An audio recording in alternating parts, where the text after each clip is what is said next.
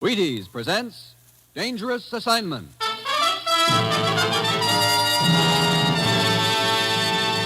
On stage tonight from Hollywood, Dangerous Assignment, another in the Wheaties' big parade of exciting half-hour presentations.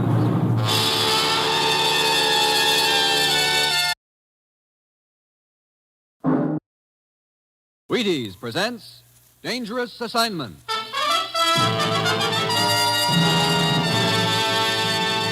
On stage tonight from Hollywood, Dangerous Assignment, another in the Wheaties' big parade of exciting half-hour presentations.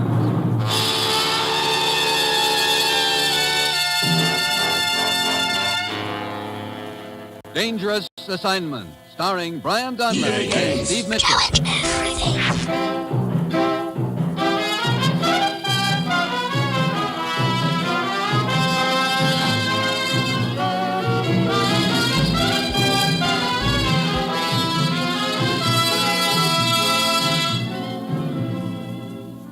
Yeah, danger is my assignment. I get sent to a lot of places I can't even pronounce. They all spell the same thing, though, trouble. But when I walk into the commissioner's office, I don't realize that this assignment is going to plump me right into the middle of a nice, juicy war.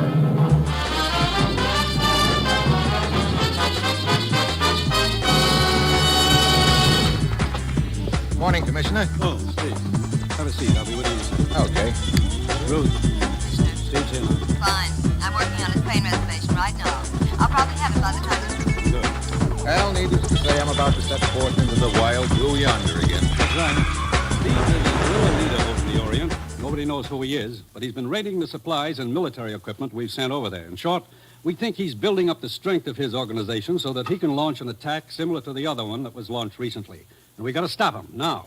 You've got to find him before you stop him, you know. You've got to find him, you mean? Oh, just like that, huh? When you get to the coast, there'll be a small plane waiting for you. You're to fly yourself to the town of Yabney, inland. When you get there, go to the Grand East Hotel. You'll be contacted by Dr. Mao. Yabney, Grand East Hotel. Dr. Mao, who's he? An influential leader of the opposition to this guerrilla chief. Now, Steve, get over there. Find out who this guerrilla chief is and stop him before it's too late. Well, that's it. You've got your assignment. Good luck.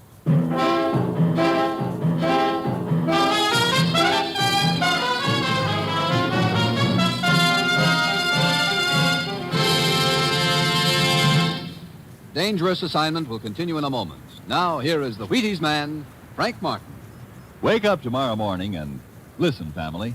Reach for the Wheaties. Tuck yourself around a bowl of Wheaties at 7 a.m. and see if you don't feel the pleasant difference all morning long. Crisp? My goodness, crisp as a sunny morning. Good? You bet they're good. There's sound, rich, whole wheat goodness to them. And what they do for you. Listen. There's a whole kernel of wheat in every Wheaties flake. That's how Wheaties can give you so much. Whole wheat vitamins and minerals to help you sail through the morning like a breeze. Drive a cultivator, clean the house, or pound a typewriter. Wherever you are, whatever you do, have a bowl of milk and fruit and Wheaties in the morning. And see how good you can feel all morning long. Try it. See how Wheaties at 7 can help at 11. Do that now, will you?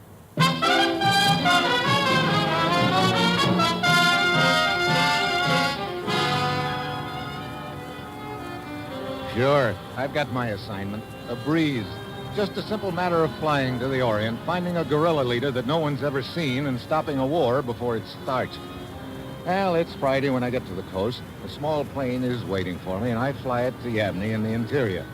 On the way to the hotel, I spot two characters following me. I check in, go up to my room, and already I've got company. Forgive us our intrusion, Mr. Mitchell. Well, I didn't know I was holding open house. Who are you? Oh, permit me. I am Dr. Mao, and this is Colonel Diane. Oh, you're the man that was to contact me. Yes. Well, what's the setup, gentlemen? Precarious one, Mr. Mitchell. The guerrilla leader we are after is clever and diabolical. He seems to have very accurate sources of information. His raids are well-timed and well-organized. Then he and his men vanish without a trace. Mr. Mitchell, you must be tired from your trip. I suggest you rest this afternoon and come to my house for dinner this evening. We can discuss the matter further. And in the meantime, Mr. Mitchell, a word of advice, if you will permit. Sure. What's on your mind, Colonel Diane? This guerrilla chief has informants everywhere. Even now, your presence and the purpose of your visit may be known to him. I advise you to be ever alert as to your own safety. I am sure you realize you would be no good to us dead.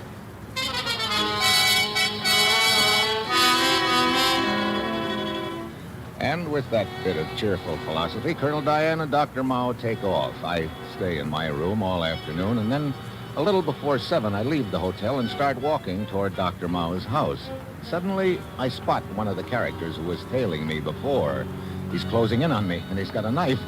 A rickety taxicab comes cruising along about then, and I jump on the running board, pull open the door, and dive inside, right into the lap of the other boy who was tailing me. So happy to see you. Oh, great. So long, Buster. So sorry, but you're not leaving. What? So, you may proceed, driver.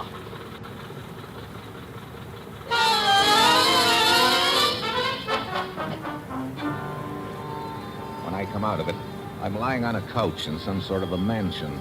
There's a scent of jasmine in the air and a thin thread of music. The guy who conked me is standing at the door, and sitting across from me is a woman who's a dead ringer for the Dragon Lady. Sin, Yes, honored madam. you may leave the room, but stay by the door. Yes, honored madam. Who are you? I am called Madame Tia. The situation is that you and I, as you might put it, are on the opposite sides of the fence. Oh, Do I make myself clear? I think so. It is known that you have been expected. And now that you are here, let me make it very clear to you that you will not be able to carry out your assignment. I see. You have 2 choices. Oh, that's nice to know. What are they? You may leave at once and return to your country. I take it that's choice number 1. And if I don't? Choice number 2, you will be killed. You seem to have it all figured out, Madam Tia. It is quite simple. Excuse me? She picks up the phone and listens for a second and then does a big take. She looks like she's pretty absorbed in the conversation, and I know this is my only chance. She doesn't see me edging towards the window, but just as I get there, the door opens and her stewed Sin comes in. Stop! Stop! Stop shooting! Stop it, fool! As I tail it away from there, I'm wondering why Madam Tia told Sin to stop shooting. It doesn't make sense. I head for Dr. Mao's house. He and Colonel Diane are waiting.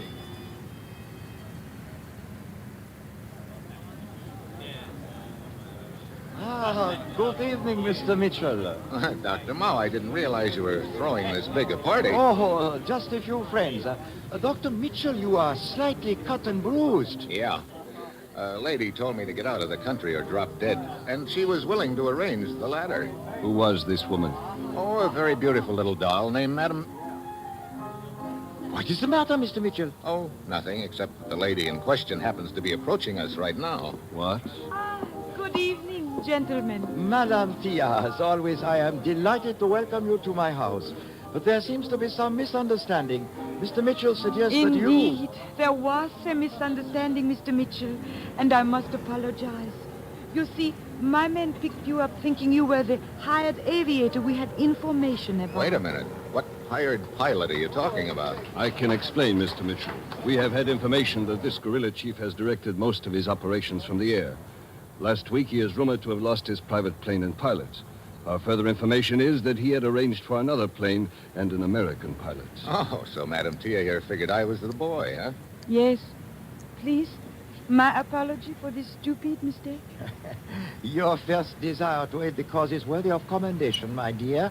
But as always, your impulsiveness has misguided you. Yes. Such matters are really in my province. I am humbly aware of that, Colonel. I will not interfere again. I am sure you will not. Come, we will have a drink. Would you like to meet my other guests, Mr. Mitchell? Well, right now, I'd like to have a little talk with you, Dr. Mao. But of course. Come, we will walk out onto the terrace. Huh? What was it you wished to talk about? Madam Tia. Who is she? Where does she fit into this deal? She is fanatically devoted to our cause. I wonder. What do you mean? Well, she could have known who I was all along. That story that she gave us just now might be a pretty neat cover-up. I have not the slightest doubt of her sincerity. Okay, well, let it go for the present. Wait. What is it? The bushes over there, they just moved a little. What? Mitchell, a man with a gun. Yeah, get down. Oh, Dr. Marvel. It is all right, Mitchell. It is just a flesh wound. Here, let me give you a hand. Oh, thanks. I did not get a very good look at him. I did. I'll recognize him if I ever see him again. What's happened? I heard... Come on. Oh, it is nothing, Colonel. Slight wound in the shoulder. Come, we will get you inside. No. I do not wish to disturb my guests. Now, look. Oh, no, please. There is one of my servants. He can take me upstairs by the back way and take care of me. I insist, gentlemen. Wang, help me to my room. Are you sure you're okay? Of course. I will join you later. Come, Wang, come. Brother, he's a pretty calm character. Indeed he is. Mitchell, there has been a new development. I was looking for you when I heard the shot out here. What is it? This American pilot we believe to be in the employ of the guerrilla leader has arrived. Oh? Where is he? My men have picked him up and are holding him in custody. His name is Williams. Good. Come on, Colonel. Let's you and me have a little chat with Mr. Williams.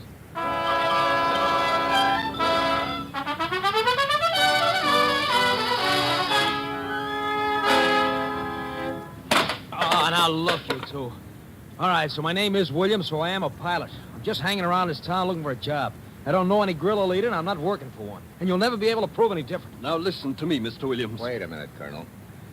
Okay, Williams, you can go. What's that? Mitchell. Sure, go ahead, Williams. Shove off. Well, it's a little more like it. See you around, fellas.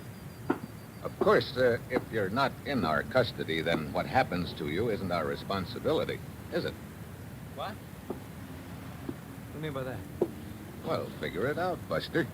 The natives here in Yabney are pretty bitter about this guerrilla chief. All right, so what? So they think you came here to work for him. I wouldn't be at all surprised if they felt like taking justice into their own hands. Look, what are you trying to say? Oh, nothing. Go ahead. Walk out of here. You might get a block away. You might even get 2 blocks away. Oh, I get it. All right. I'm not going to make any clay pigeon out of myself for anybody. What's the deal? Safe conduct out of here for you if you tell us who this guerrilla chief is. I don't know. Now, look. I'm telling you the truth. I've never seen him. He's never seen me. I got word he needed a boy. I let it be known I was interested. How did you intend to contact him? I was told to go to a little flower stand down the street and buy 5 gardenias. They take it from there. I see. Okay, Colonel, I'm through with him. Guards, take him away. All right, now look. Don't forget that safe conduct you promised me. We won't. Look, we know how Williams was supposed to contact this guy, and we also know that this guy has never seen Williams. So? Colonel, I've got me an idea. A little wild, maybe, but it could work, and it's our only chance. We're going to send another pilot in Williams' place. Another pilot? Who? You're looking at him, Colonel.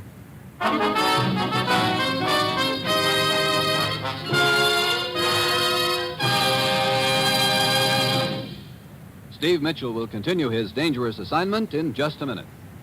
And now, my friends, I'd like you to hear from a famous young man known for his pitching arm, and known, too, for the fact that Wheaties make his favorite training dish. And believe me, training is mighty important for this young man.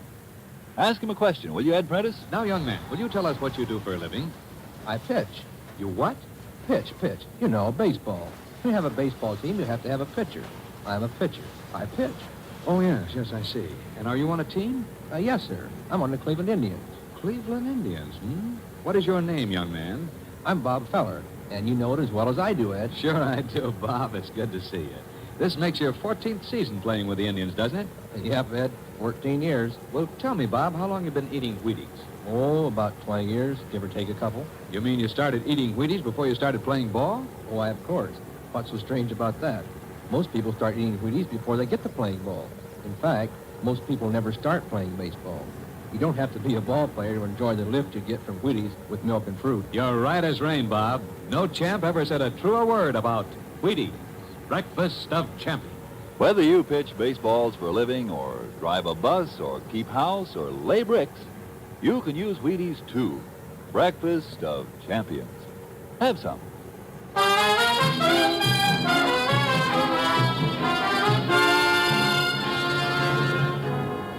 Now, back to Dangerous Assignment and Steve Mitchell.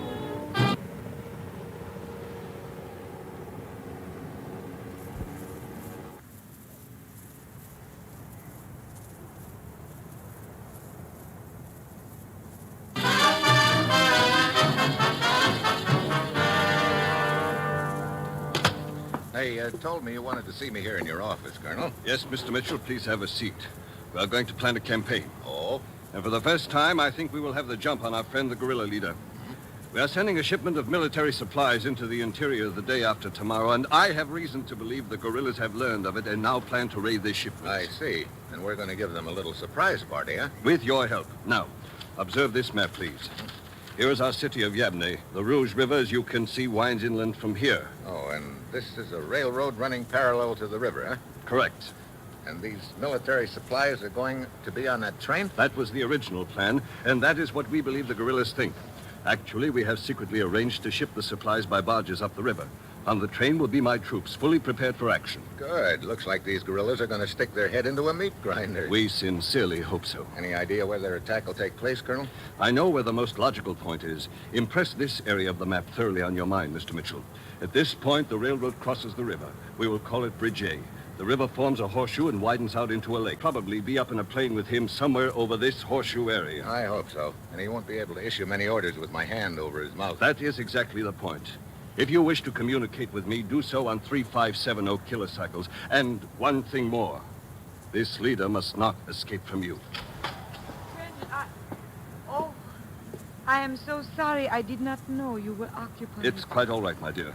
Madam Tia? What's on your mind, my dear? It was just that I have thought of a plan by which How many we might... times have I told you you must leave the planning to Dr. Mao and myself?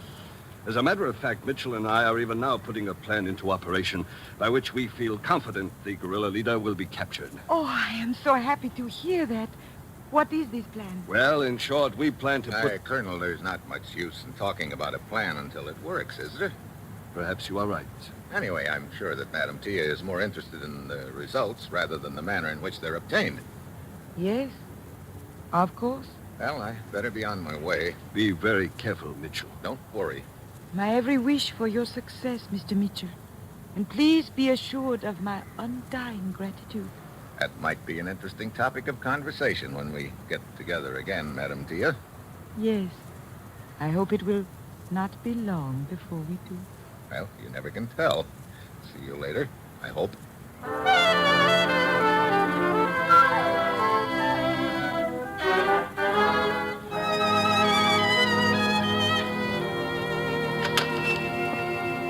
Yes, sir. I'd like to buy some flowers. As you see, I have nice flowers, all kinds. I want 5 gardenias. 5 gardenias? You would not like half a dozen? I said 5. I see. You are Williams, the American pilot. Yeah. Vanda! Yes? It is Williams. You are late, Williams. We have been expecting you for some time. I got here as soon as I could. Who are you? Banda, second in command to our leader. Come. Where are we going? By small boat up the Rouge River. Where to? You are too inquisitive. Everything will be unfolded to you at the proper time. Come.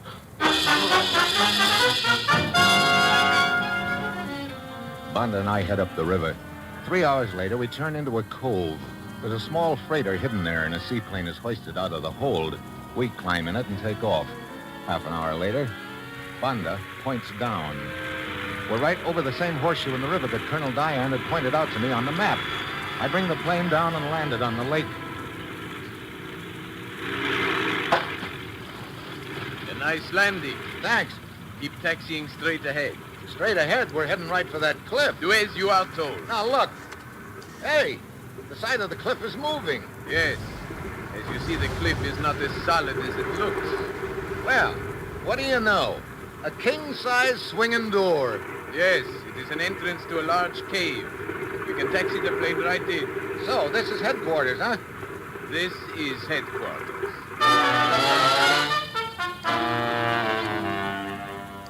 I taxi into the cave, and the camouflage gate swings shut behind us. We climb out. Banda leads the way up a ladder to an upper room in the cave. He leaves me there and disappears. It's an observation post looking out over the lake, and it's full of radio equipment. Then I start getting a few nasty surprises. Number 1, the radio operator is the same guy who tried to kill Dr. Mao. He keeps giving me the haven't I seen you somewhere before look, and I start sweating. Number 2, Sitting on a chair over in one corner is Sin, Madame Tia's stooge, the guy who slugged me and dragged me to her house right after I got to Yabney. Right now, I've got an uneasy feeling that I was right about Madame Tia. But my surprises haven't ended yet. Number 3 walks into the observation post with Vonda. Hello, Mitchell. Williams. Yeah, Williams. Been having fun posing as me? So you decided not to take our safe conduct out of the country. I went as far as the waterfront. Then I figured out which side my dough was buttered on. So it would seem you were not as clever as you thought, Mitchell. It sure would, Banda.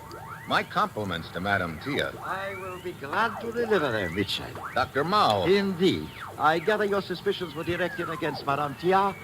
Perhaps I should have allowed them to continue in that direction. It's been you all along. Huh? Exactly. Pretty clever act you pulled, having your stooge over there plug you in the shoulder for my benefit. A painful but effective device. I have used it before and may have to again. And Madame Tia's boy over there is really working for you, huh? Oh, no. If you had looked more closely, you would have seen that his hands are tied behind him.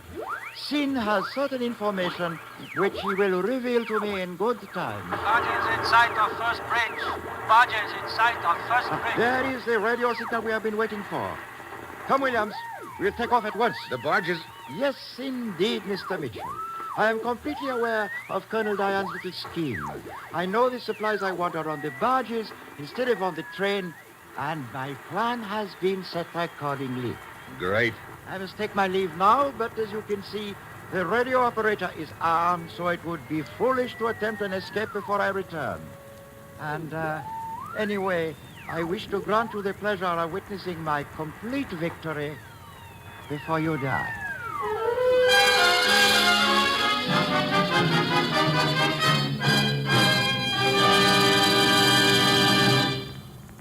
You will hear the conclusion of Dangerous Assignment in just a moment. First, here is the Wheaties man, Frank Martin.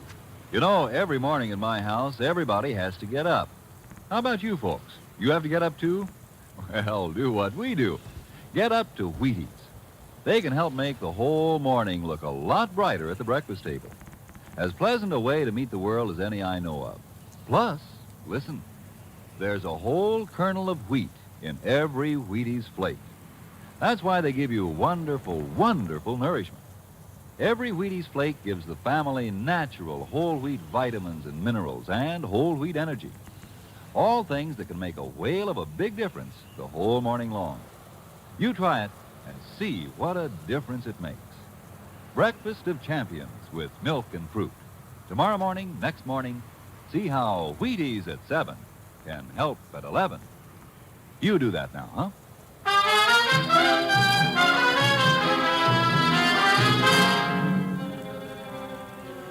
Well, along about now, I'm willing to sell my Social Security number cheap. My brilliant idea has backfired, and I find out I've been played for a sucker all along. Dr. Mao and his gang know the supplies are on the barge, and it looks like Colonel Diane and his troops are going to be left holding the bag, and me, I'm the guy in the bag. Well, they tie my hands and dump me in the corner beside Sin. Then they leave. Well, Mr. Mitchell, it would appear we are both very unfortunate. Yeah. How come they're holding you here, Sin? Madame Tia plans to import hired fighters to track down these guerrillas. Dr. Mao learned of her plan and knows that I can tell him where the first meeting of these fighters is to take place. So he's keeping you on ice until you do, huh? Yes, I heard him tell the guard over there at the radio that under no circumstances was anything to happen to me until he returned. Brother, I'd like to get to that radio and warn Colonel Diane and his troops of what's going to happen. That guard will shoot you if you try. Yeah, and with my hands tied up. Hey, wait a minute. I got an idea. Twist around so that we're sitting back to back. Come on. Very well. That's it. Yeah. I think I can untie your hands. Keep your eyes on that guard. He's not paying any attention to us. Leader to Patriots. Leader to Patriots. That must be Dr. Mao in his plane. Patriots yet. Remain in concealment. Attack after barges have passed the first bridge. We haven't got much time. There. My hands are free. Yeah. Now untie mine. Hurry. Yes, but what thing? You're going to run for that entrance. But, Mitchell, if I fall, it is 100 feet down. Don't worry. You won't have to dive, and the guard's not going to shoot you. You said he had orders to keep you alive. He'll grab you, and I'll grab him. Okay, that's the last knot. Thanks. Are you ready? Yes. Go ahead. Stop, Sin! That's before the sun. Get back! Mitchell! That's right, Buster. Oh. Good work, Sin. Now I've got to get through to Colonel Diane. Do you know the right frequency? Yeah, he said he'd be guarding 3570 kilocycles on the train. There we are. Steve Mitchell to Colonel Diane. Steve Mitchell to Colonel Diane. Over. Diane to Mitchell. Diane to Mitchell. Are you in the plane? I can see you circling. Over. Mitchell to Diane. I'm in a cave on the side of a cliff overlooking the lake. Get this. Dr. Mao's the leader. He and his boys know the supplies are in the barges, not on the train. Over. Diane to Mitchell. Repeat name of guerrilla leader. Over. You heard me right. It's Dr. Mao. Where are you and your troops now? Our train is just crossing the first bridge. Good. Maybe there's still time. Look, the guerrillas will probably attack the barges in small boats. Unload half your troops at the bridge you're on now. Take the other half up to the upper bridge. We may be able to bottle the guerrillas up in between. Over. I will give the necessary orders at once. Over and out.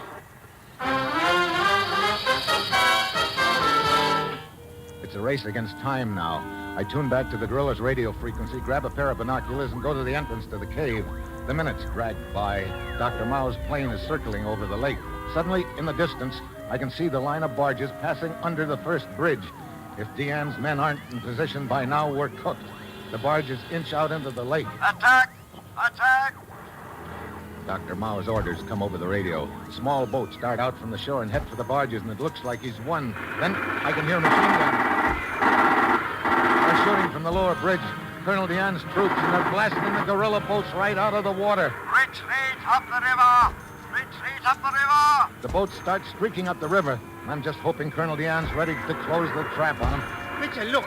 Dr. Mao's plane is landing in front of the cave. Yeah, he's heading here for cover. We'll try to give him a good reception. The guerrilla boats are almost to the upper bridge. Yep. If they get past us, we'll lose them. See, they are passing under it now. They will escape. Not quite. Listen to that. They are trapped. Yeah, it worked. They're getting cut to pieces, Sin. Well, it looks like this is the end of the line for these guerrillas. But listen, Dr. Mao's plane is inside the cave below us. Yeah. They'll be climbing up here in a minute. Let's get back inside the cave. You take William, Sin. Leave Dr. Mao for me. Very well. Get back. They're coming up the ladder. I will wait for your signal. Watch it. They're both armed. What? Who's not gone wrong, Williams? My plans were perfect. Look, Napoleon, quit worrying about your campaign. Start worrying about us getting out of here. But still, I do not understand what... Wait. Look, the guard lying unconscious. What? Where is Mitchell? Right here, Doctor. Mitchell! William, quick! Get Williams in. I have him! Good work. Let go of me! Drop the gun or I'll break your arm. Drop it. That's better. Mitchell, he has a knife. I know you. Still won't drop the knife, huh? Okay. Help!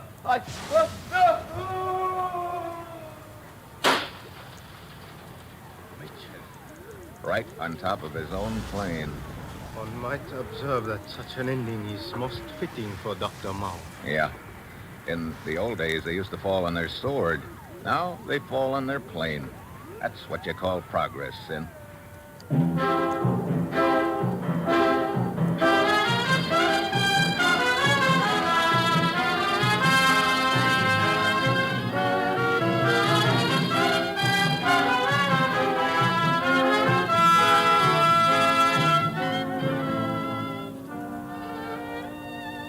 Dangerous Assignment, starring Brian Donlevy as Steve Mitchell, is written by Bob Reif, with music composed by Basil Adlam and conducted by Ralph Hollenbeck, and is produced and directed by Bill Carr.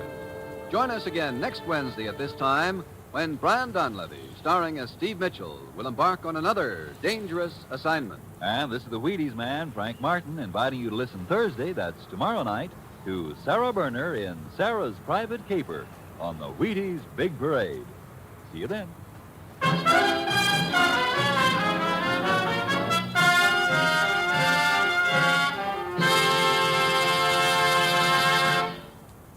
Dangerous Assignment comes to you from Hollywood.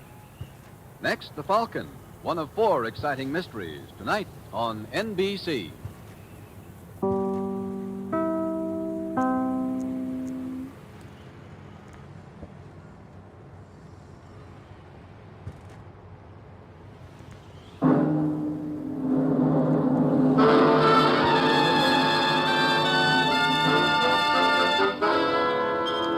Dangerous Assignment, starring Brian Donlevy as Steve Mitchell.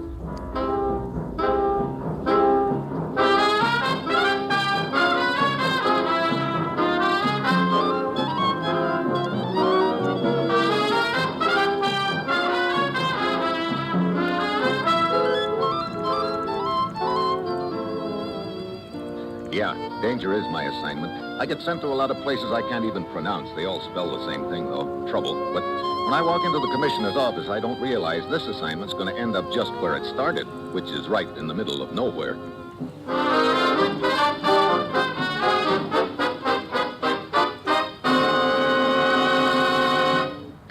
Morning, Commissioner. Steve? Well, where am I going this time? Dakar, West Africa. Steve, I want you to think back about 5 years to the fall of Berlin. Fall of Berlin? What's that got to do with... Now, wait a minute. What's the matter? Commissioner, I'm a pretty patient guy. You send me out on a lot of wild goose chases, and I never say a word. But if you think I'm going to go looking for that guy again... Did I mention any names, You Steve? don't have to. Look, from the best available evidence, when that chancellery in Berlin was burned, the top dog died. 3 times in the last 5 years, you've had me running around the world investigating rumors that he was still alive. I've never been able to prove a thing. That's exactly right, Steve. We've never been able to prove a thing, one way or the other. Now, look, Commissioner. You look, Steve. We all know that an elaborate escape plan had been worked out for him, that the key figure in that escape plan was a U-boat commander named Captain Schiller. Sure, we all know that, but so what? Captain Schiller died in the Berlin Blitz, too. Correction, Steve. A clerk attached to the Chancellery staff identified one of the burned bodies as that of Captain Schiller. Just a minute. Are you trying to tell me that... I'm trying to tell you that an ex-U.S. Navy commander named Williamson, who's in the importing business in Dakar, saw Captain Schiller there 2 days ago. What? Oh, he must have been mistaken. He might have been, and then again, he might not have been. That's up to you to find out. Get over to Dakar, Steve. Talk to Williamson. Then go anywhere and do anything you have to get to the bottom of this. Well, that's it. You've got your assignment. Good luck.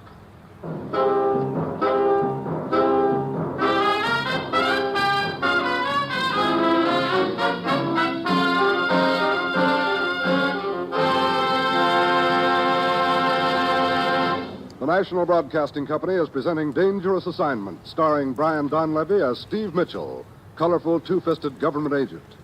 At all those places of the world where danger and intrigue walk hand in hand, there you will find Steve Mitchell on another dangerous assignment.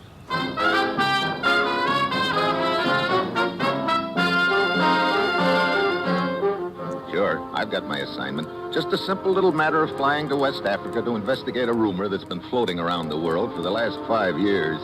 A rumor nobody's ever been able to prove or disprove. I get all the cinches. It's Monday when my plane lands in Dakar, and I head for the West African Exporting Company in Williamson.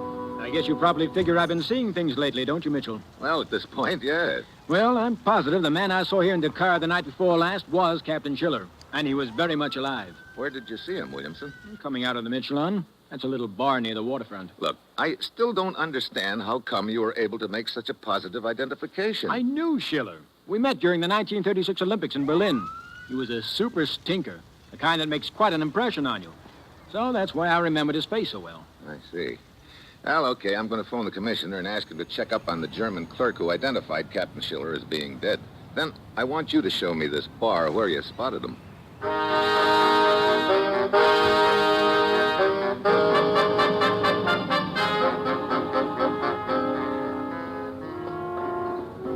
Brother, in this dive you could use an oxygen mask. You see him anywhere, Williamson? No. Let's talk to the bartender. Okay. Oui, monsieur. Did you ever see the man in this picture before, bartender? Let me see it. But of course, monsieur. You happen to know his name? Oui, Captain Strom. Strum? He commands a small freighter. He comes to the car 2 or 3 times a year. Always he spends much money. I see. How long has he been in town this trip? For several days, monsieur. Even now, his freighter is loading, ready to depart. Okay, thanks. Come on, Williamson. Let's mosey down to the waterfront and take a look, huh?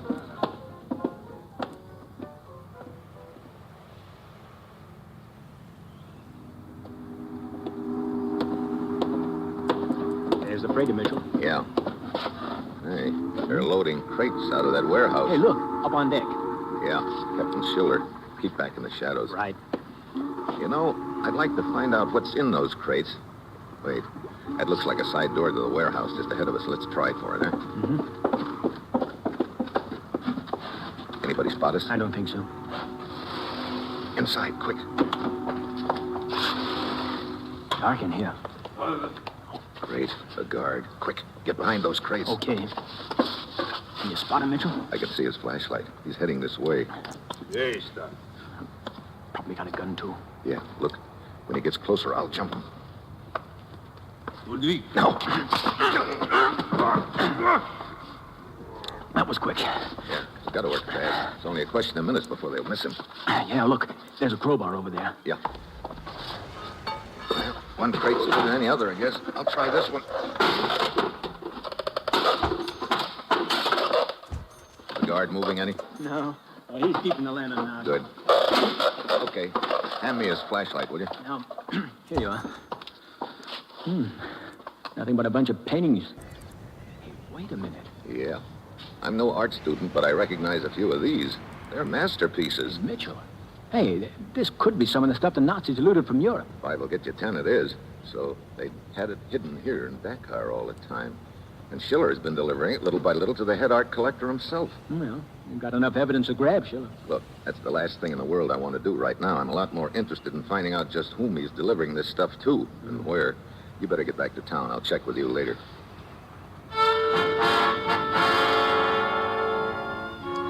Williamson leaves, and I start for the freighter, but just as I get up to it, a figure starts down the gangway. Captain Schiller. I duck back into the shadow's direction. I flatten myself against the wall of the warehouse. He keeps coming. Then, when he's about 10 feet away,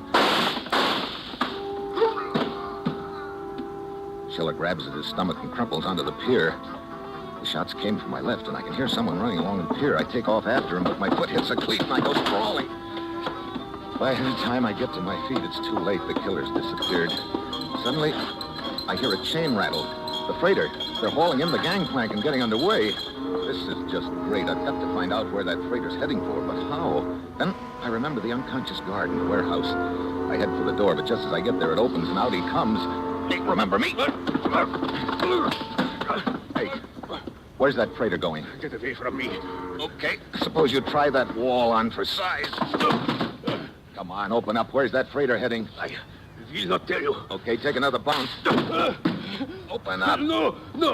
Okay, I can keep this up all night. No, stop. Let's have it. The ship is sailing for Casano. Casano, where's that? Small port on South American coast. Okay.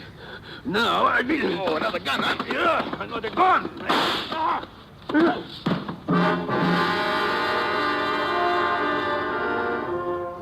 The guard slowly sags to the pier. Trying to plug me, he'd done likewise to himself, so now at least he won't be able to get word to that freighter that I know where it's heading. I put in a call to the local police, and they come and haul the 2 bodies away. And an hour later, I'm standing in the morgue with a gent named Inspector Beauvais viewing the remains of the late Captain Schiller. So all this time, the world has believed this man perished in a bomb shelter under the German Chancellor in Berlin 5 years ago. At any rate, he is dead now, and we have seen all we can see here in the morgue. I will slide the drawer shut. There. 1 moment, please. Huh? Looks like we've got a visitor, Beauvais. I would like to view the body, if I may. I did not hear you come in, mademoiselle. I did not wish to disturb you, gentlemen. You are perhaps aware that the morgue is not on the list of sites for tourists to visit here in Dakar. One must have credentials. Here are mine.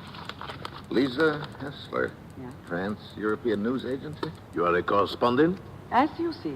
Look, Beauvais, maybe we'd all better go back to your office and talk this thing I'm over. sorry, but I have a right to see the body. Since when is the murder of a freighter skipper named Captain Strom news? Please be kind enough to step aside. But... Inspector, do you wish to be put on record as having refused an accredited newspaper correspondent the right to view a body in the morgue? I am sorry, Monsieur Mitchell, but she is within her rights. Okay. Take a look, lady. Thank you.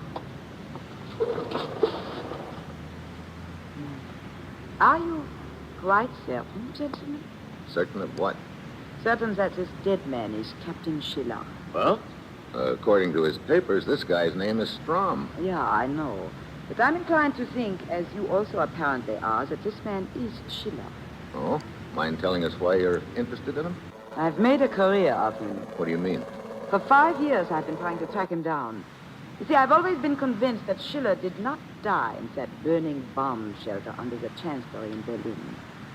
That if I could find him alive, he might lead me to someone else who might not have died in that fire. Sounds like you're dealing in a lot of mites, Lisa. Perhaps. And yet those mites, as you call them, might lead me to the biggest news story of the century. Well, what does your editor think about all this? Now, unfortunately, he thinks I'm slightly crazy. threatens to fire me unless I give up this idea and return to Europe. I see. Well, you gotta admit the idea is pretty fantastic. Is it, Mr. Mitchell? Look, figure it this way. Even if this guy is Captain Schiller, he's dead. You can't get any information or leads out of him. Where does that leave you? Unfortunately, at the end of the line. My editor would not even print a story about this unless I could find something further. That's what I mean. 5 years of chasing shadows. Now it ends on the slab of a morgue in Descartes. Well, he's live, I suppose. Good evening, sir. Thumbs, Abe. So long, Lisa. One cannot help feeling sorry for her. 5 years' work on one story, and then... Look, save your sympathy, Beauvais. I've got to keep her thinking that this is the end of the line for her. If she got one inkling, it wasn't. And if a single whisper of it ever hit the newspapers, this whole deal would go up in smoke. I see. Well, Inspector, thanks for everything. Looks like my next stop is South America.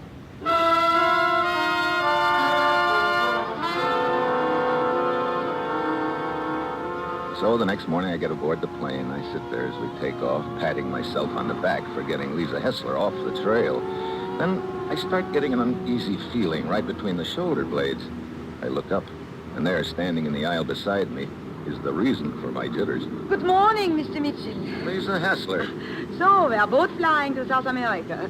What a coincidence. Yeah. You decide to take a vacation, maybe? Yeah, you might call it a vacation. See, I happened to hear last night of a little port in South America called Cosano. That doesn't sound like much of a spot for a vacation. I also happened to hear that the freighter commanded by Captain Schiller, or Captain Strom if you prefer, is owned by the Muhlendorfer Freight Lines, whose home port is Cosano. So, I thought this would be a perfect spot for a vacation. Oh, great. Looks like you've got a few sources of information I hadn't counted on. Yeah, I have, Steve. Look, I just don't want any publicity on this thing until it's over one way or another, Lisa. Then you must realize we are on opposite sides of the fence, Steve. You would like to keep the search a secret. I intend to write this story for millions of readers all over the world. I see. Okay, Lisa. You're asking for trouble. It is to be a duel between us, then. I'm afraid the cards are stacked against you. Nowadays, I warn you, Steve, do not underestimate it. It would be the biggest mistake of your life. As a matter of fact, it might even be fatal.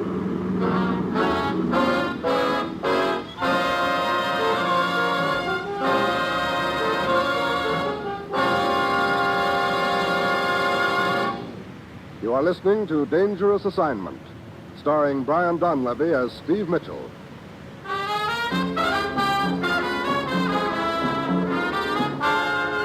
So there's a sleepy-looking clerk idly swatting at cockroaches with a newspaper. Nice shot. Gracias, senor. I seldom miss. Well, you probably get a lot of practice. I see quite a few targets running around. One less. What is it you want, senor? Well, I'd like a little information about your shipping line. Information? What is there to tell about it? That's what I want to find out. You see, I've got quite a little freight I want to ship, and... Oh, I'm afraid our line is not for you, senor. Oh? What do you mean? Well, we operate but one ship, and that one is under contract to an importing company. Why, senor, there is a big one crawling along the counter. If you'll step out of the way. Sure. That's the ship that Captain Strom commands? You missed. You are crowding me, senor. Sorry. When will the ship be in? Quien sabe, who knows? I'm sorry, I cannot help you, senor. I see. Okay. Well, keep 'em flying, Buster. But cockroaches do not fly, senor. Oh, Steve. Well, hello, Lisa. So, you beat me here. Yeah, but it didn't do me much good. Clerk seems to be specializing in knowing nothing about anything. Well, since you have told me what you found out, I tell you what I found out. I've been at the waterfront and learned the ship is expected the morning after tomorrow. Oh? Hey, you're being pretty obliging all of a sudden, aren't you, Lisa? Well, let us just say I would like to beat you in a fair fight. Okay, let's just say that. In that case, I'll probably see you down at the docks the morning after tomorrow. You may count on it, Steve.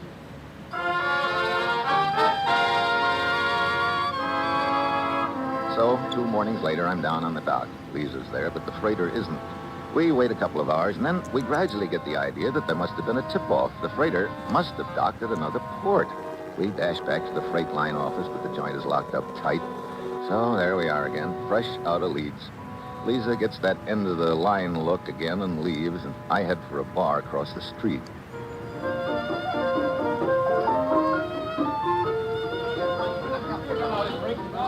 Ships which do not arrive when they should. This can be quite annoying. Huh? Who are you?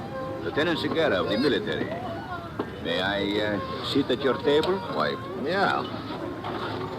You are Senor Mitchell, no? I'm Senor Mitchell, yes. How'd you know? Your commissioner traced you here from Dakar. He spoke to me over the telephone. He would like for you to telephone him. Oh, yeah, I suppose he would like a report, but at this point, all I can report is that I've been on a wild goose chase and I'm beat. Hey, wait a minute. You mentioned something about ships not arriving? Si, senor. I also was very anxious that the freighter should arrive. You see, Senor Mitchell, I do not believe this is such a wild goose chase as you think. What do you mean? For some time, I have been convinced that my country unlonely entertains some unwelcome guest. Oh? What have you got in the way of facts to back up that theory, Lieutenant? Unfortunately, merely fragments of gossip from a few peasants. Yeah, that's what I thought. This whole deal seems to be fragments of gossip. I have in mind a particular plantation several kilometers inland from here. What about it? There is a high wall around the villa with barbed wire. It is rumored that the captain of the freighter stays there when his ship is in town. Oh? Well, the captain won't be staying there anymore, Segura. He got knocked off in Dakar. Oh, I see. As you probably realize, I would like very much to get inside the villa. But this I cannot do officially without some evidence of law violation. Yeah. But there has been no law violation. So it appears I can do nothing officially. However, if someone else wished to try to do something unofficially, I might be able to, as you say, lend a hand. Oh? I am quite tired, Mitchell. Tired? Yes. I have some leave coming to me. It occurred to me I could take that leave at almost a moment's notice. I get it. Okay, Lieutenant, thanks. I may call on you later. Take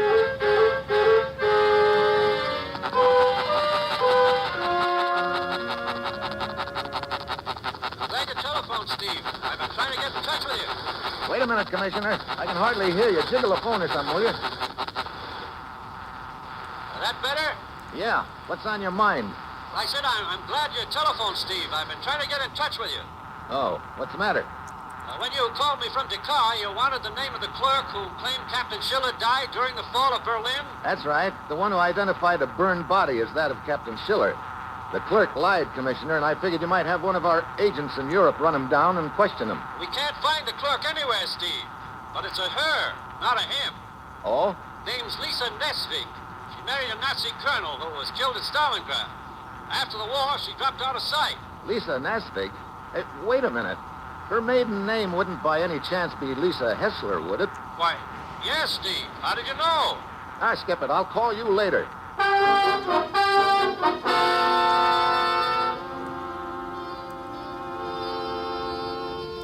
So, Lisa Hessler, girl reporter, is actually the one who lied about Schiller's death 5 years ago. I head for her hotel in a hurry and get there just in time to see her leave by a side door. She gets into a car and drives out of town. I follow. Half an hour later, she pulls off the road and leaves her car. Then I spot the villa. It's got a big iron gate and a high wall and a high voltage wire running along the top of it. And I know this is the villa that Lieutenant Segura was telling me about. Lisa sneaks up to the place and looks it over from behind a clump of bushes. And this I don't get at all. If she's one of the outfit, I should think they'd welcome her with a velvet carpet and a brass band, but she's acting like she wouldn't be welcome at all. Finally, she leaves, and I'm about to follow suit when the gate opens and a bunch of peons trudge out and start working in the fields, all except one, who throws a couple of quick looks around and then sneaks off. He could be worth following, so I do. He heads straight for a village down the road and disappears into a bar. Great. He's just sneaking away from work to get a snootful. Then it dawns on me. Okay, let him get a snootful. It sometimes has a habit of loosening tongues. I sit down across the street and wait. An hour later, out he staggers. He sits down in the dirt by the doorway and starts singing. At least I suppose he called it that. Hi. Hello. You must be happy. Happy? Who's happy? I'm sad. Pajarito. Well, you've got a voice to match. What's the trouble? Pajarito, Hey, look, Caruso, save the audition, will you? South Pacific's already been cast. No one likes me to sing. It's a sad world. All the time work, no time to sing. You work out at the plantation? You see. Who owns it? ¿Quién sabe? We never go near the villa. Oh, you've been ordered to stay away, maybe? See, no one likes me. Did you ever see any of the people who live in the villa? See, 3 men. One of them dressed like a sailor, but he don't come there for a long time. That'd be Schiller. Who else? A tall man, and one not so tall. Yeah? What does this not-so-tall man look like? I don't know. I only see him from a distance. I think maybe he's a little bit crazy. Huh? He stands on a balcony and he makes speeches to himself. I see. You know, I think maybe I talk too much. I think maybe I better sing. Pajarito. You already have, Buster. And thanks. I go into the bar, find a phone booth, and call Lieutenant Segarra. Yes, Mitchell. What is it? You told me you could go on leave at a moment's notice. The moment is now. Very well. Where? The villa outside the city. I'll be there as soon as I can. I go outside, but the peon has stopped singing. I bend over and raise his sombrero. Then I see why. You can't very well carry a tune when your throat's been cut. Now I know I've got to move fast. I head for the villa again. It's almost dark when I get there. I roost in a clump of bushes near the wall, wondering how I'm going to get in without being electrocuted. Then I hear the sound of engines. I peek out of the bushes. 5 trucks are pulling up to the front gate. They're probably bringing those crates from wherever the freighter docked. Suddenly, it hits me. This is my big chance. The driver in the lead truck gets out and goes up to the gate, and I slip up to the last truck in the line. Before the driver can move, I nail him with a left, slip on his coat and cap, and slide in behind the wheel. By now, the rest of the trucks are rolling through the gate. I step on the gas, and then I feel something cold and hard in the back of my neck. A gun barrel. Keep driving straight ahead, Steve. What? Lisa? Yeah. Go on, through the gate. Okay. So, we both chose the same way of getting into the villa. Yeah. But I don't get why you have to sneak in. After all, you're one of the boys, aren't you? So now we get inside, you turn me in and get a medal, huh? There through the gate. Pull up to that little building off by itself. You can hide there. Come. Okay. Look, I still don't get this, Lisa. You must be in pretty solid with these boys. Why the hide-and-seek act? In solid. That is very funny, Steve. If there were more time, I would laugh. Oh, here we are. Inside. Hey, looks like a bunker of some kind or a bomb shelter. Yeah, it is. I recognize the design, Steve. It is identical with the bomb shelter under the Chancellery in Berlin. Now, would you mind telling me just what this is all about? You're not just Lisa Hessler, girl reporter. You were the one who claimed that Schiller was killed in Berlin. Yeah. I identified a burned body as that of his, but I lied, Steve. I know that. Why did you lie? My father, a naval commander, was murdered by Captain Schiller on direct orders of the leader himself. I knew the burned body was not that of Schiller, that the 2 of them must have escaped. I thought I would have a better chance of finding and killing both of them if they believed the world thought them dead. So, you're the one who killed Schiller in Dakar, huh? Now I am to have the honor of killing one more. The man I'm convinced is in the villa. Hey, what are you going to do with that grenade? They're going outside, Steve. Look. I mean business. Move. Okay. Lisa, give this thing up. Let me handle it. Sorry. Don't you know that you're liable to get killed trying to pull a deal like this? Do you think that matters to me now? Here, into these bushes near the road. There. It's far enough. This will be a convenient place for you to remain hidden. No, keep your back to me. Remain hidden? Hey, what? Oh. Goodbye, Steve.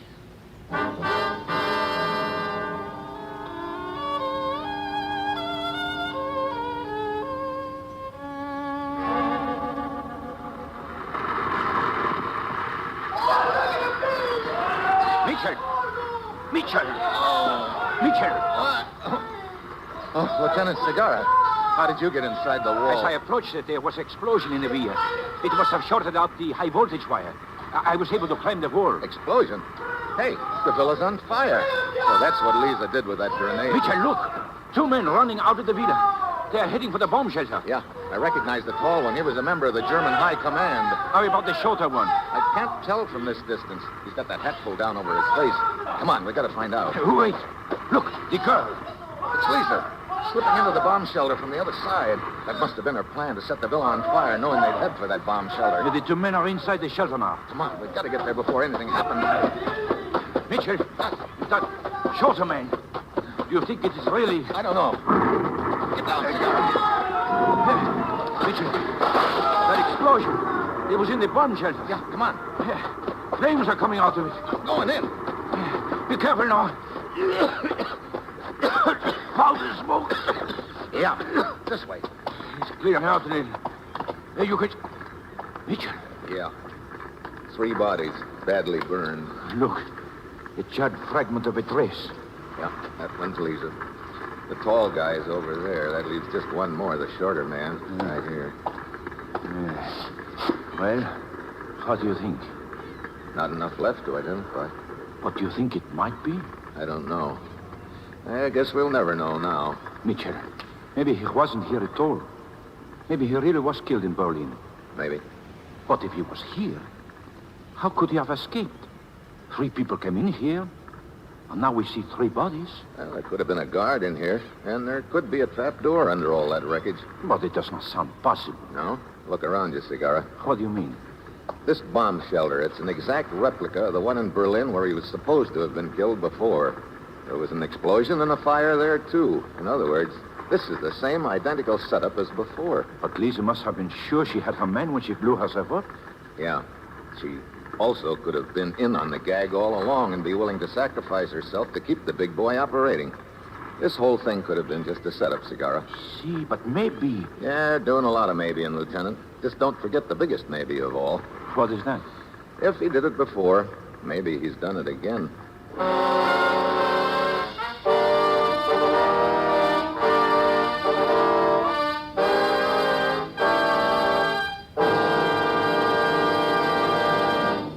Dangerous Assignment, starring Brian Donlevy as Steve Mitchell, is written by Bob Reif and Adrian Jandot, with music by Robert Armbruster, and is produced and directed by Bill Karn. Be with us again next week at this time when Brian Donlevy, starring in the role of Steve Mitchell, will embark on another Dangerous Assignment.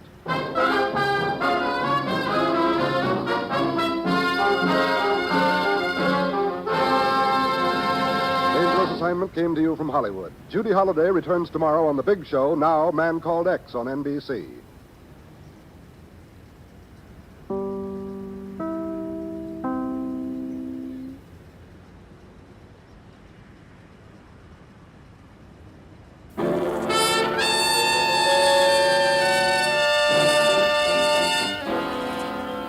Dangerous Assignment, starring Brian Donlevy as Steve Mitchell.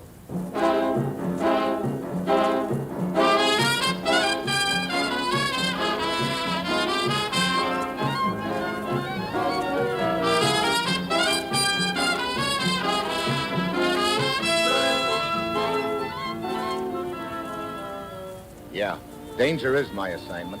I get sent to a lot of places I can't even pronounce. They all spell the same thing, though, trouble. But when I walk into the commissioner's office, I don't realize this assignment's going to involve my racing to crack a case before the killer pulls the trigger on me. Then having that race end up in a dead heat.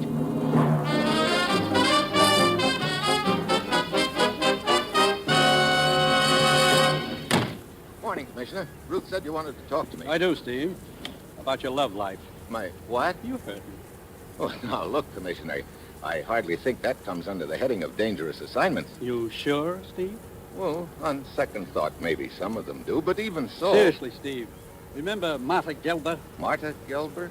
Brother, you seem to be specializing in making me squirm this morning. Why, Steve, seems to me I can remember a time when that name was sweet music to your ears. Sure, pre-war Vienna. Just a sweet young doll, I thought. It wasn't until later that I found out she was a red-hot Nazi, but What's the point in opening old graves, Commissioner? This grave isn't old, Steve. What do you mean? Marta dropped out of sight after the war. We all figured she was dead. I know, but she's very much alive, Steve. One of our agents spotted her in Tokyo 3 days ago. Tokyo? What's she doing there? Steve, as you know, there are two things that always go together. Mata Gelba and trouble. Trouble? What kind of... Hey, wait a minute. There's been a lot of sabotage in Japan recently. Exactly. Trains derailed, bridges blown up, the works. And it's hampering our efforts in Korea. You think Marta is mixed up in the deal? That's exactly what you're flying to Tokyo to find out. You know how some ex-Nazis have a habit of selling out to the highest bidder. Now, look, Commissioner, wouldn't it be better to send another agent? After all, Marta and I were kind of friendly in those days. And when I found out about her, it sort of left a bad taste in my mouth. Well, Steve, you ought to know by this time that personal feelings can't interfere with assignments. That's precisely why I'm sending you. In the first place, Marta was interested in you. In the second place, in those days, you were a foreign correspondent. That's probably all she knows about you. Okay. What's my contact in Tokyo? The agent who spotted Marta, a man named McCloskey. He's staying at the Kura Hotel. Now, Steve, get over there. Talk to McCloskey and try to get a line on Marta Gelba. And if she's behind this operation, smash her. The sabotage has got to be stopped. Well, that's it. You've got your assignment. Good luck.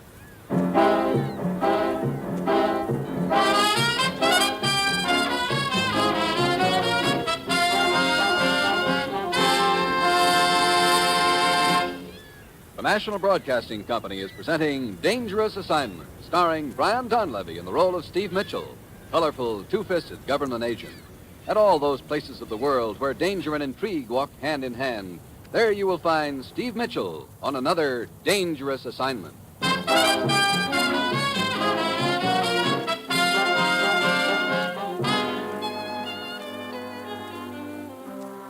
Sure, I've got my assignment, and on the surface it sounds great. Take a little trip to Tokyo and renew my acquaintance with an old flame. But I've got an uneasy feeling that before the deal is through, that old flame is going to turn into a grade-A blowtorch.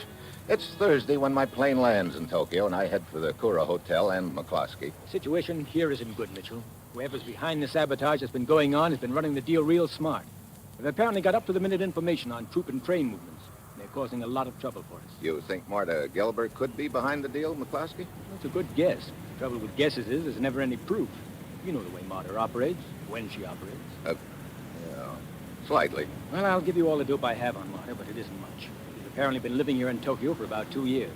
Last week was the first time any of us had spotted her here. She lives in a very swank apartment. Yeah, that'd be Marta, all Always right. has 2 or 3 guys on the string. Likewise.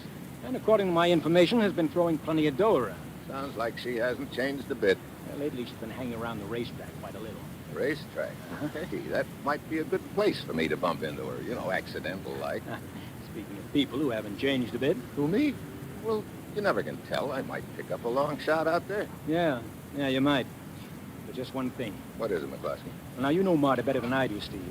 You know she can be about the most dangerous thing on wheels, so be careful. Just be sure if you do pick up a long shot, it's a horse, not a slug.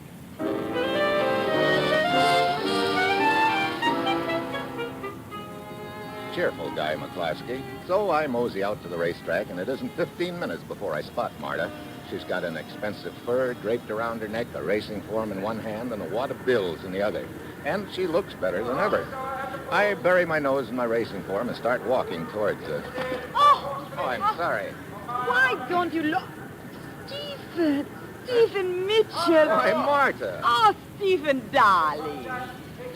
Hey, that's what I call a welcome home. Oh, darling, it's been so long. I can't believe it's you. Oh, how wonderful. Let me look at... No, you have not changed one bit. Neither of you, Marta. Oh, I almost forgot. I am furious with you, Stephen. Go away. After 8 years, you're furious with me. Oh, that's great. Well, what did I do? That is what you did not do, Stephen. That night in Vienna. Remember? You promised to come back later, and you never did. Oh, that. Well, I got called back to the States all of a sudden. Well, it will take me at least 5 more seconds to forgive you. You're still writing for those silly newspapers? Oh, after a fashion. What are you doing in this neck of the woods, Marta? Oh, that is a long story, Steve. Well, I'm a good listener. Well, right after the war, I met one of your GIs in Europe, and I married him. Met him and married him. Sounds like a real fast deal. It was just one of those silly things, Stephen. It lasted quick. Oh? Yeah. Let's say I was married to him. So I came with him to the United States and later here to Japan with the occupation forces. Look, I didn't realize you were complete with husbands these days. Oh, no, don't let go of my hand, silly. I'm not married anymore. Oh, how come? A few months ago, he died in an accident. Oh. Yeah, poor boy, he was nice. Is it finished? Listen.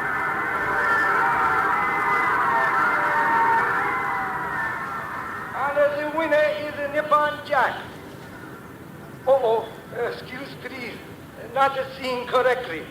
G.I. Joe is the winner. So sorry.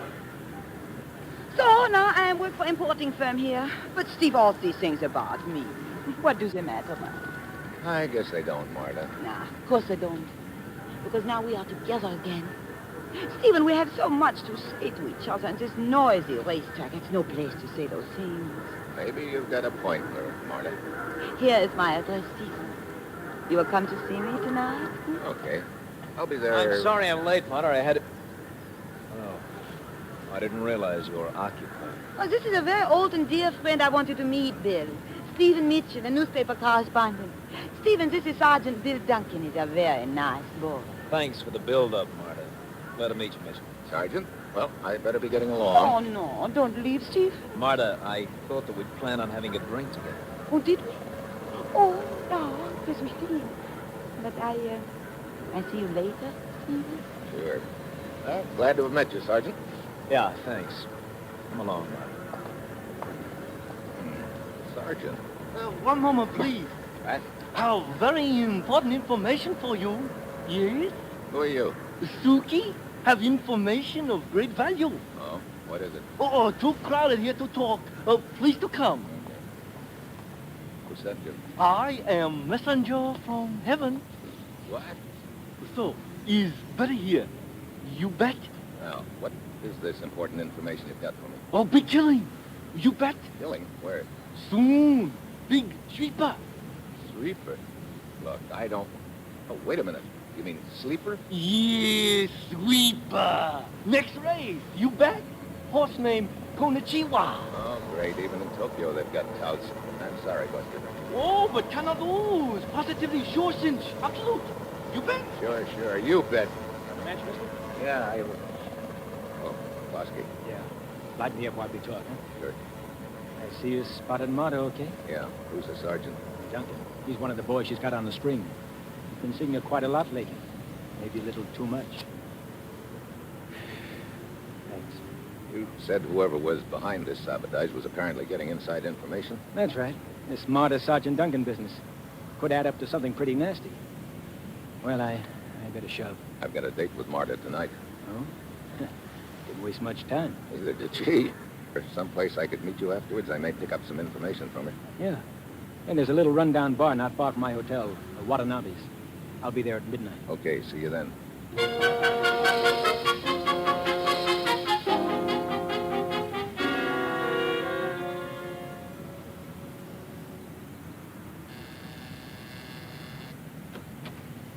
As always, you are late, Stephen. Come in. Thanks. Well, quite a place you've got here, Martha. Yeah, it is nice. Is it your Stephen beside me? Hey, looks like I get the complete treatment. Treatment? Well, soft lights, sweet music. Oh, yeah. Soft lights and music. For us, they were always good, darling. That little tune, you remember it? Oh, yeah. I remember it. Oh, Stephen, it is so good to have you close to me once again. Who could that be? Great timing. Yeah? Oh, yeah. Well, I don't know. Very well, yeah. Well, as I remember, you were right in the middle of some pretty interesting conversation, Marta. Huh? Oh, yeah. Something the matter? Oh, I suppose it is just the excitement of seeing you again, Stephen. It must have gone to my head. Headache? Oh, a little one, I'm afraid. I see. Well, in that case, maybe I'd better shove off and let you get some sleep. Oh, darling, would you mind? No, of course not, Martha. I hate to have you go, but I suppose you had better. Perhaps tomorrow night? Yeah, Perhaps. See you later, Mother.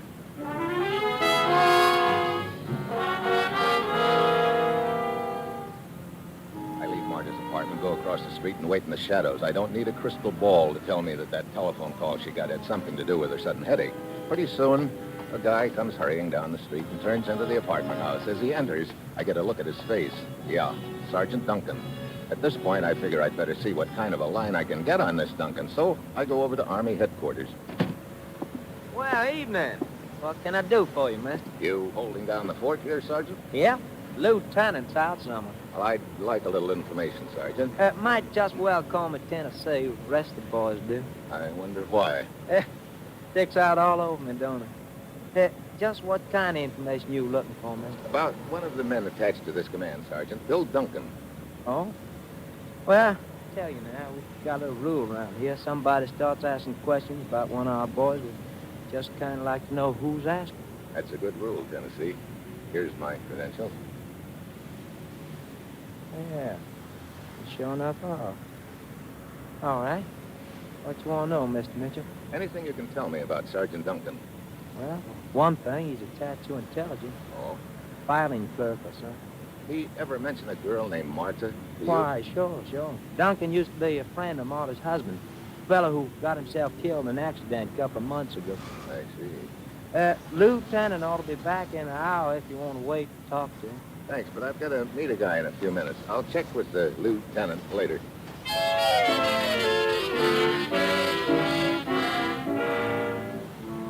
I head for Watanabe's bar, where I'm to meet McCloskey. It's a beat-up-looking joint, but McCloskey's nowhere in sight.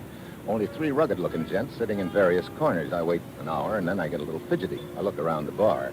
And it seems to me that 3 gents are a little closer to me than the last time I noticed. Suddenly, I smell a trap. I take my drink in my hand and saunter over to the jukebox. Out of the corner of my eye, I can see them closing in.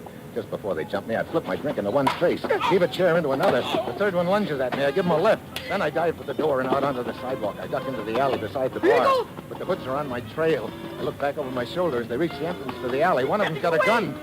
Just then I trip over something and fall flat. The slug whistles over my ear, and I know the fall I took saved my life. Then they must figure they got me, because they jump in a car and dig out. I get to my feet and light my lighter to see what I tripped over. A body. I roll it over. It's McCloskey.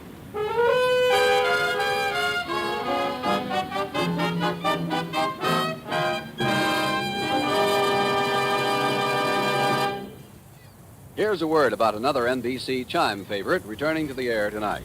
It's Chester A. Riley, played by William Bendix in the hilarious Life of Riley. Riley will be back over most of these stations later tonight. Chester may not be the combination of lady killer, star athlete, and mental giant he thinks he is, but Mom, Babs, and Junior love him anyway. And you'll love them all, even the friendly undertaker, Digger O'Tell, when the Life of Riley returns later tonight. The chimes are your invitation.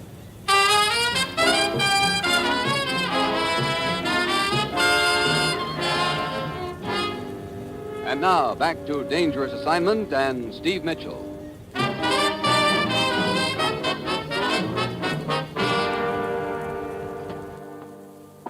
Well, evening, Mr. Mitchell. Back again, huh? Yeah, back again, Tennessee. Is that lieutenant here now? Yeah, here I am. Oh, Lieutenant Ames, Mr. Mitchell.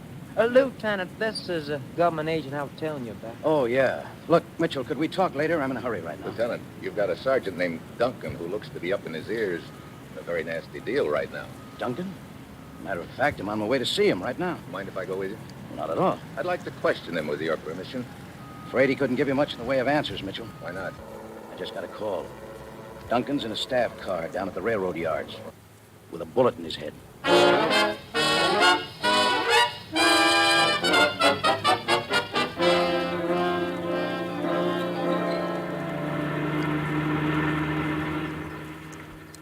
Those are the railroad yards just ahead, Mitchell.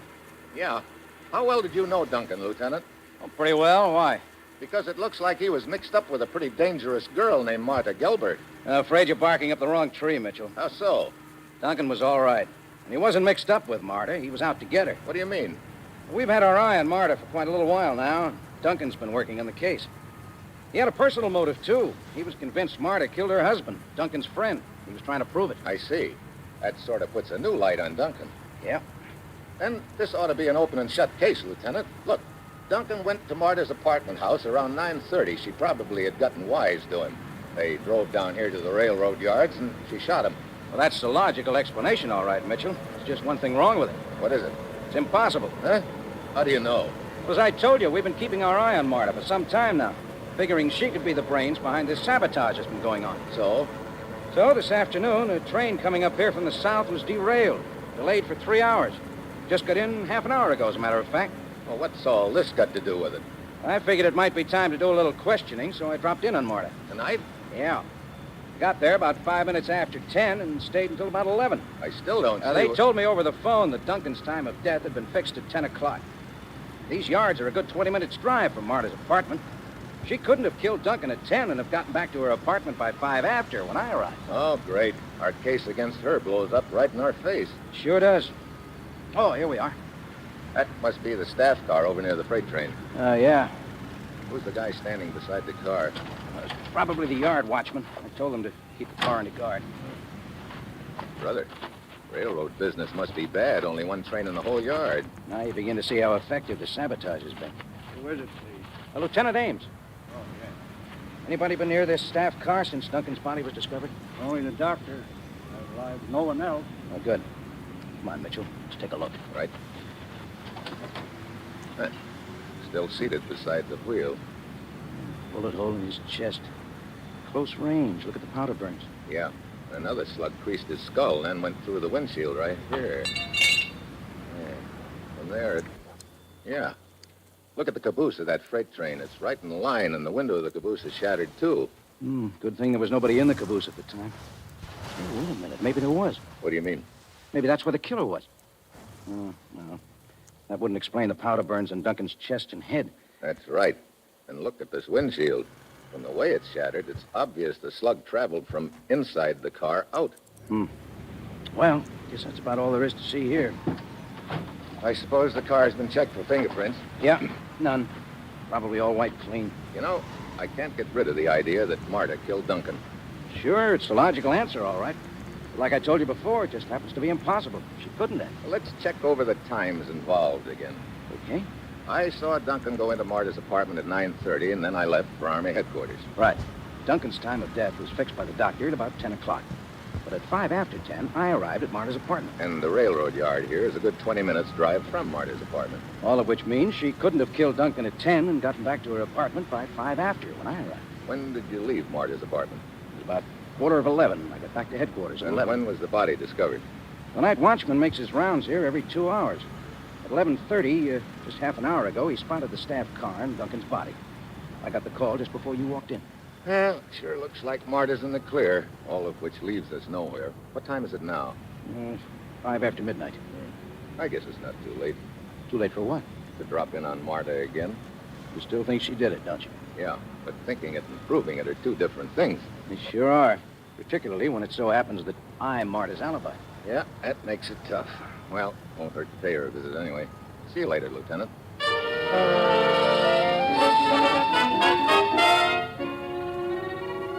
So I head back to Marta's apartment, not really knowing why. The whole deal has all the makings of the proverbial stone wall.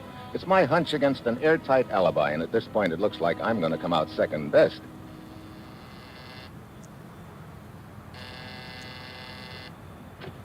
Why, Stephen. Hello, Marta. Welcome in. Thanks. Ah, this is a surprise. Yeah, I know it's a little late to be calling, but... I'm glad you came back, Stephen. How's the headache? Much better, thanks. Sit down. Okay. I'm afraid I've got some bad news for you, Marta. Oh? Oh, your newspaper's not sending you away again so soon. No. I mean your friend, Sergeant Bill Duncan. Bill? What about him? He's been murdered. Bill? Oh, no. Yeah. Oh, Stephen, I cannot believe it. When did it happen? About 10 o'clock tonight. Well, that must have been right after Bill left here. But who did it and why? Who would want to kill Bill? That's what the Army's trying to figure out, Marta. Well, Billy was such a nice boy. Funny. That's what you said about your husband, too, wasn't it?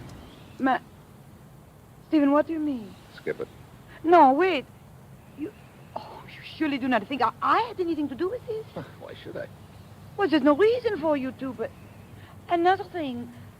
Lieutenant Ames of the Army came to question me this evening. He arrived shortly after Bill left. He wanted to talk about all this sabotage which has been going on lately. That's strange. That, would you? No, of course not. This frightens me, Stephen. That anyone should even think I could be involved in such a thing. Marta, just routine questioning. Let us not even talk about it anymore, huh? Suits me. Yeah, I fix us a nice drink.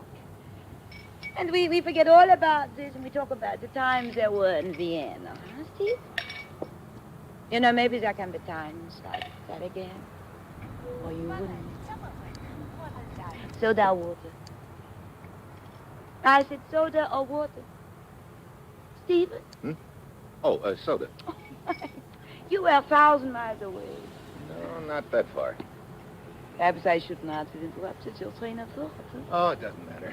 That's one train that's getting nowhere right now. Matter of fact, you might say it's been derailed. What is it, Steve?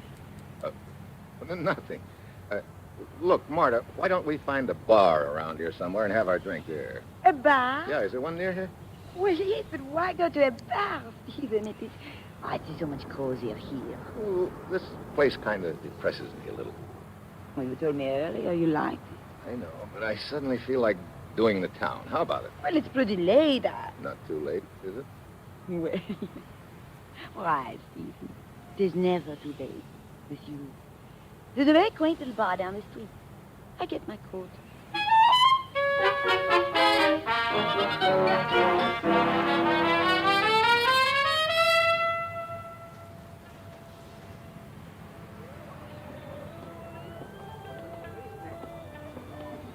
So, you like this bar, Stephen? Yeah, a lot of atmosphere. Here, this table all right? Oh, yeah, it's fine. Wait a minute, Marta. I just happened to remember I've got to make a telephone call. No, darling, I ordered some drinks for us, but you hurry back. Well, it may take a few minutes, but I'll cut it as short as I can, Marta. Be with you soon.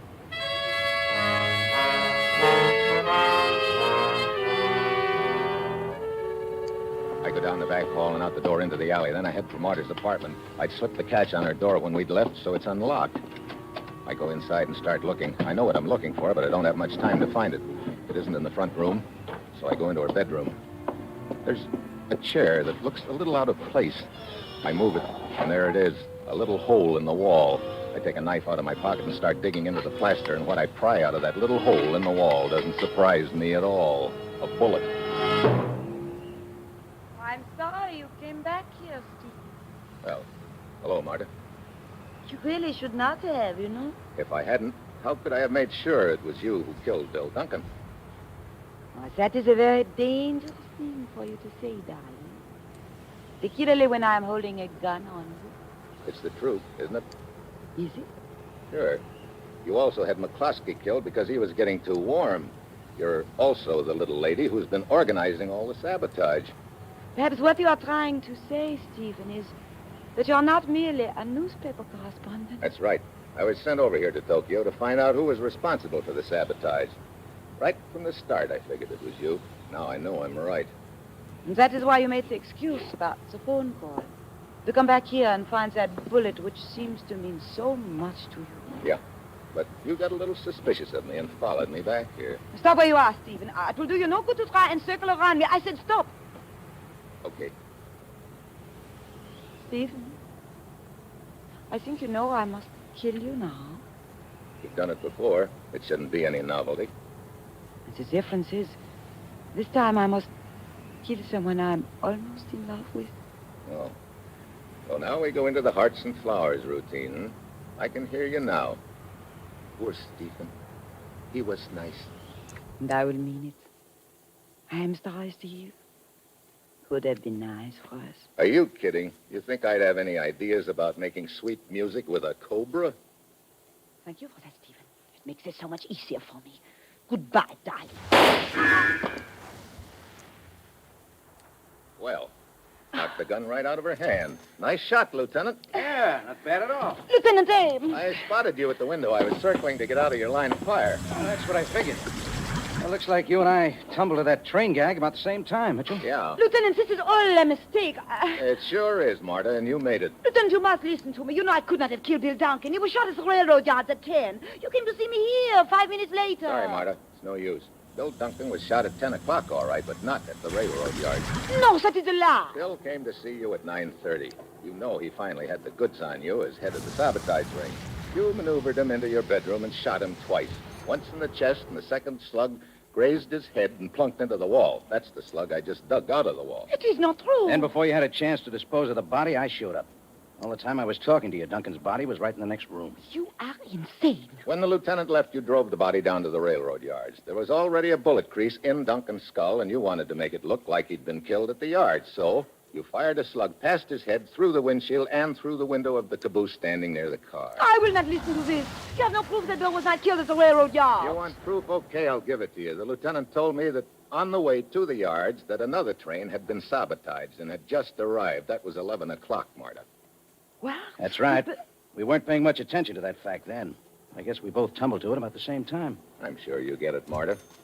There was no train there at 10, the time of Bill's death. No caboose for that slug to plug into. And to think I once thought I loved you. Oh, save it, Marta. You know, it's pretty funny. Huh? We didn't trap Marta. She trapped herself. What do you mean? You figure it out.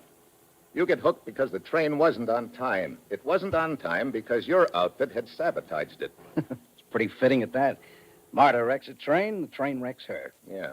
Matter of fact, you might call it cooking your own caboose.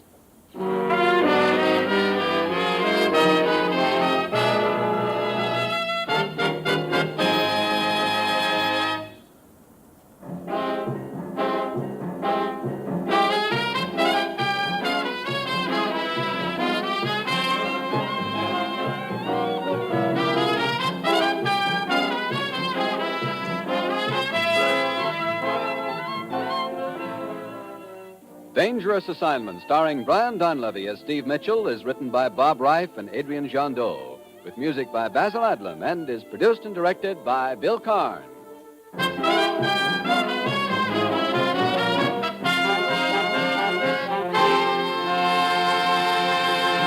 3 chimes mean good times on NBC.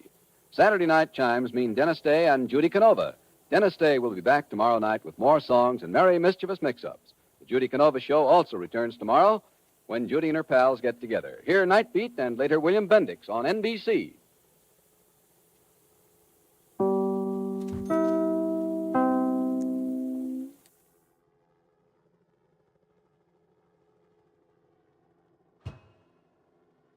Wheaties presents Dangerous Assignment.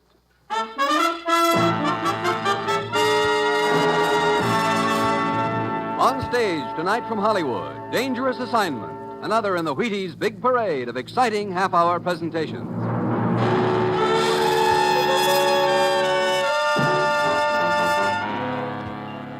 Dangerous Assignment, starring Brian Donlevy as Steve Mitchell.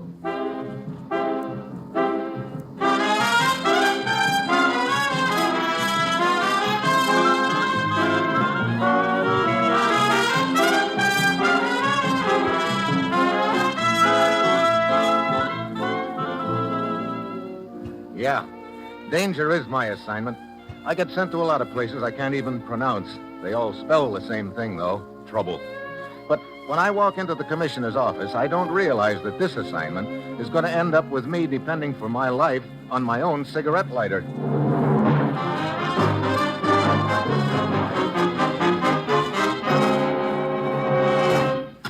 Morning, Commissioner. Get out your pith helmet, Steve. You're leaving for Arabia on the next plane. Arabia? Now, look, my days as a camel jockey are over. Don't worry. You won't be riding any camels unless you find some carrying oil in their humps. Oil?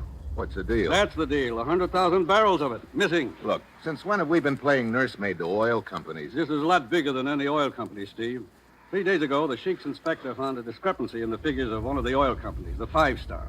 Unless the matter is cleared up to the Sheik's satisfaction, we may lose the entire concession. Oh, who do I talk to over there? Mr. Williams, the field manager of 5-Star. Their headquarters are in Marani, near the Persian Gulf. Steve, get over there and find out what happened to that oil. Well, that's it. You've got your assignment. Good luck.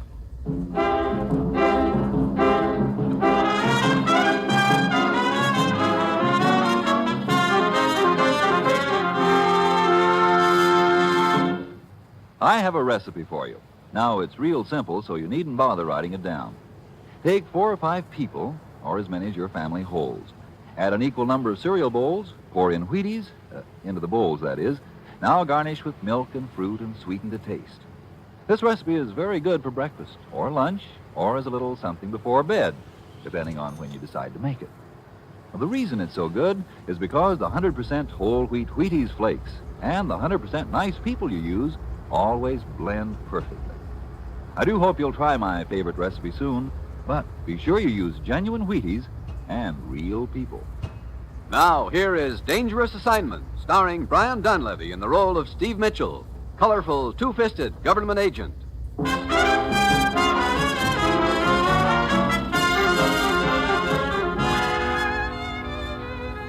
Yeah, this is going to be a breeze. All I have to do is fly halfway around the world to a sweltering spot in Arabia, take care of a little matter like finding a mere 100,000 barrels of missing oil. And I've got a strong hunch that somewhere along the line I'll run into someone who'll say, "Drop dead" to me and mean it. It's Thursday when I get to Moran Inn. Williams, the field manager of 5 Star Oil, is waiting for me in his office, together with his assistant, a guy named Haroon. Well, I'll tell you all I know, Mitchell, but that isn't much. On our last shipment, the Sheik's inspector claimed we were 10,000 barrels short of what their figures showed we'd pumped out of the ground. The Sheik gets royalty on every barrel, so he was pretty sore about it. Yeah, I can imagine, Williams. Haroon here can probably tell you more about this than I can. I was on a business trip to Cairo when it all came up. As my assistant, Haroon was in charge here. I see. What happened after the discrepancy was spotted, Haroon? In order to pacify the Sheik, we passed the matter off as an error in our bookkeeping and paid the royalty. But then we started investigating quietly and discovered that over the past month there has been a loss of 100,000 barrels. Well, tell me, what happens to the oil from the time it leaves the wells until it's shipped out of here? Well, the wells are north of here. The oil's pumped down here to Marani through a patrol pipeline. There's a checker on each end of the line. Then, as I get it, on this particular shipment, your checker at the fields checked a certain amount of oil into the pipeline, but your checker at this end checked out 10,000 barrels less. Yes, it was his first day on the job. Oh? Well, what happened to the regular checker? Oh, you mean Yusef. The evening before, he died in a cafe brawl. Oh, that's very interesting. Where did this fight take place? At the Oasis Club. Yusef went there regularly. He was very fond of the dancing girl, Sarida, and very jealous of her. Mm-hmm. She is believed to be the reason for the fight. I see. Well, I think I'll go over to the Oasis Club and see what I can turn up there. I'll see you around, gentlemen.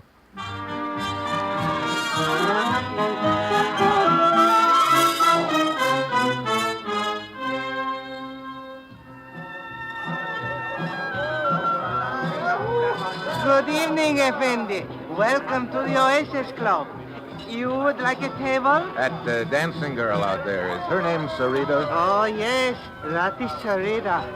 Is she not beautiful? Yeah. I guess she's not afraid of catching cold, either. I do not understand, Effendi. Oh, skip it. Will you tell her I'd like to talk to her when she's through with her dance? At once, Effendi. Her table is over in the corner. If you will wait there, I will send her to you. Thank you.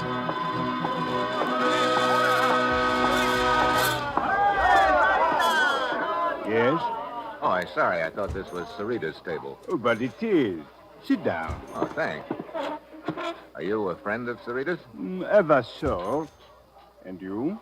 Well, I'm sort of a friend of hers. I see. Oh, here she comes now. Mm-hmm. You are the one who wished to see Sarita? Yeah. My name's Steve Mitchell. I see the two of you have already met. Well, not officially.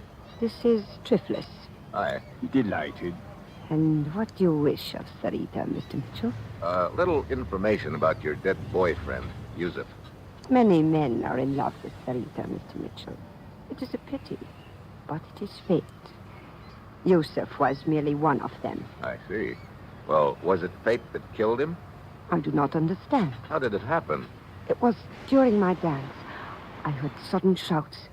Then the lights went out. Oh, such a pity. I might have saved yourself had I acted more quickly. What do you mean, Triflis? Well, I was standing over at the bar when the fighting started, but just as I got to Yusuf, the lights went out and there he was, lying on the floor with a knife in his back.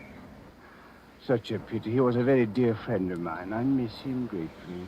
Did Yusuf ever mention his job with the 5 Star to you, Sarita? No. Sarita is not interested in such things. Oh? What sort of things is Sarita interested in? Her beauty. Modest little daisy, aren't you?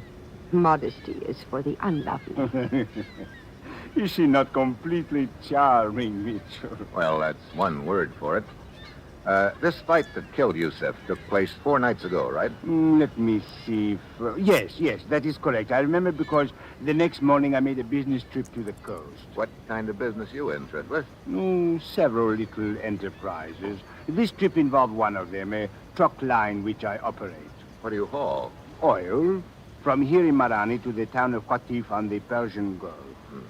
You don't haul for the 5-Star Oil Company by any chance, do you? Well, as a matter of fact, yes. They are one of my accounts. I see. Oh. Thanks for the conversation, Sarita. Triplett. It was very interesting.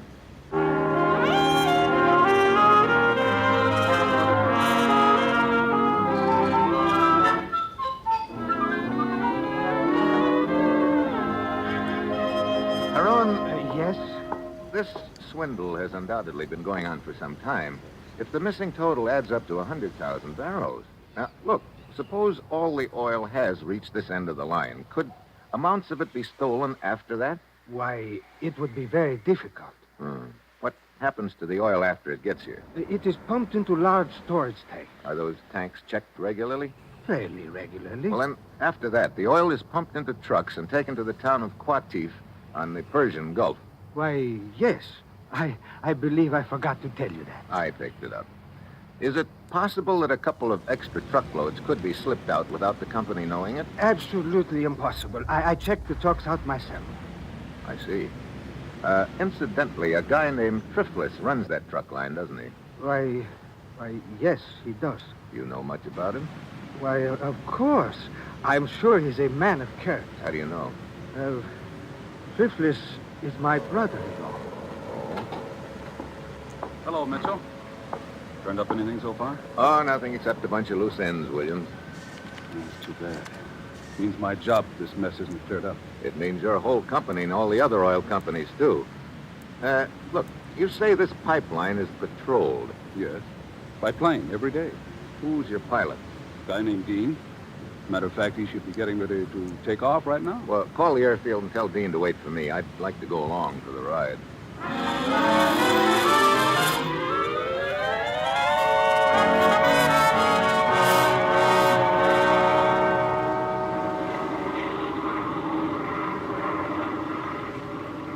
Lots of sand down there, Dean. You can say that again, Mitchell. A lot of sand and a lot of pipe. And this is about the most monotonous job in the world. Yeah, I can imagine. You keep this baby at a pretty low altitude, don't you? Have to, so I can spot leaks in the line. Look, could anyone tap into the pipeline without your spotting it? I don't see how. Even if they tried it at night, I fly so low I could spot the tire tracks the next day. And you can see yourself there's not a track in that sand for miles around. Yeah. Hey, getting kind of dark. I guess waiting for me made you later than usual, huh? Oh, a little, but that's okay. The water over there, is that the Persian Gulf? Yeah. How far from here is it? Oh, 8 to 10 miles. What are those ruins over there on the coast? That's what they call the lost city of Inzak. Several thousand years old. Great spot for archaeologists. Wait a minute. What's the matter? I thought I saw a light over there. Probably a reflection off the water. Nobody's been around there for at least 6 months. The last expedition was from London, I think. They still have their equipment stored in a warehouse over in Qatif, down the coast. Oh, yeah? Hey, just a hunch, but I think I'll take a trip over to Qatif as soon as you get this buggy back home.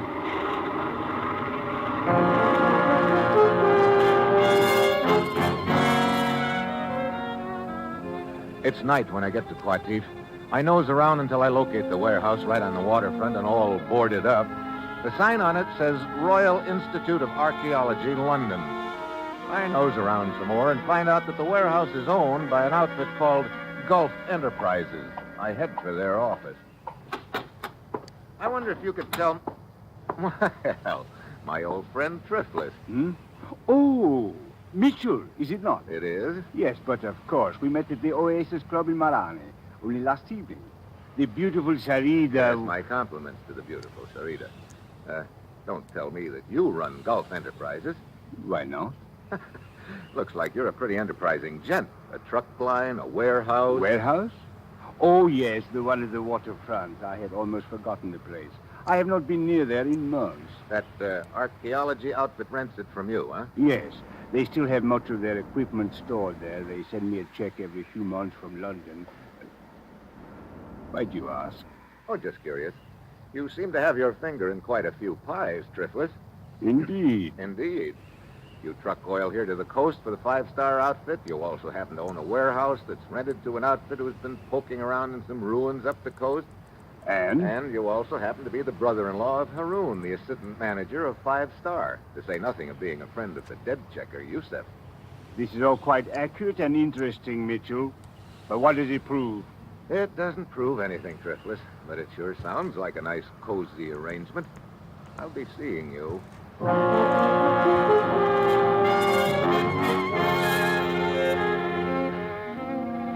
I head back to the warehouse and try to get in, but it's boarded up tight. I circle around it to the water. The back end of the building rests on a pier. Then I spot something under the pier, a good-sized barge. I climb aboard, and a strong smell hits me. Oil. Now I know I'm getting warm. Then I hear a sound behind me. I spin around and spot three gents in white robes, and just one look at them tells me they don't want to shake hands. I swing on the nearest one. He goes down. I hit the water. Start swimming. Do not let him get away! Hey, take careful aim! I didn't figure them for guns. I've got to get underwater, but just as I start to dive... Oh!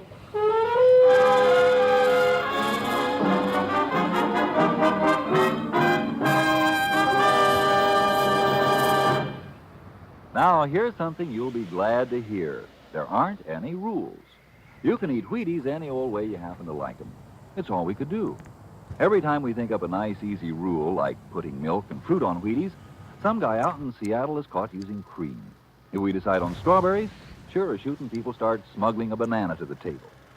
One time we made a rule about Wheaties and peaches, and we found a Southern lady eating Wheaties right out of the box. We say Wheaties for breakfast, and women put them in their husbands' lunch pails. We say eat them at bedtime, you take them on picnics. You're wonderful. So, like I say, there aren't any rules. Well, maybe just two. Eat Wheaties the way you like them, and buy them at your grocery anytime you need them.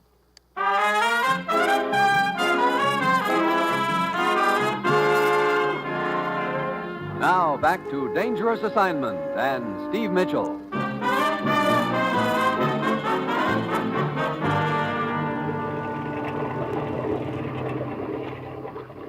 There he is, floating in the water. Stop the launch. Abura, Abdul, pull him out of the water. Easy, easy. So, put him down on deck. Oh, my head. Oh, he's still alive. You want to bet? You're lucky. This is lucky? It appears the bullet merely creased the skull. Well, if it's all the same to you, I like to part my hair on the other side. Hey, look, who are you? Lieutenant Samka of the police. We heard shots and came here in the launch to investigate. You were floating in the water, about to go under. Well, thanks for fishing me out. It's now my turn to ask questions. Who are you? Steve Mitchell. Steve Mitchell. Ah, yes, a government agent from the United States. You've got big ears, Lieutenant. It is my business. Start the launch, Abdul.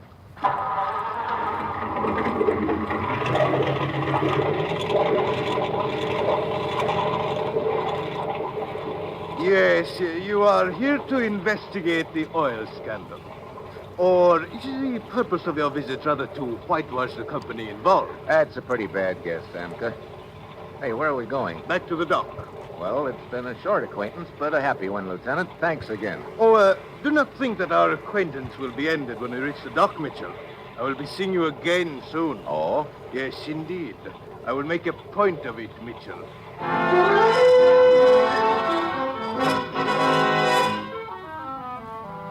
I go back to my hotel and change into dry clothes. My head's throbbing plenty, but I know I've still got a big night's work ahead of me. I phone the commissioner and ask him to check on the Royal Institute of Archaeology in London. An hour later, he calls me back and tells me the phonies, it's an outfit. So there's no record of them in London. Next, I call Williams, the field manager. What's on your mind, Mitchell? Ever hear of the lost city of Inzac, Williams? Sure. Bunch of ruins up the coast away. Why? I want to take a trip up there in a hurry. How do those ruins tie into the deal? That's what I want to find out. Can you get your pilot to fly me up there? Tonight? Tonight. There's no place to land around there. That's why I'll need a parachute. Parachute? You gonna jump? You know a quicker way of getting down? No, but... Well, okay, Mitchell. If you think it'll accomplish anything, go ahead. It's probably too late as far as I'm concerned, though. What do you mean? Just got a call from the president of the company. He wants me to meet him in Cairo. I got a strong hunch I'm gonna get canned. So I guess you are on your own. But be careful, Mitchell. Yeah. How about the plane? I'll call Dean right now and tell him to get out to the airfield and warm it up. He'll be ready for you in a couple of hours.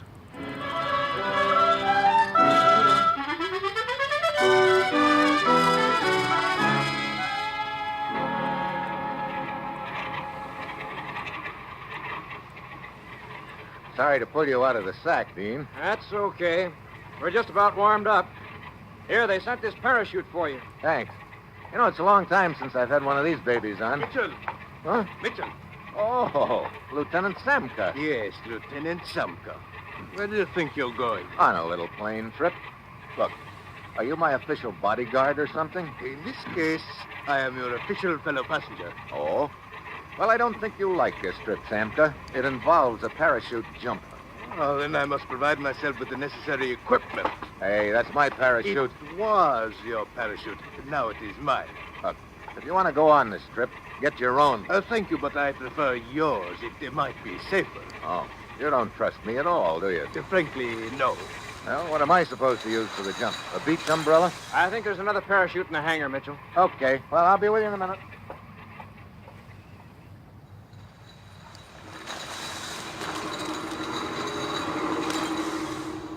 Well, as long as you two guys are determined to jump, you picked a good night for it. Look at that moon. Yeah. Aren't those the ruins just ahead? Uh-huh. We're a little to the windward of them. You should land pretty close.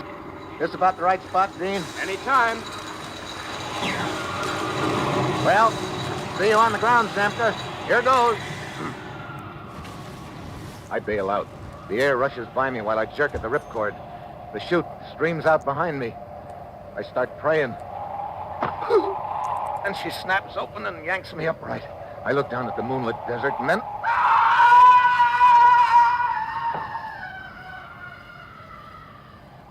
It's Samka, but his chute didn't open. I turned my head away and then I realized his chute was supposed to be my chute. And I'm pretty sure that somebody has made sure it wouldn't open. A minute later, I'm on the ground right beside the ruins. There's nothing I can do for Samka. I find the building better preserved than the rest. There are tracks leading in and out. I go in, and the smell of oil hits me right in the face. There's a trapdoor in the floor. I start to open it. Then I freeze. Footsteps outside. I duck back into the shadows. Hold it right there. Let me get my light on you. Well, if it isn't Haroon. Mitchell, what are you doing here? I guess I don't need to ask you the same question, Haroon. But you do not understand. I was merely... Save it, Haroon. Open that trapdoor. Trapdoor? Right there in front of you. I don't think we're going to find down below what will surprise either one of us. Mitchell, you must listen to me. Open it. Very well. Short flight of stairs and more oil smell. Okay, you go first. And remember, I've got you covered. Hey, pretty large basement for an old ruined building, isn't it? Yes, it seems to be. Okay. Stay put while I flash my light around. Yeah, there it is. A small pipeline? Yeah, a small pipeline underground heading straight west towards the 5-star pipeline. No wonder Dean couldn't spot anything from the air. Well, it was a pretty neat scheme, Haroon. Mitchell, I swear, even though he is my brother-in-law, I did not dream until now that he... What are you talking about? Why, my brother-in-law, Triflis. I realized that you suspected him, and it aroused my suspicions of him. I also found out he owned the warehouse that the expedition had rented. I came here to investigate. I realize now that your suspicions were justified. Look, as assistant field manager, you could have engineered the whole deal, and Triplus was in a good spot to help you. Now you're trying to pin the whole deal on him. No. It is not true. You must believe me, Mitchell. I have had nothing to do with it. Come on, I've seen enough here. I'm going back to town and tell him about this underground pipeline, and you're coming with me. It won't work, Mitchell. Mitchell, a flashlight. I know you're trying to ease out of a tight spot by pretending Haroon is the boy, but it won't work.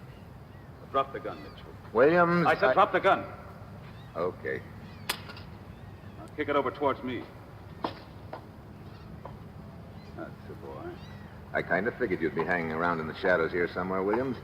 As soon as that parachute failed to open, I knew you were my boy. So you weren't wearing that chute, Mitchell. How'd you get up here so fast? I got a 2-hour head start on a fast launch and waited here for you, just in case anything went wrong with my parachute gag. You know, I gotta hand it to you, Williams. You had a pretty good scheme cooked up here. You organize a fake expedition to come up to these ruins. They run an underground pipeline over to the main line and tap it, and then you cart the oil away on barges from here. Yeah. Too bad that checker of mine got himself killed in that fight when I was in Cairo. He's been covering for me. What's the matter, Williams? Wasn't 5-Star paying you enough salary? Sure, $15,000 a year. But 100,000 barrels of oil is worth $250,000, Mitchell. You figure it out. Oh, right now I'm trying to figure out what you're going to do with Haroon and me. I think you'll see the answer to that as soon as I get some stuff I've got upstairs. What stuff? Oh, just a couple of little items like rope and dynamite.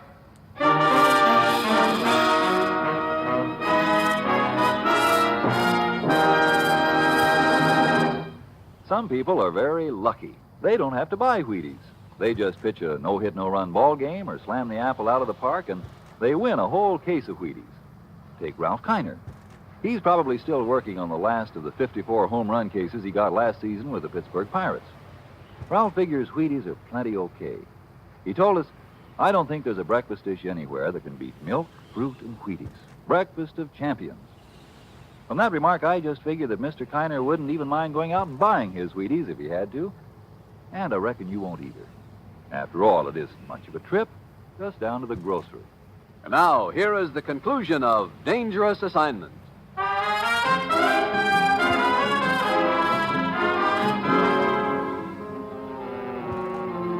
Mitchell, what is he going to do? That's pretty obvious, Haroon. Wait. Hey, that valve in the pipe overhead. What? Here, give me a hand with it. We've got to get it open in a hurry. But I still don't understand. Help me open it. Williams is going to tie us up here and then blow the whole works up. It is opening. Come on, get the valve wide open. There. But what good will it do to flood this basement with oil? Those fumes. The fumes and the oil are the only things that can save us, Haroon. Wait, maybe we can follow the pipeline underground and escape that way. No soap. They filled in the tunnel all around that pipe. Mitchell, the oil is ankle deep already. Good. Now, where's that cigarette lighter of mine? Lighter? Wait, Mitchell, wait! Brother, you could cut these fumes with a knife. Okay, boys. Get over the beam of my flashlight. Here we are, William. Hey, wait a minute. Mitchell, what are you doing? Just giving the place a little oil bath, Williams. What have you got in your hand? Drop it. Oh, no, you drop that gun, Williams, right now. You crazy, I'll fill you so full of holes. Oh, no, you won't. This is a cigarette lighter. I'm holding it right next to this stream of oil. All I have to do is make a spark with it. This whole place will go up in flames so quick you'll never make it to that trap door. Cigarette lighters don't always light, Mitchell. Sorry, Buster. This is an Evans. It never misses. I'll give you just 3 seconds. I could kill you before you light it. Try it. 1. Talking like a madman. 2. Wait! No! Drop the gun. Okay. Now, come here. I want to use that rope you're carrying. Tie him up, Haroon. Look out, Mitchell, a knife! I'll take that lighter! Have a fist and step. My. Well, I guess there's one way of rubbing his nose in it. Well, come on, Haroon. Let's get him upstairs. He is covered with oil. Yeah. You got him? Yes. Up the steps with him. These fumes, Mitchell, one spark would have turned this place into an inferno. You're telling me. Well, here we are. Set him down on the floor. All right. Now, come on. Let you and me get some fresh air before we keel over. That is better. Mitchell, I must say you have nerves of steel. Yeah? Right now, they're creaking a little bit. I could use a cigarette. Yes, of course. Here, I have one. Oh, thanks. How about a light? Oh, but your cigarette lighter. Oh, that. I keep forgetting to get flints for it. It doesn't work. What? But I heard you say to Williams that... Yeah, Williams didn't know I didn't have any flint in it. Mitchell, you were just bluffing. Look, when you've got no cards, you've got to bluff. But a bluff is the best poker hand in the world as long as the opposition doesn't call you. And Williams didn't call. Now, how about a match?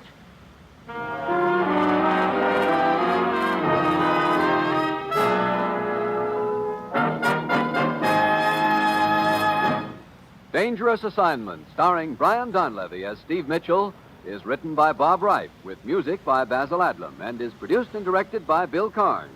Join us again next Wednesday when Brian Donlevy as Steve Mitchell embarks on another dangerous assignment. And this is your Wheaties man, Frank Martin, inviting you to listen next Monday night to Frank Lovejoy and Night Beat on the Wheaties Big Parade. See you then.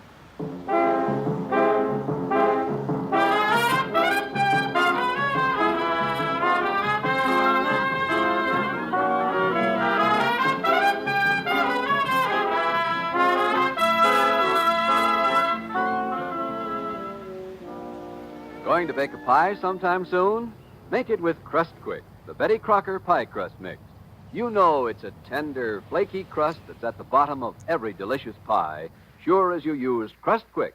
And so easy. Just add water to Crust Quick. And what pie crust. Tender crust, tasty crust, rich, short, lovely crust, just like Betty Crocker makes. And you can make it. Just add water to Crust Quick. Crust Quick, the Betty Crocker pie crust mix.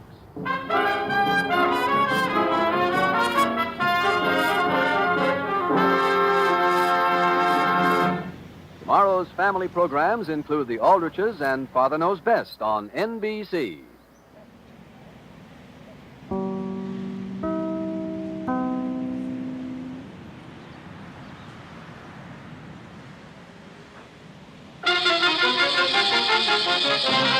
Baghdad, Martinique, Singapore,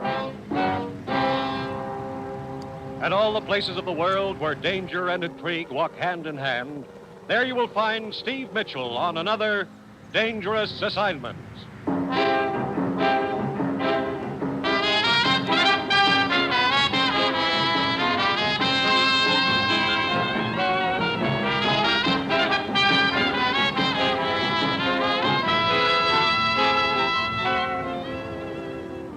The National Broadcasting Company presents the first in an exciting new adventure series, Dangerous Assignment, starring Brian Donlevy as Steve Mitchell.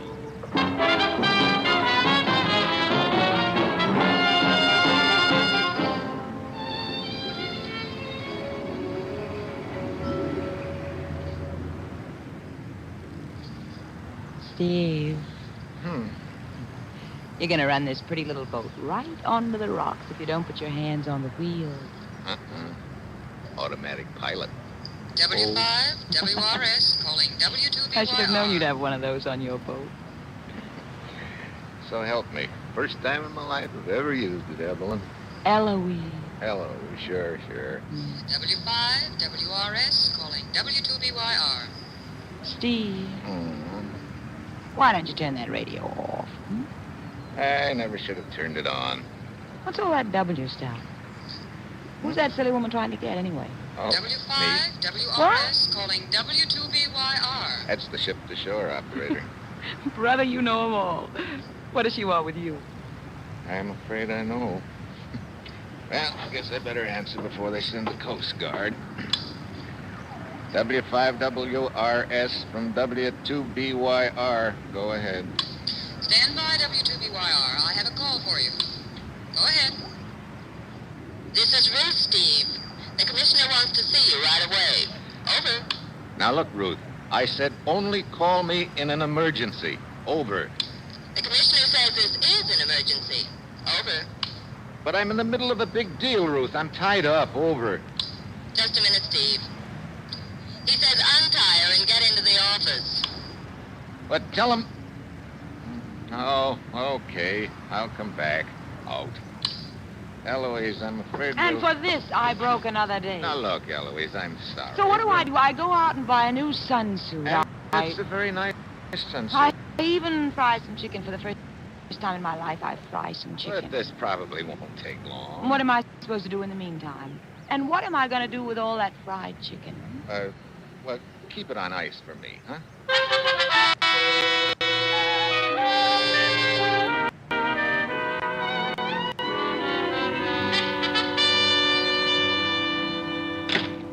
Hello, Commissioner. Steve, I trust you concluded your big deal satisfactorily. Well, I... Uh-huh. Steve, ever hear of the Throp Foundation? Throp Foundation? Sure. That's the private charity that's been sending a lot of relief shipments to Europe. Right. They've done quite a job over there. Tons of food and medical supplies. Yeah, that's the outfit. What about them? Their last 3 shipments to Sicily have been stolen. Oh? You mean off the boat? No, from the Foundation's warehouse in Messina, Sicily. I see. We've been instructed to get to the bottom of it. As usual, you'll pose as a foreign correspondent. Ruth has your credentials in order. Okay. On the surface, your assignment will be to write a story about the stolen shipments. Actually, I want you to find out who's been stealing those shipments. And to be frank, Steve, I'm sending you into a pretty nasty situation over there. What do you mean? The Throp Foundation has had 2 men working on this case. One of them has been missing for 2 weeks. What about the other one? Oh, they found him all right. His throat had been cut. Well, that's reassuring. We're sending you because we think you can take care of yourself and handle a danger. When do you want me to leave? Good. As soon as possible. Now, if you need help or information once you get to Sicily, contact Emilio Donati in Messina. Who's Emilio Donati? He runs a bar in Messina. We think he's a friend of ours. Okay. There's just one more thing I should warn you about, Steve. You know, you're making this assignment sound real attractive, Commissioner. What is it? I guess you've heard of the Sicilian bandit they call Lorenzo. Yeah, who hasn't? He's got the whole countryside terrorized. Steve, I don't know whether he has anything to do with all this or not, but if he has, watch yourself. Yep. Well, looks like I got a real honey this time. You did. But it's vital to us that those relief shipments get through. Trouble usually starts from empty stomachs. Yeah. That's all. You've got your assignment, Steve. Your plane leaves in 2 hours. Good luck.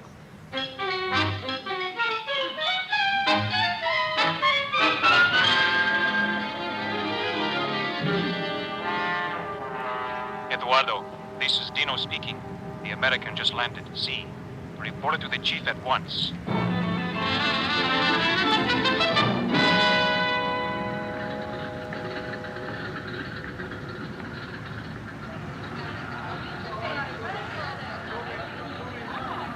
Senor, taxi, eh? You want a taxi, senor? Yeah.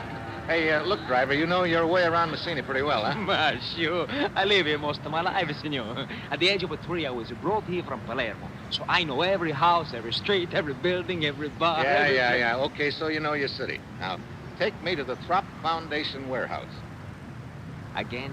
Throp Foundation warehouse. You know where it is? Throp? No. Throp. It's a... Ah, well, never mind. Just take me to the Rienzi Hotel. I'm sure you must have heard of that. Why, sure. I'm gonna put your baggage in the car, senor. Hello. Sorry I'm late. You're not late. You're just in time. I heard you inquiring for the Throp Foundation, so you must be Ralph Gillette. I'm Helen Collier. I was supposed to meet you here at the airport, and Look, I'm afraid there's been a mistake. My name's not Gillette. It's Mitchell. Steve Mitchell. Oh, I thought you were the one I was supposed to meet. I'm sorry. Believe me, I'm sorry, too. Couldn't we just pretend I was? I'm afraid Mr. Archer wouldn't understand. Already I don't like Mr. Archer. Don't even know him. Who is he? My boss. He's in charge of the Foundation's office here in Messina. Oh, wait a minute. You worked for the Throp Foundation? Mm-hmm. Mr. Archer's been expecting a new man to fly down from Rome, Mr. Gillette. I thought you were he. Oh. I wonder if you'd tell me where the Foundation office is. I'm a foreign correspondent, and I'd like an interview with your boss. Oh, well, I could go with you and show you where it is, because it doesn't look like Mr. Gillette is on the plane anyway. Fine. I have a cab over here. You say you're a foreign correspondent. I suppose you want to do a story on the stolen relief shipments. Yep. Well, good luck. Mr. Archer doesn't want any publicity about it. Thinks it would have an adverse effect on donations from the States. Oh, well, here we are. Pardon us, gentlemen. Si, signor. It was the man's way. Of course, your pardon, senor. Well, I'll see if I can get some kind of a statement from him. Are there just the two of you in the Messina office? Yes, right now. There were 3 of us. Paul Wainwright was the 3rd, but he got fired a few days ago. At the Hotel Rienzi, no? No. Trop Foundation. Trop? Tropa? Oh, Via Delgada. Oh, si, senorita. Hey, you must have the magic touch. This Paul Wainwright, he was fired by Mr. Archer? Yes, 3 days ago.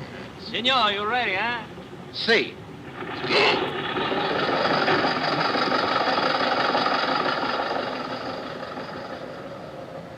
Did you hear what the signorina told the driver? Si, Eduardo.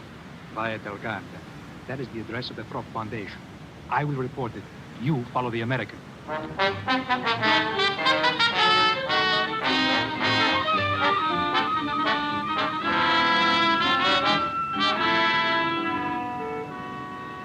Mr. Mitchell, you must understand my position. It's not that I don't want to cooperate with you and your press association, but at the same... The stolen shipments are news, Mr. Archer, and news is my job. Well, I know all that, but just stop and think what's going to happen if the news spreads around back in the States. Our donations would probably stop coming in. We think it's vital that these shipments continue. I see. Well, in that case, could you give me an off-the-record statement about it? I might, if I were sure it would be treated as such. I'll make a deal with you. We won't break the story unless or until the thieves are rounded up. Well, all right. I guess that's fair enough. There have been 3 shipments stolen, right? Yes, from our warehouse. It's right downstairs. Yes, I noticed it as I came up. Did you have anyone guarding the shipments? Of course, we kept doubling the guard, but each time they were overpowered. Sounds like the thieves have a pretty large outfit. Yes, apparently they do. I suppose you've heard of the bandit they call Lorenzo. Oh, certainly. Everybody in Sicily's heard of him. He's got the whole country terrorized. He's supposed to have a hideout up in the mountains. I know what you're thinking, Mr. Mitchell. That Lorenzo's men could have stolen the shipments. I thought of that right away myself. Well, it's possible, isn't it? Yes, it's possible. Personally, I don't think Lorenzo had anything to do with it. With Lorenzo's reputation what it is, it would be relatively easy for someone else to make it look as if Lorenzo had done it. That's an interesting thought. Incidentally, you fired one of your men a few days ago, didn't you? Paul Wainwright? That is something that I'd rather not discuss. Oh? Of course, I don't want to persecute the man just because some of his actions appeared vaguely suspicious to me. I have no proof of anything at all. I see. Well, thanks for the information. I'll see you later.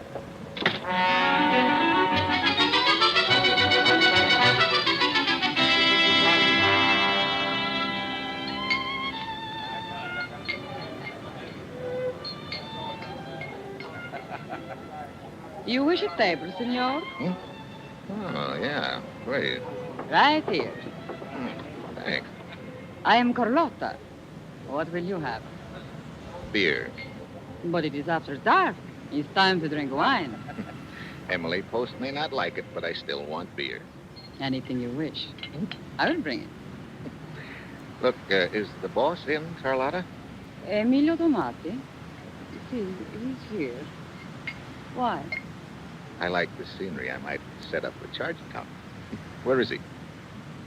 The fat one. Over at the bar. I will tell him to come over. No, never mind. I'll go over there. See, I'm coming. Emilio Donati? So I am called, senor. I told a friend of mine in the States I'd say hello to you. So? I know many people in the States, senor. I'm pretty sure you'll know my friend, the commissioner. Commissioner? Yeah. I think you're expecting me. I'm Steve Mitchell. A name can be used by anyone, senor. Here. You recognize the handwriting? See. You are Steve Mitchell. Mm-hmm. Well, how can I help? I'm working on the theft of the relief shipments. Yeah, I thought that would be... That's a very bad thing, Steve. There are so many people are hungry here in Sicily. Yeah. Look, a fellow named Paul Wainwright was fired from the Throp Foundation a few days ago, and Archer acts like he thinks Wainwright's involved in the theft. Paul Wainwright. I know who he is. I'd like to talk to him. Can you arrange it? See, in an hour or two, I will send the word for him to come to the back room of my bar off the alley. We can talk to him there.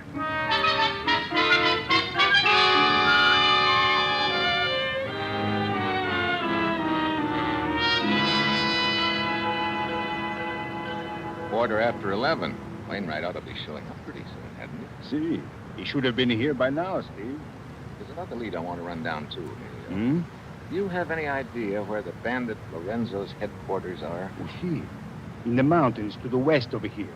Think you could furnish me a guide?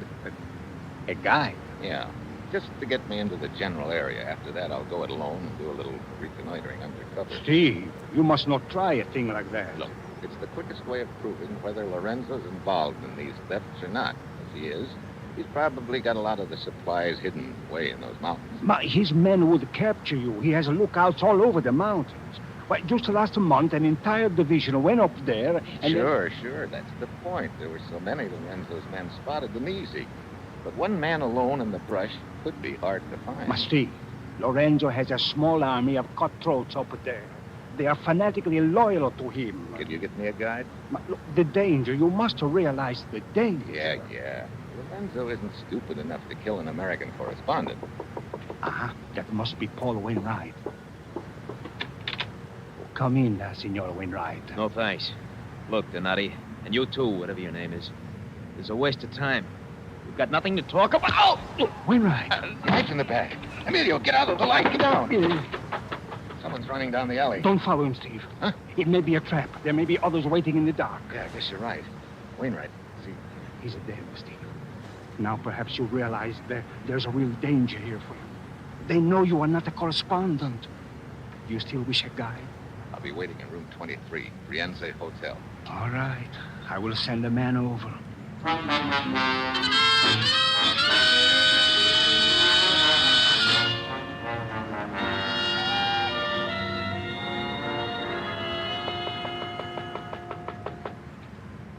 Yeah, who are you? Casella. Casella? That's supposed to mean something to me? Emilio Donati sent me to you. Oh, you're the guide. Si, signor. I am to conduct you to the mountain where Lorenzo and his band are hiding. Oh, Emilio didn't lose any time, did he? It was thought best to travel at night, so that we may be in the mountains before the sun comes up. Yeah, I guess that would be best. We will drive to the foot of the mountains by car. Then we'll use horses on the trails. It is all arranged. Good. When do you want to start? As soon as possible. Okay, let's go.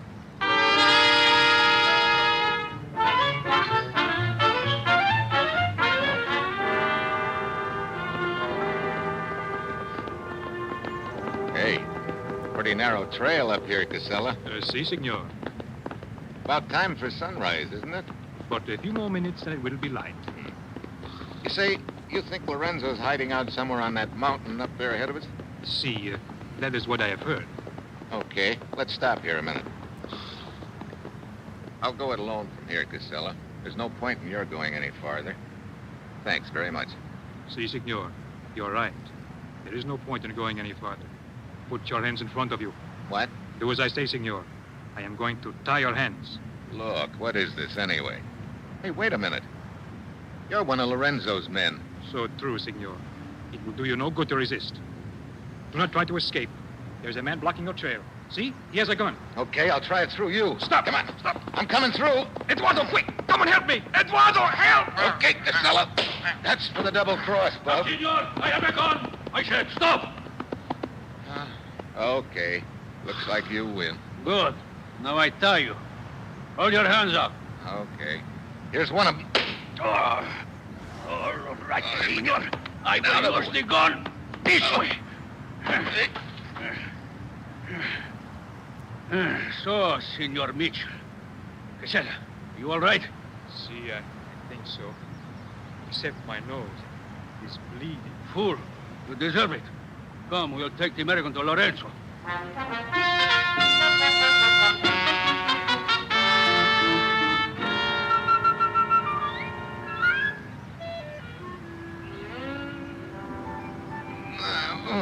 Yes, coming to Eduardo. Hotel Lorenzo. See? Oh, Casella. Si, Casella. This is for the bloody nose you gave me, senor. Hey. Well, thanks. Looks like I got taken for the well-known ride. I thought Emilio Donato was a friend. Sometimes it is difficult to know who your friends are. You're so right. Here is Lorenzo now. Well, Senor Mitchell, you're feeling better now, huh? Not much. Welcome to my camp. Thanks. So you're Lorenzo? See, I have that honor. Honor? Of course. Where are we? Walk with me and I will show you. As you see, you're on top of a mountain. This is my headquarters. Hey, you can see 100 miles from here. See, this is why I choose this place. But where are the guards? Guards? You are not my prisoner, you are my guest. But see below us, my men are camped there. Is it not a reassuring sight? Hey, that looks like a small army. 120 patriots. Patriots, you call them? Of course, they serve Lorenzo. Got a pretty good opinion of yourself, huh? I am one of the most brilliant men I have ever met. Really?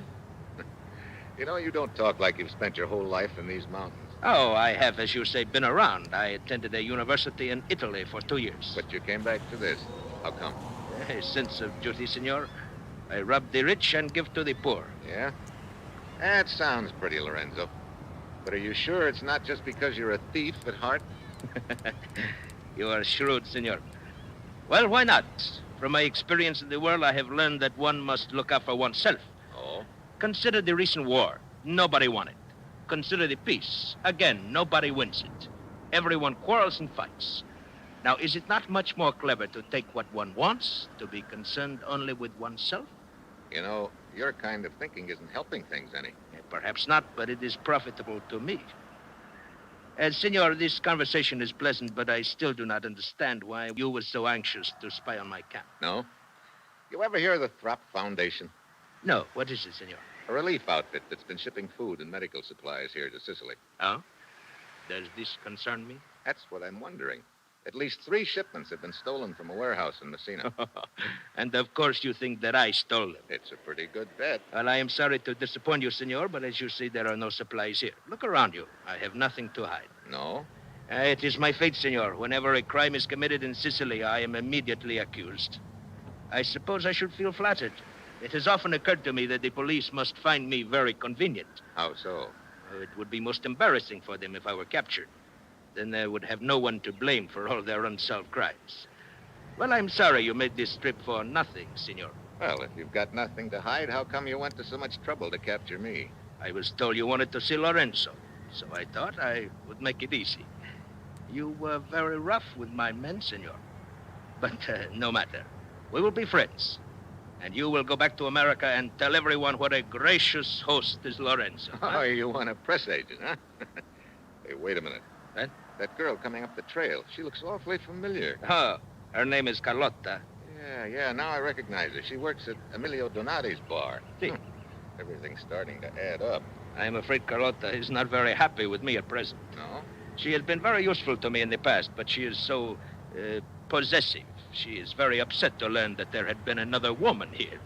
There, you see how she sulks? I believe she thinks that she is punishing me. Carlotta, my dear. Speak to me, Lorenzo. Do not speak to me. You climbed up here to tell me that? I am true with you. You have not been true to me. Oh, you are not very flattering, my dear. Of course I have not been true to you. That would be to deprive others. Oh, you good for nothing, you. I think I'd better leave you here to take out your temper on the American. I have other affairs to look at. Beast. I lie for him. I steal for him. Maybe you ought to pick your friends a little more carefully. So, you're the one that put the bee on me at Donati's, huh?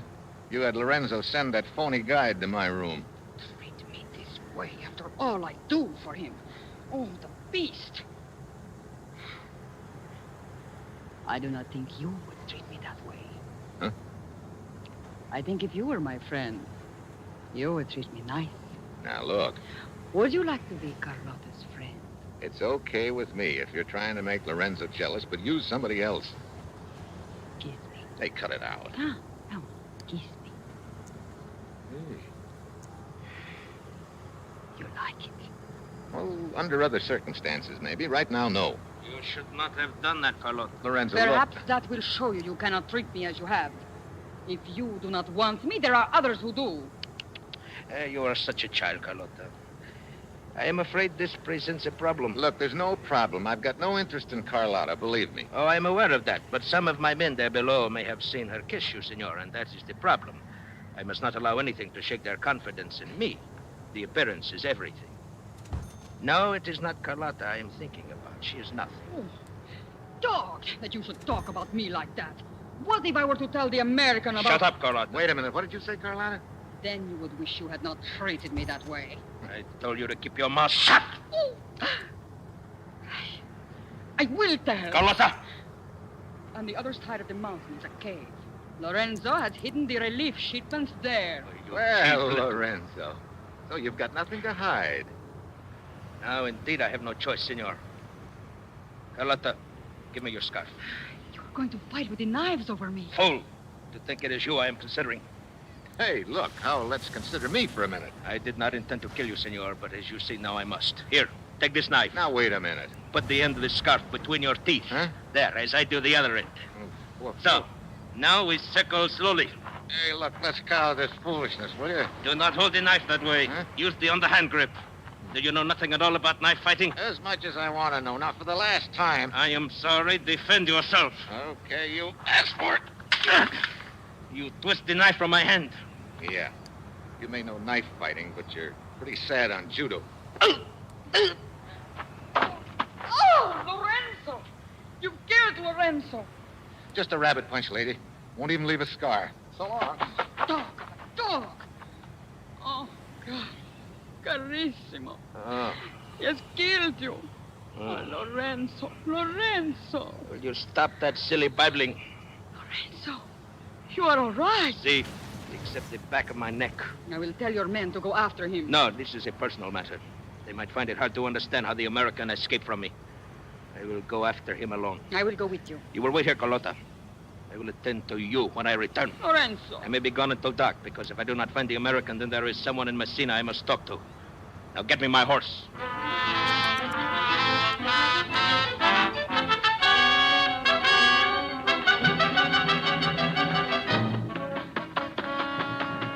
Oh, boy, my wind is shot. Maybe it's the altitude. Whew. Hey, horse. Ahead of me somewhere. I better play it safe. Hey, Donati! What? Over here, Emilio. Steve Mitchell, you are safe. Yeah. I sent a guide to your room the first thing this morning. He said you were gone. Yeah, one of Lorenzo's men got there first. Your waiter, Carlotta, tipped them off about me. Carlotta? Yeah. Think that horse of yours can carry both of us? Lorenzo's men, they will be after you. Yeah, that's a good reason for not hanging around here any longer. All right, come. I'm going to help you up. Wait, listen. My horse is coming. Come on, get your horse into the brush here. Cover up his nose so he won't whinny.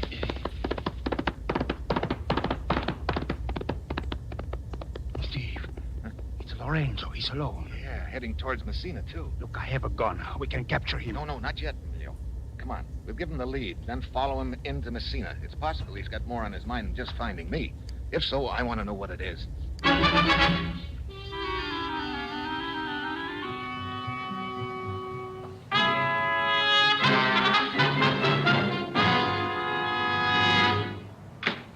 Lorenzo. Senor Arch. Why, you fool coming here to the Foundation office. My secretary will be back any minute. The American escaped. Oh, how could he? We will not go into that. Oh, you stupid fool. You've ruined everything. Mitchell must know all about the stolen shipments now. See, he knows I stole them, but he does not know that you are involved, Archer. He might as well. We're through now, Lorenzo. Through. And all because of your stupidity. Do not talk that way to me, Archer. I planned it so well. Even when Paul Wainwright became suspicious, I fired him. Then I had his mouth shut permanently. And now you've ruined it, you blundering half-breed. You keep your mouth shut. This will help you. Lorenzo, I'll kill you. This gun is quicker than your knife. Well, Lorenzo and Archer. The Gold Dust twins. Mitchell. Very neat. So you two did work it together, huh? You're wrong, Mitchell. I've just captured a notorious bandit. Huh? You lying dog.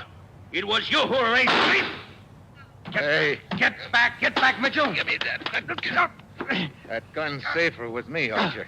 You've got nothing on me. You mean because Lorenzo can't talk? You want to put it that way? There's one witness you overlooked, Archer. Yeah. When she finds out you killed Lorenzo, she'll sing plenty, and it's a song you're not gonna like.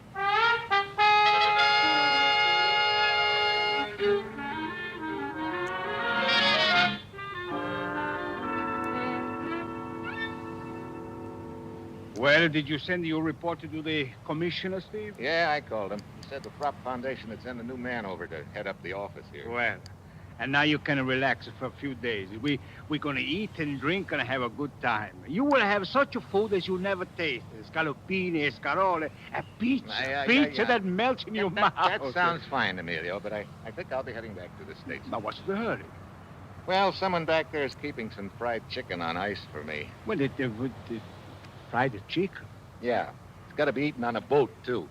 Steve, I don't understand. What is so special about eating fried chicken on a boat? Well, you see, she's not the chicken. That is, Oh, well, just take my word for it, huh? So long, Emilio.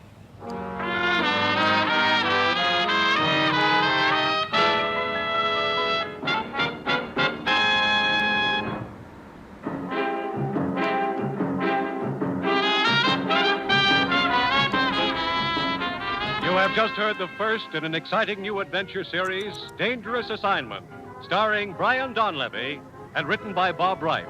This program was directed by Bill Karn with music by Bruce Ashley. Be with us again next week at this same time when Brian Donlevy, as Steve Mitchell, embarks on another Dangerous Assignment. This is NBC, the National Broadcasting Company.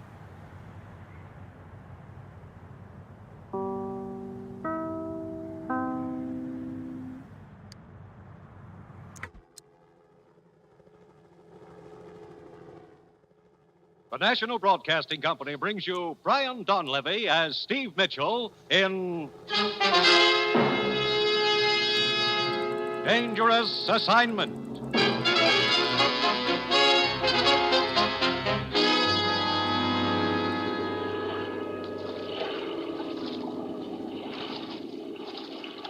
Over here.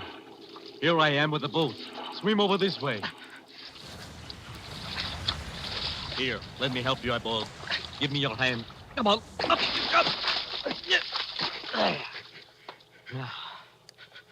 You set the charge of nitroglycerin? Good. And no one saw you leave the ship?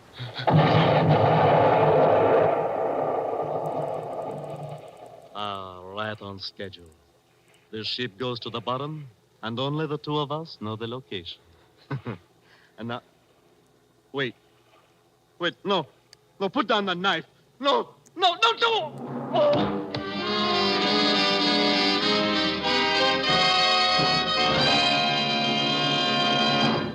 3 ships sunk in 2 weeks, Steve. And the last one cost the lives of 6 passengers. But, Commissioner, why send me halfway around the world just because 3 ships were sunk? Steve, those ships carried U.S. rehabilitation supplies. I see. Now, as usual, you'll pose as a foreign correspondent. Here's your press credentials, Steve. Your passport and plane ticket. Ruth, did you say plane ticket? You take off in 2 hours. Now, look, I was figuring on a little deal. Can't it wait till tomorrow? No, it can't wait. And that's another thing, Steve. On this assignment, there's to be no women and no gambling. It's strictly business, dangerous business. Okay, Commissioner. All right, Steve. Your first stop in Saigon is the Malayan Star Lines. The manager's name is Brevant. You've got your assignment. Get going.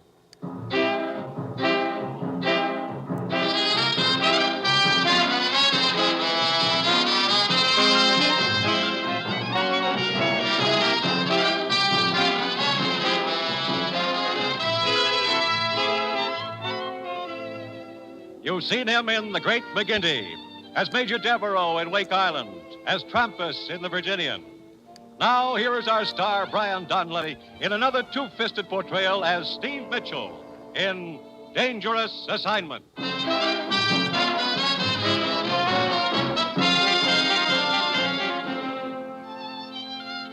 The time, now. The place, Saigon, inscrutable city of the Orient, where the ancient and the modern rub elbows in the narrow, crowded streets. Saigon, city of intrigue, of shadows, of forgotten men, of danger.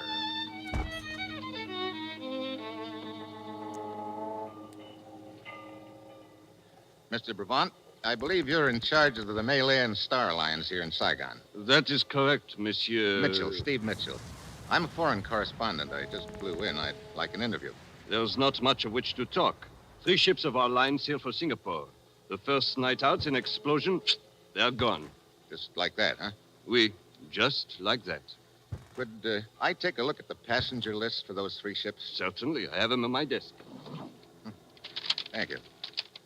You don't carry many passengers. Only a few. Any survivors? From the first sinking, none. From the third sinking, also none. How about the second? 1. Who is it? An Englishman named Dixon, the cook. Is he around anywhere? I'd like to talk to him. Aran, tell the Englishman Dixon to come to my office. Most of your crews have been with the line quite a while? It is the exception rather than the rule, monsieur. Out here, one must take what men one can get. I see.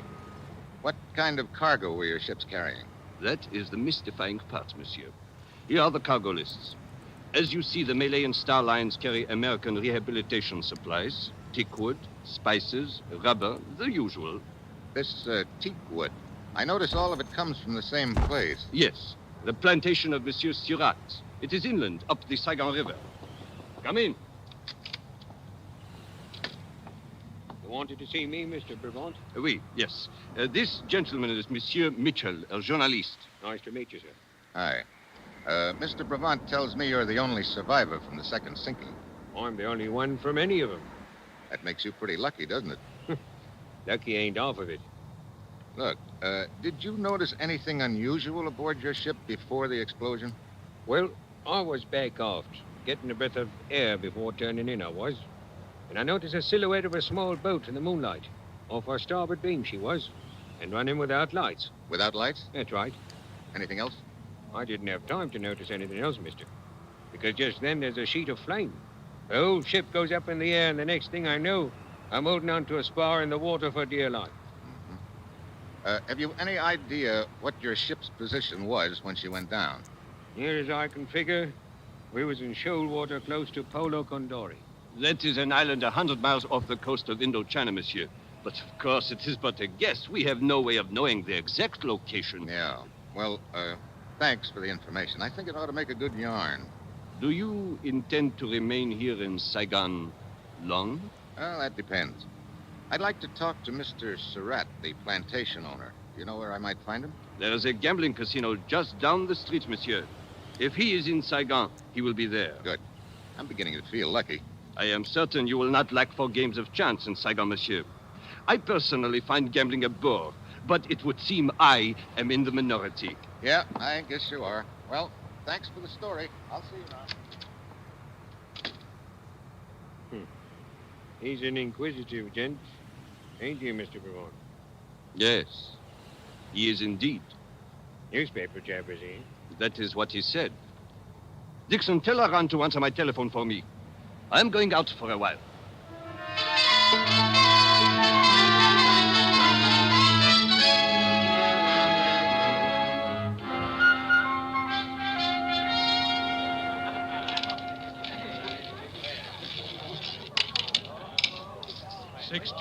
Right, even. Sorry, monsieur. You lose again. Look, this game is slow death. Haven't you got something with a little more action in it? And monsieur would perhaps prefer the dice table downstairs. That's a thought. Thanks. Oh! I beg your pardon. Oh, no, it is my fault, monsieur. Let me pick up your chin. Oh, you are most kind, monsieur. It was very clumsy of me. As a matter of fact, I bumped into you deliberately. It was the only way I could think of to meet you. Monsieur has a ready wit.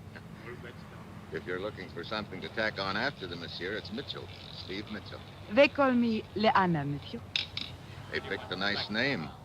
Well, here are your chips. You pick up my chips and my luck with them. You must allow me to buy you a drink, huh? You see, I am superstitious. Good. So am I. And having a drink with you is suddenly a superstition of mine. Let us go to the bar. Leanna. Leanna. Well, I should have known you wouldn't be alone. It is only my brother, monsieur. Oh, Where are you going, Leon? It is all right, Matika. I'm sure the American will take good care of me. Monsieur Steve Mitchell, my brother, Matik. Hello. Oh, your servant, Effendi. Dear Matik, you play some of my chip now while we have our drink. Come along, Steve. You live here in Saigon, Liana? For the most part. But I'm restless. I travel a lot. Tomorrow night I leave for Singapore. Oh? I guess my luck hasn't changed after all. I will not be gone long. How are you going to Singapore? I travel by tramp steamer. It is not so boring. Oh, not on the Malay Star Line. Why, yes. Ah, here we are. Sort of crowded right here. Why don't we move down to the other end? There is room here. I will move over. Oh, thank you. No trouble, sir. No trouble at all. What will you have, Stephen? Bourbon and... Hey, What is it? I just saw someone I know, Liana.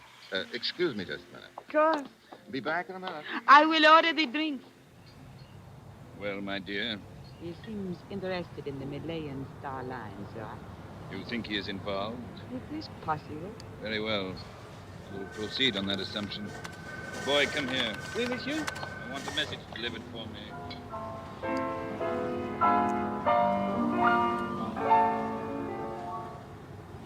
Good evening, Mr. Brabant. Oh, Monsieur Mitchell, is it not? Have you written your story yet? Not yet. I'm a little surprised to see you here at the casino. When we talked this afternoon, you told me gambling bored you. It does. But I do find interest in observing gamblers, monsieur, particularly when high stakes are involved. Oh? Monsieur, I congratulate you on the speed with which you have made yourself acquainted in Saigon. What do you mean? Did I not observe you conversing at the bar with Surat? Surat? The stout gentleman. You mean the guy who was standing next to me, the one with the face like a toad? Your description does not flatter him, but it is accurate. Well, thanks, Surat. I'll see you around. Undoubtedly, monsieur.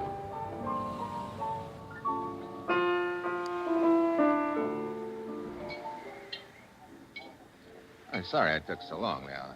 Oh, it is quite all right. Well, here is your drink. Thanks. Say, what happened to the guy who was next to me here, the one who moved over to make room? Huh? Oh, I do not know, Steve. I was not noticing. Surat. Is that his name? Yeah. Well, cheers. Cheers. Monsieur Mitchell. Steve Mitchell. Over here, boy. You are a busy man, Steve. I seem to be. Monsieur Mitchell? Yeah, what is it? You are wanted outside, monsieur. Oh, by whom? Oh, he not give name, monsieur. But he say quite urgent. Okay. Here. Oh, thank you, monsieur. Liana. I know. You will be gone but a minute. Yes, I will wait for you.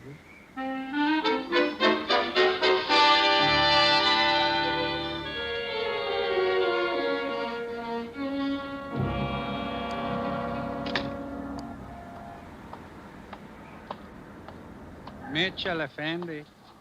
Who are you? You are Steve Mitchell? What do you want, a calling card? Yeah, I'm Steve Mitchell. I suppose you tell me why you got me out here. I am Dalai. I suggest that we walk, Effendi. Oh. You always suggest with a gun, Dalai? When it is necessary, Effendi. Come. Mind telling me where we're going? Certainly not. Right around the corner here and into the alley. Cozy in here. And dark, Effendi. Wait a minute. Looks like we've got company in here. It is but my friend Banjak, Effendi. Oh, hello. What's the matter? Is he bashful? He cannot speak. His tongue was removed by force some years ago. But he is strong and willing. Banjak. Why, you... That reminder from Banjak will serve to open the conversation. Look, I don't know what this is all about. To be brief, Effendi, you have information which I require. The locations of the 3 sunken ships. The ships? You think I know where they were sunk? Banjak. Look. Perhaps that will refresh your memory. How can I tell you the location when I don't know them? Again, Banjak. I tell you, this isn't going to do you any good. I don't know where those ships were sunk. Very well. If you intend to be stubborn, you may proceed, Banjak. I told you not to resist. Well, you think I'm going to stand here and let this big ape make mincemeat out of me? Very well, Effendi. It is a pity the Effendi bleeds so easily, Banjack. But I must not deprive you of extended enjoyment. You may kick him. I will tell you when to stop.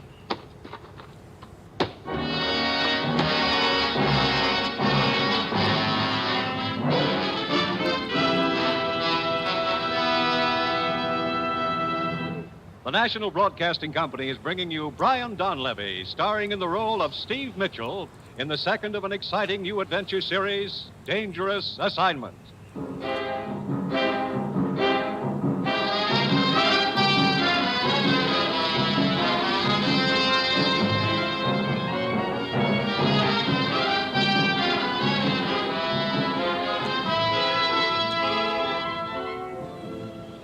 The time, the next morning. The place, a luxuriously furnished bedroom in a spacious villa near Saigon, overlooking the sea. Ah, you are awake at last, then. You can call it that. Well, hey, wait a minute. You're Liana's brother, aren't you? Mati, your servant, Effendi. Look, would you mind telling me how I got into this harem? You are in the house of my sister, Liana. How did I get here? Well, Liana became worried when you did not return to the casino last night. We went outside to look for you and found you crawling out of the alley, badly beaten. So we brought you home with us. You are all bloody. How do you feel now? All bloody? Hey, help me out of this mink-lined cradle, will you? Oh, of course. Where are my pants? Hey, wait a minute. No. It was I who put you to bed. And here are your pants. Oh, thanks. Where's Liana? Swimming in the ocean. Come, you can see her out the window. Hey, she's quite a swimmer, isn't she? Does she always swim out that far? Oh, yes. Every morning. Well, I'm not that ambitious this morning, but a dip would do me good.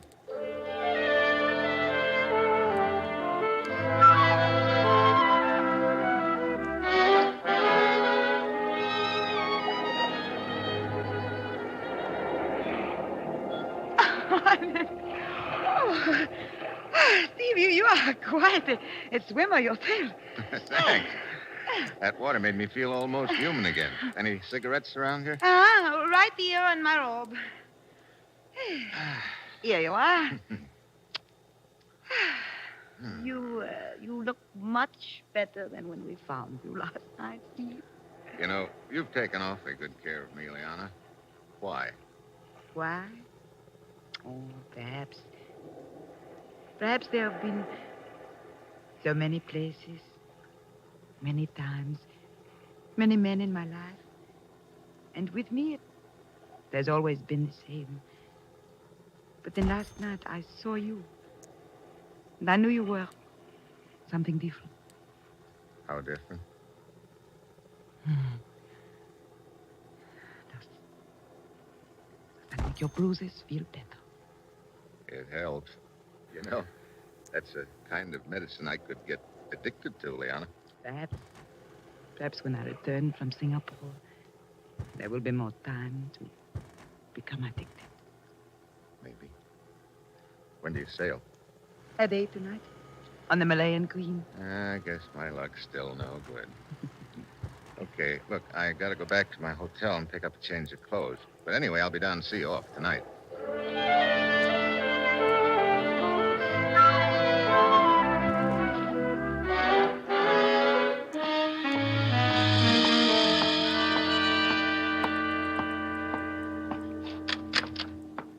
Mr. Mitchell. Huh? Hey, how'd you get in here? I'm Surratt. I learned you were registered at this hotel, so I took the liberty of waiting here in your room. Quite the liberty, wasn't it? An occasion demands it. The courtesies must be omitted. What's the occasion? I will be brief. Mr. Mitchell, I will assume you are a man who is interested in money.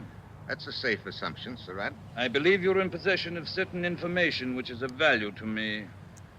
Here we go again. Sir? Look, You happen to know a couple of cutthroats named Dilai and Benjack? Benjack's a big lug with no tongue. Dalai, Benjack, I have not had the pleasure of their acquaintance, sir. Oh, it's no pleasure, believe me. Sir? I'll skip it. Now, what's this about certain information I have? I will not waste words. 10,000 American dollars for the location of the sunken ships. 10,000? Means a lot to you, doesn't it? You've been shipping teakwood on the Malayan Star Line, haven't you? From my plantation up the river, sir. It is a matter of record. I didn't know teakwood was that valuable. I repeat my offer. 10,000 American dollars. I'll have to have a little time to think it over, Surratt. I cannot grant you much time, sir. I'm sailing tonight on the Malayan Queen. You have until 7:30 this evening. Okay. I will expect your answer before sailing time.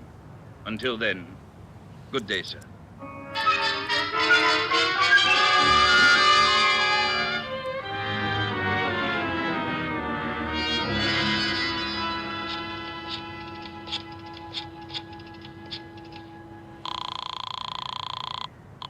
Malayan Starline. Mr. Brevant, please. I am sorry, sir, but he's gone. Gone? Yes, sir, on a business trip. He is sailing in half an hour on the Malayan Queen. Could you get word to him that, never mind, I'll call you back. Come in. Mitchell. Dixon, what's the matter? Knife in my back. What happened? Malayan Queen. Ready to sail. Yeah, I know. I saw someone go aboard. That was on the other ship. You mean the ship that was sunk? Yes. Who was it? Followed me here and stabbed me. Who stabbed you? Dixon! Dixon!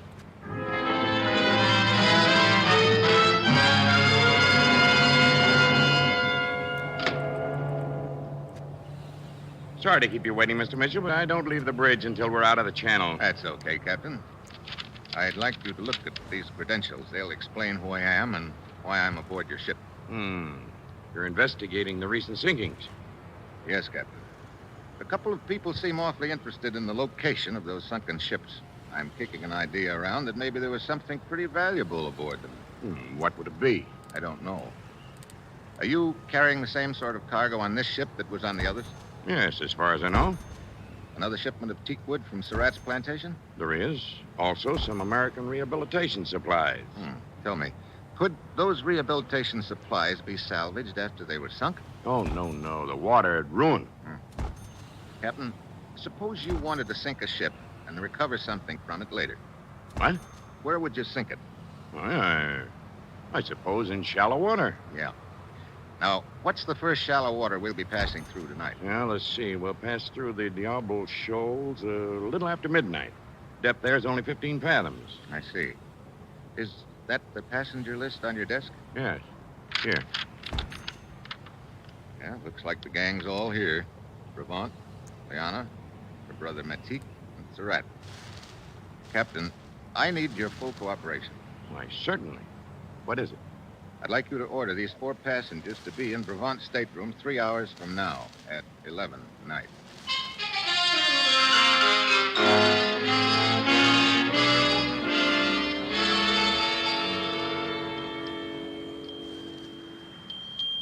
Brevant, I demand an explanation of this, being hauled up to your cabin like a common criminal. But, Monsieur Surratt, I am as much in the dark as you. I do not think it necessary to point out that this may cost you my business, Brevant. If you would only tell us the reason for all this, Effendi Brevant. Matik, I'm sure there must be a good reason for all this. If we are but patient, we will learn what it is. Here is the man who is responsible, Monsieur Mitchell. Steve! Hello, Liana. Matik. Your servant, Effendi. Good evening, sir. Surratt. Apparently you forgot our appointment, Mr. Mitchell. I didn't forget it. I had a couple of other things to take care of. Perhaps, sir, you'll be good enough to explain what this is all about. Sure, I'll explain. I'll make it short. I think one of you is responsible for the sinkings of those 3 ships. You are joking, Steve. Sorry, Liana. But to suggest that I could have anything to do with it. You're a good swimmer. I'm afraid I'll have to count you in. Oh, it is so ridiculous to think that I or my brother could be involved in such a thing. You make a serious charge against us, Effendi. I know. This is an insult to my long years of service on the line. Perhaps it is a serious charge as far as the others are concerned, Mr. Mitchell. But to suspect that I am involved is ridiculous. Much valuable teakwood of mine was sunk with those ships. Yeah. And maybe it's more valuable than I thought at first. What do you mean by that, sir? I'll let it ride for the time being, because I've got another piece of news for you. Of course, it isn't really news to one of you. What do you mean, Steve? There was a ship's cook named Dixon, survivor of one of the sinkings. Tonight, he saw one of you come aboard. He recognized you as being on that other ship. So whichever one of you it was, killed him to shut his mouth. I assure you, this is the first of these ships I've been aboard, sir, and also the last. One of you four is the killer and dynamiter. That person has a bomb planted on this ship and plans to dive overboard before the explosion. And that explosion is due for about midnight, 45 minutes from now. Steve, this is ridiculous. Is it? Just keep your eyes on that clock, all of you. Nobody's going to leave this cabin for the next 45 minutes. We're going to sweat it out together, just watching that minute hand creep around to midnight.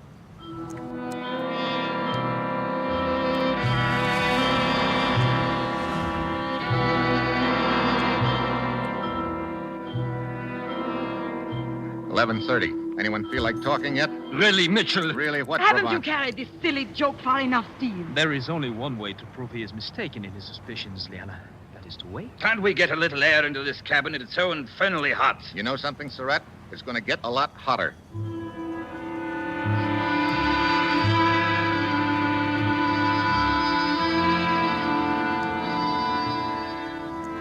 Seven minutes to midnight.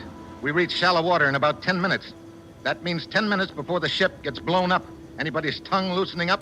Surratt? I demand to be released from this pest hole. Brabant? You must be insane. Liana? Think I once considered you... Yeah, save the romance. Matik, how about you? You feel like talking? When one knows nothing, one can say nothing offended. Okay, keep watching that minute hand,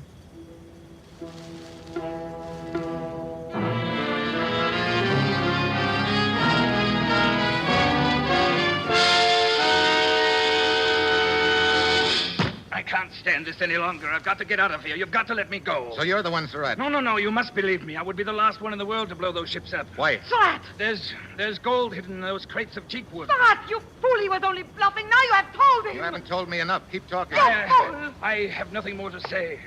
Look, Surratt, 3 ships have been sunk on account of this. Now open up. Start talking. No. You better talk before I beat it out of you. Now spill it. All right. During the war, an air raid, a ship carrying gold bullion steamed up the river to escape. But it was sunk near my plantation. I think I can take it from there. You recovered the gold, and this is the way you've been sneaking it out of Indochina, huh? Hidden in crates of teakwood? Yes, it was Liana's Shut idea. up, Surratt!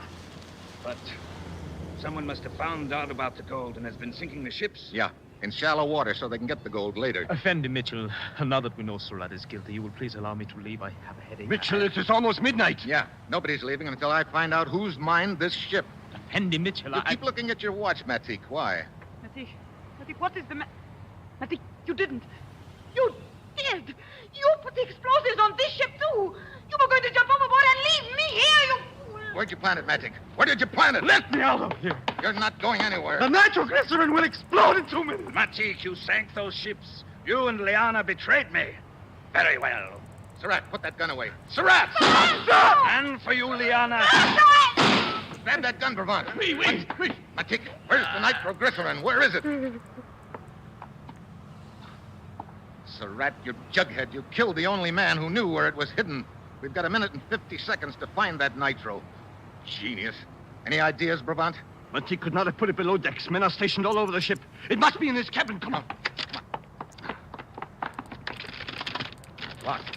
Get back, Brabant. Wait. Take that side of the room. I'll take this. All right. It's got to be in here somewhere. It's got to be. There's nothing over here, Mitchell. Wait a minute. Listen. There's something kicking. Yes, I hear it. Under the bunk. Look, that black suitcase. Easy. Throw it overboard, quick. Yeah, I got to get out of the way, Brabant. I got to get it over the rail. Hurry, Mitchell, hurry. Only a few seconds more, it will explode. Throw it as far as you can. You don't have to tell me that. Hit the deck. Mitchell! Are you all right, Mitchell? Yeah. Except that I'm about 5 years older, Captain. Whew. That was close. Yeah, too close. Probably buckled a few of the ship's plates. Yeah, well, you better put Surratt under arrest. You can turn him over to the authorities when the ship reaches port. Yeah. Chances of getting the gold that's already been sunk are pretty slim, but probably a lot of it still at Surratt's plantation. The government can check that. Mitchell, allow me to say, I have never seen one so calm in the face of danger. All the time we were waiting in my cabin after I realized what your plan was, my heart was in my throat. You think mine wasn't? It was choking me. Look at me, Brevant. I look like a fairly intelligent guy, don't I? Well, yes, of course. With a normal assortment of brains. Certainly. And a reasonable amount of common sense. But of course. And will you tell me something? What is it? Why did I ever get myself mixed up in a job like this?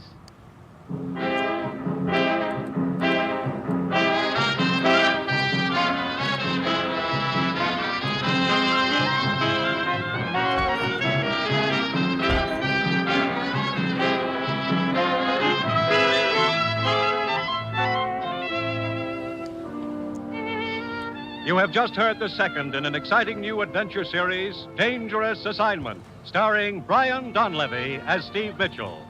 Dangerous Assignment is written by Bob Reif and directed by Bill Karn, with music by Bruce Ashley. Be with us again next week at this same time when Brian Donlevy, starring as Steve Mitchell, will embark on another Dangerous Assignment.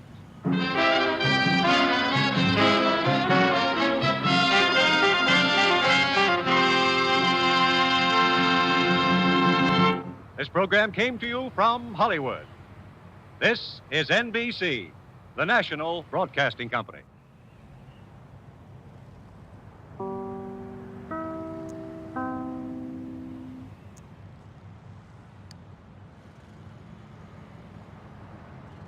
The National Broadcasting Company brings you Brian Donlevy as Steve Mitchell in Dangerous Assignment.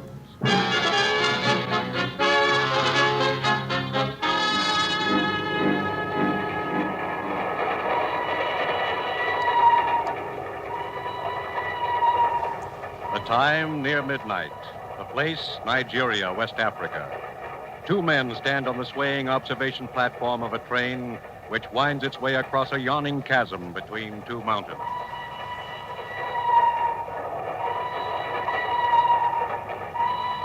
This gorge we're crossing looks pretty deep. Yeah, about 1,000 feet. I didn't realize there were so many mountains in West Africa. This is the third trestle we've been over in the last hour. It is hilly country, but soon we reach the inland plateau where it is more level. Oh, you've been around this neck of the woods before, huh? Yeah. Oh, incidentally, I don't think we've met. I'm Russ Holden. Yeah, I know. Huh? I have been following you, Herr Holden. Following? Hey, wait a minute. Get away from me. This is where you get off, Herr Holden. No! No!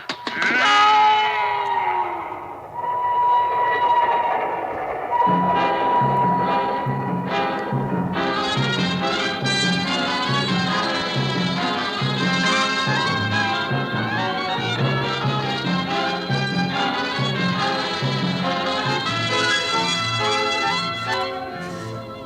You've seen him as Sergeant Markoff in Beau Guest, as Charles Dana in 2 Years Before the Mast. And now, here is our star, Brian Donlevy, in another two-fisted portrayal as Steve Mitchell in Dangerous Assignment. Flight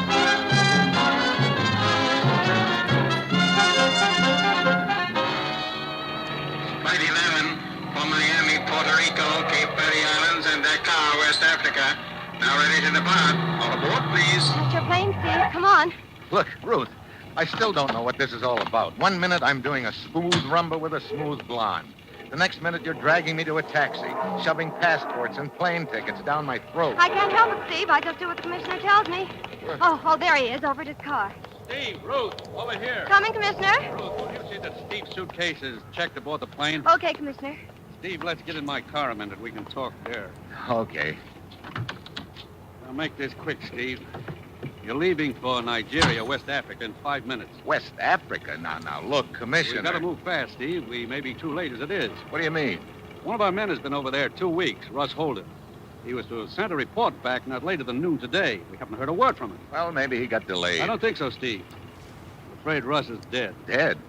Look, what's this all about? Manganese. Manganese?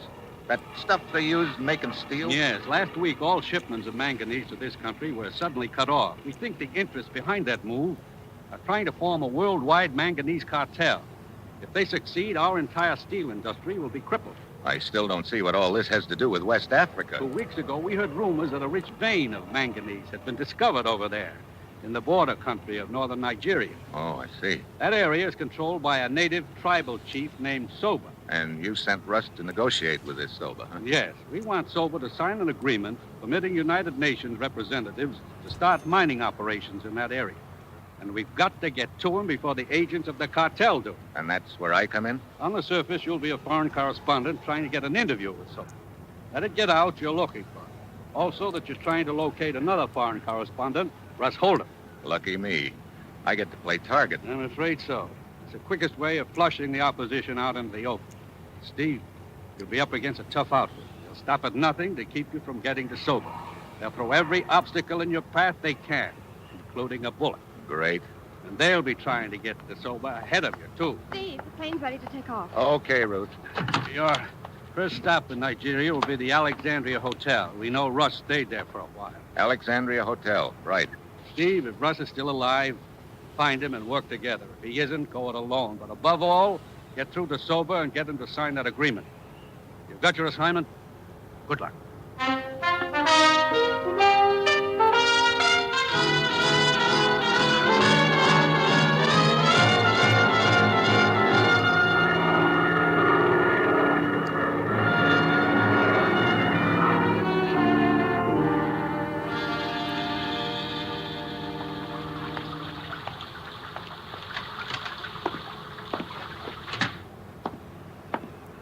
Good afternoon, sir.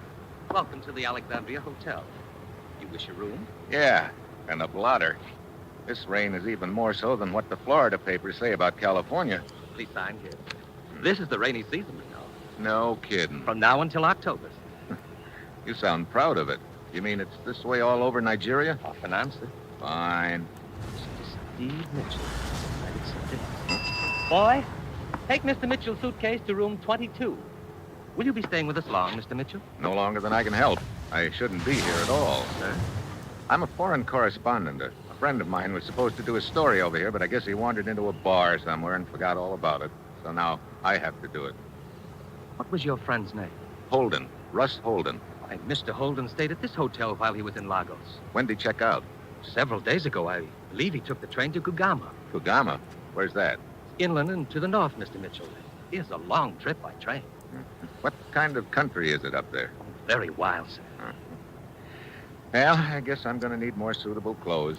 Is there a store around here where I can get outfitted? Oh, yes, indeed, sir. Carter's. It's right in the next block. Okay. I'll give it a whirl as soon as I get out of these wet clothes. Right up the stairs and to your right, sir. The boy will have your room all ready for you. Yes, sir. What can I do for you? Let me see your register. You wish a room? Let me look at that register. Why, sir? What business have you with... Register. Give it to me. All right, but... Let's have it. So he is Steve Mitchell. You may have it back. I don't understand. You ought to say nothing about this. Forget all about me, do you understand? But no, I don't understand. To help you forget.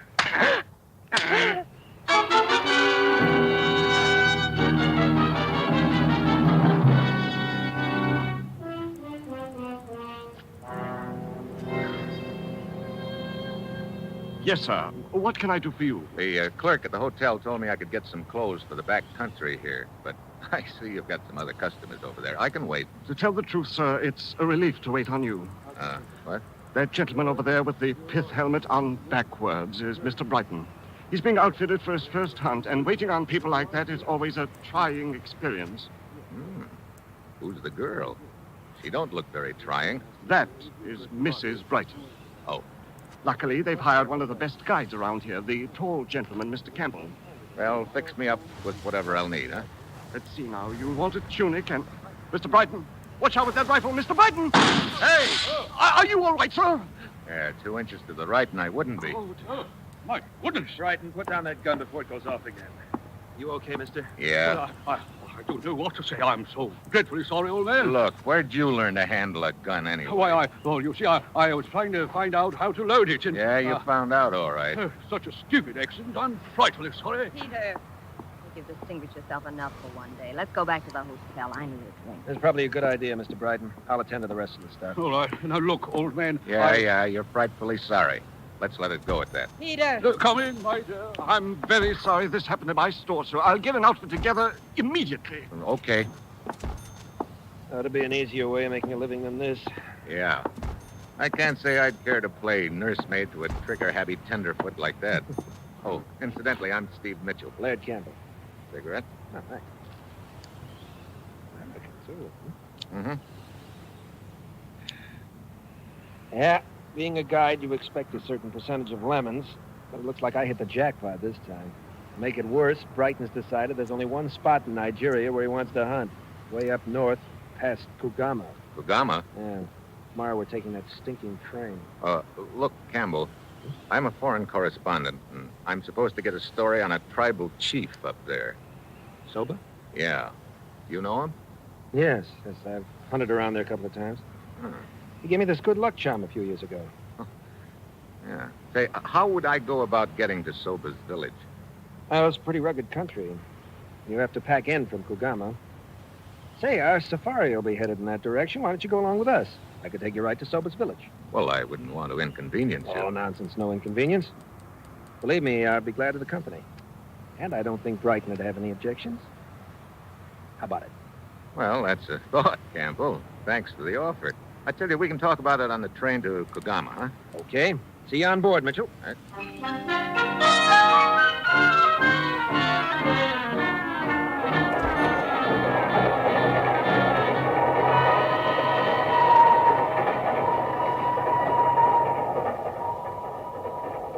What a cattle train.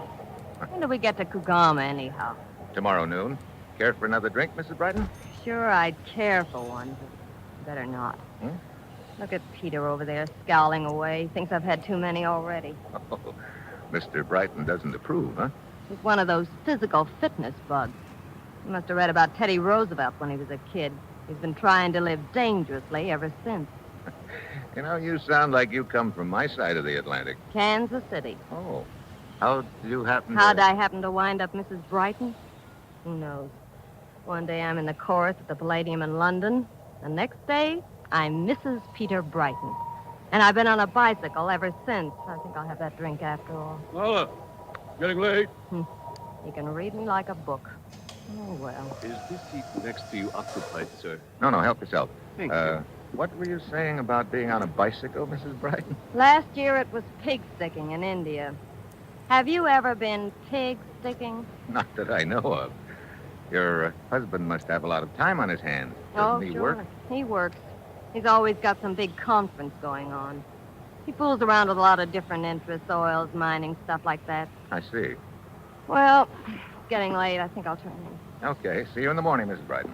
Good night, Mr. Mitchell. All right. It is very amusing. What? Permit me. I am Barchek. What's amusing? That everyone is suddenly going to Kogama. Oh? For years I have operated trading posts up there, and nobody pay any attention to that region. But now suddenly everyone is interested in it. No? Does a hunting party and a newspaper hack after a story constitute everybody, Warcheck? This hunting expedition and the story you seek, they would not by any chance have to do with the rumors of a discovery of manganese ore in that region, would they? You're doing the talking. If you prefer, I will confine my conversation to the scenery. Like I say, you're doing the talking. As a matter of fact, we are passing through some very beautiful country right now. Oh? Yes. We are approaching a gorge which is quite spectacular. The view from the observation platform is a rewarding one. Is it? Well, I could do with some fresh air anyway. Thanks. You are quite welcome, sir.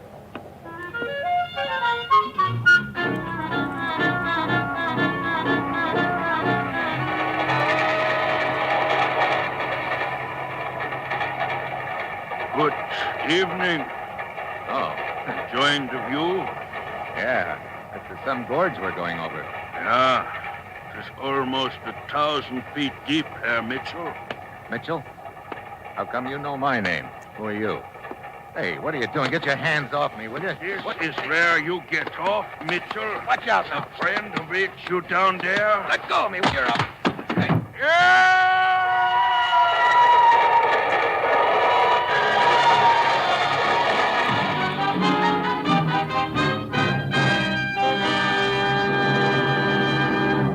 The National Broadcasting Company is bringing you Brian Donlevy, starring in the role of Steve Mitchell in the third of an exciting new adventure series, Dangerous Assignment.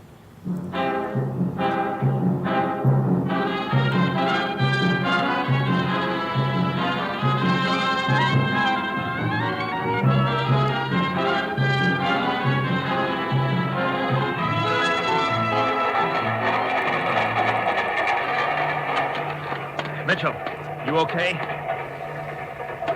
Yeah. That was close. What happened, Mr. Mitchell? Mr. Campbell and I were sitting in the smoking car. We saw a man follow you outside, and then there were sounds of a fight. There was a fight, Vorchek. The other guy lost. Over the side, huh? Uh-huh. That was some view you sent me out here to see, Vorchek. Or wasn't that what you had in mind?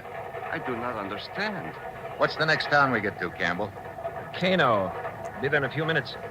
But I have about a 4-hour layover there. Telegraph office in the station? Yeah.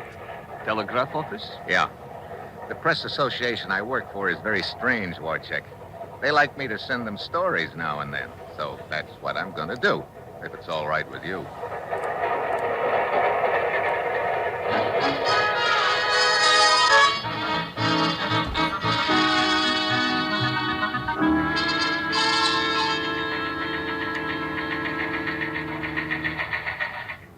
Here's Steve's report, Commissioner. Good, let's have it. Considerable interest being shown in manganese area by tenderfoot hunter named Brighton and trader named Warchek.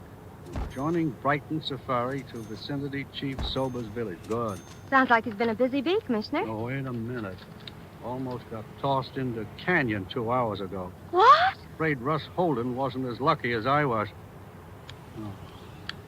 I was afraid of something like that, Ruth. Poor Russ. Wait, there's more. I have 2-hour layover here in Kano. I'm borrowing one of Campbell's native gun bearers to take me back to that ravine I almost got shoved into.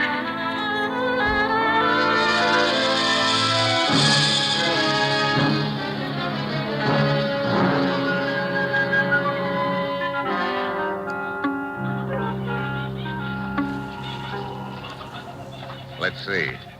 We're just about under that railroad trestle right now, Zuru. Juana, look. Yeah. Not a pretty sight, is it? Yeah, that's the guy who jumped me, all right, Zuru. Juana, Yeah. I have seen that man before. What? Where? No can remember. Well, try to remember. Zuru, try. It's very important. Let's see.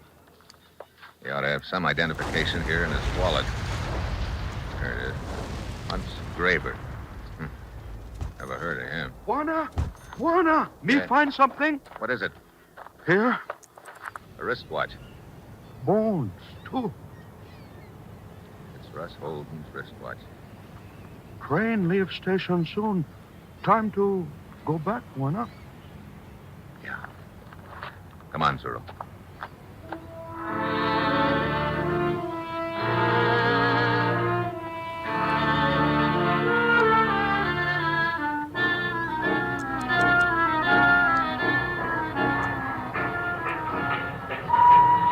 Thanks for lending me your boy, Campbell. He's a good one. Yeah, Zero? One of the best. He lived around this north country most of his life. Matter of fact, he belongs to Sober's tribe. Oh? Mr. Mitchell, did you find anything at the bottom of a ravine? I found what I was looking for, Warchek. The body of man who attacked you? Such a beastly thing to happen, old boy. Somebody have a grudge against you or some such silly thing? Apparently somebody does, Brighton. Still the man of mystery, Mr. Mitchell? Look, Warchek. Warchek, I've got one rule on safari. Everybody minds his own business. But of course, Mr. Campbell. Warchek going with us? Yeah. He asked Brighton if he could tag along as far as his trading post. Always glad of company. Helps keep my wife from getting bored. How much longer before we get there, Campbell? I will pull into Kugama about noon. It'll take a couple of hours to load the jeeps. That'll get us started around 2. By sunset tonight, we'll be camped in the bush.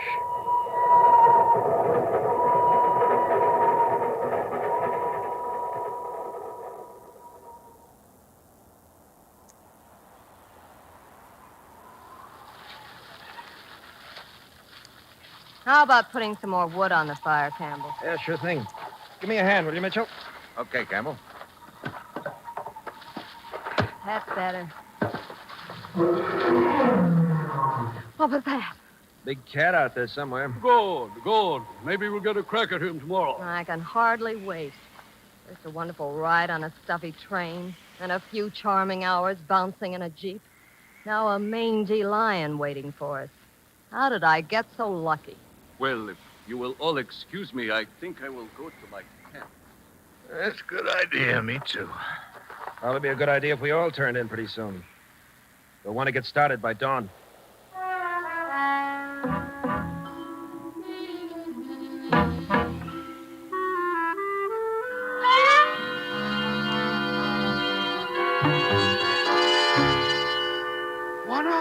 Buana? Huh?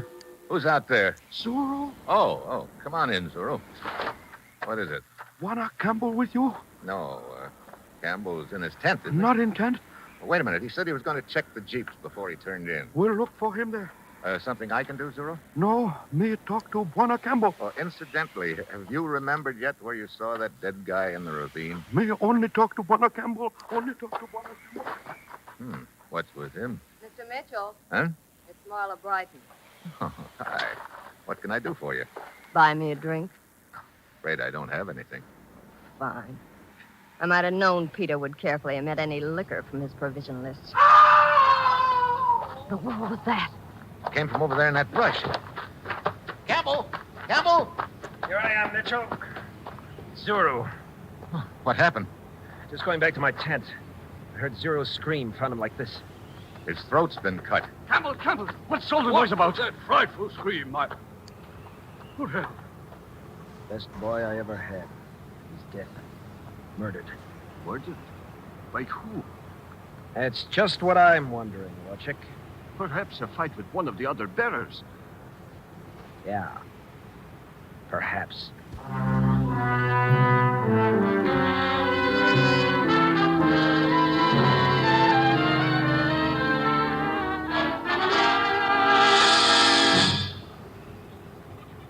The sun's coming up.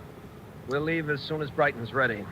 Look, Campbell, maybe I better head for Sobu's village this morning instead of tagging along with you, huh? I wouldn't advise you trying it alone, Mitchell. I'll take you over there later, as soon as Brighton's had enough hunting for the day. Okay. Is Warchek going with us this morning? No, he said he'd rather stay here at camp. Hey, Campbell? I didn't get a chance to talk to you last night after Zoro was murdered, but I think I know why he got it. What do you mean? Zoro told me that he'd seen the guy who tried to push me off the train before. Huh? Where had he seen him? I don't know. But I think he remembered last night and wanted to tell you about it. I wish he could have found me sooner. Here comes Brighton. We can start now. Hey, if you don't mind, I'm going to stick pretty close to Brighton while we're out in the bush. Afraid his gun may go off accidentally in your direction again? Yeah. I might not be so lucky this time.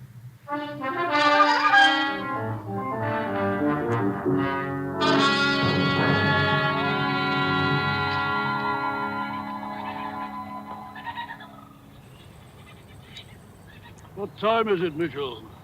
5 to 8. Sitting in this jeep in the middle of the jungle is not my idea of sport. The sun is getting hotter by the minute, and so are the mosquitoes. Yeah. What's keeping Campbell? Said he and his gun bearer will pick up the trail of that lion and come right back for us. He's been gone almost an hour. Well, he'll probably be along in a few minutes, Brighton. No, this isn't turning out at all the way I'd hoped. But I suppose I shouldn't have expected anything else. Huh? Yeah. And I'm sick of the whole business. I should never have let Campbell talk me into coming way up here in this godforsaken country. It was Campbell's idea to come up here? He said it was yours. Oh, no. He told me the hunting was better around here. Come on. Hmm? Get out of this jeep. Let's get into the brush. Hurry up. Oh, but Campbell told us to stay in this clearing. Yeah. He's probably circling around behind us right now. Come on. Mitchell, I don't understand. Neither did I. Till just now. Here, into this brush. Get down. But why is Campbell shooting at us? Not us. Me. Look, you sit tight right here and you'll be okay. It's me he's after. Mitchell, where are you going? Soba's village. It's about 2 miles west of here. I hope.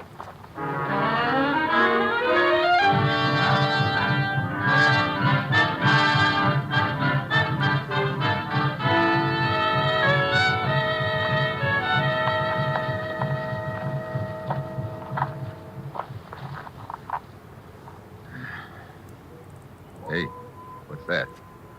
Sounds like the village just ahead.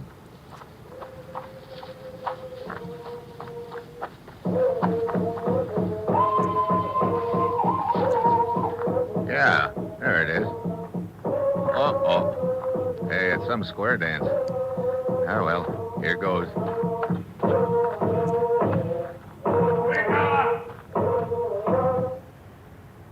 Hey, look. Don't let me stop the feast. If one of you will just tell me where your chief is. It's not feast. Death does. Who are you? I want to talk to Soba, your chief. Is he around? Aranga, Jolo. Hey, now, wait a minute. Look. Aranga, what is it? The white man want to talk to you. Is your name Soba? Yes, you come at bad time, white man. We have death dance for one of my people, Zuru. Bring his body into village this morning. Yeah, I know. Look, Soba, this is important. I've got to talk to you right away. Go to my hut, white man.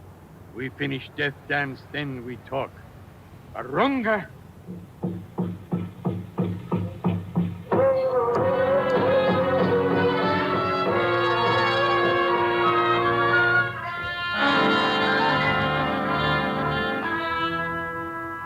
You sound like men who speak with straight tongue, Juana Mitchell. Maybe your people are right ones to dig in my ground for metal. Good. But you are too late. What? Other man promised my tribe much food and medicine. What other man? His trader man, Warchek. Warchek? Oh, looks like I pegged the wrong guy. Where is he? He's still in village. Yeah, I see him. Over by that other hut. Excuse me, Soba. Warchek. Warchek. Ah, Mr. Mitchell. It would seem you arrived too late. Now, look, Warchek. I've been through too much in this deal to let that cartel you're working for come out on top now. But you're mistaken, Mitchell. I work for no cartel, but for myself. What? You are bidding for mining rights. Cartel is also bidding for them. What more profitable place for me than in the middle where I can do business with the highest bidder? Warchek. Looks like Warchek didn't stay in the middle very long. Campbell. Any agreement Warchek has with the chief is void now. And with you out of the way, Mitchell, I think we'll be able to... Your man Garber missed, huh? So you're going to finish the job yourself? Yeah. You ought to get a promotion for this, Campbell. Just money. A lot of it. Yeah. Enough money so you didn't even mind killing Zuru when you realized he remembered seeing you and Graber together. That's a lie. Soba, it's not true. Mitchell here killed Zuru. You killer of Zuru. Look, Soba, I tell you, I didn't kill Zuru. It was Mitchell. White Hunter lies. When my men pick up Zuru's body, they find good luck charm I gave you long time ago. What? Oh, I must have dropped it when I bent over Zuru after he died. No. Good luck charm under Zuru's body. Barunga? No, Soba. Barunga Blogan. No. Mitchell, you... Good, Marunga. Good. He killed one of my people, he die. You don't waste any time, Soba. Mitchell. What? Come. We go to my hut. We talk some more. Good. You can sign the agreement. I have the papers right here. No sign. What? Why? Soba no sign name. Soba can only make X. Oh. Well, look, Chief, don't worry about that. Right now, your ex is going to look like $1 million to me. Come on.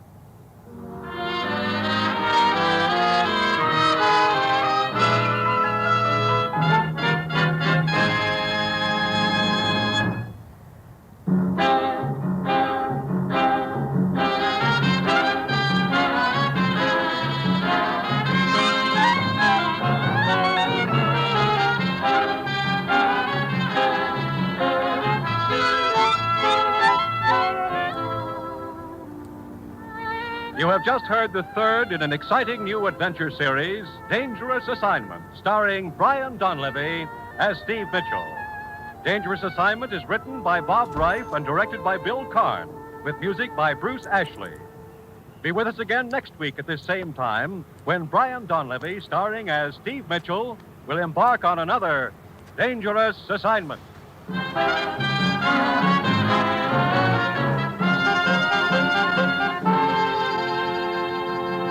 This is NBC, the National Broadcasting Company.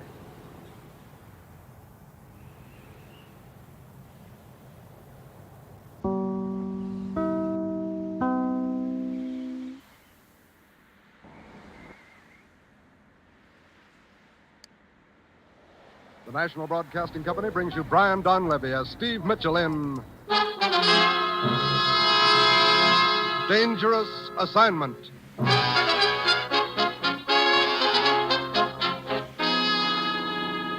The time, 10 p.m. The place, the spacious drawing room of a villa in the south of France overlooking the Mediterranean.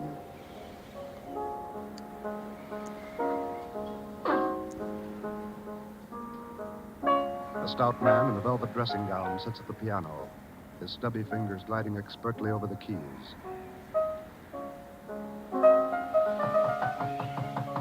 Come in, Philippe.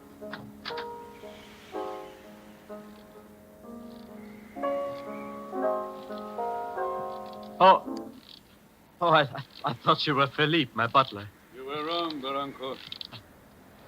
Who are you? And how did you get into my villa? I'm called Dominic, and I walked in. But what do you want? Only a trifle, Barrancos. Your life. What?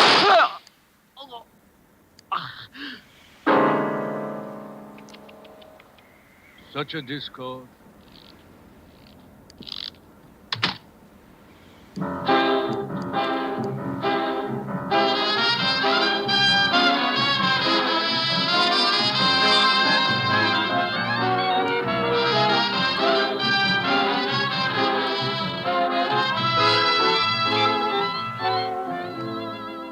You've seen him in such pictures as Canyon Passage, American Romance, and The Great McGinty.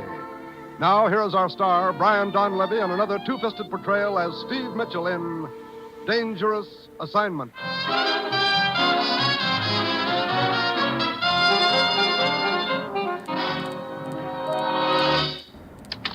Well, here he is, Commissioner. Guess where I found him? On second thought, better not guess. Steve? Hello, Commissioner. Well, where am I going this time? Paris. Paris.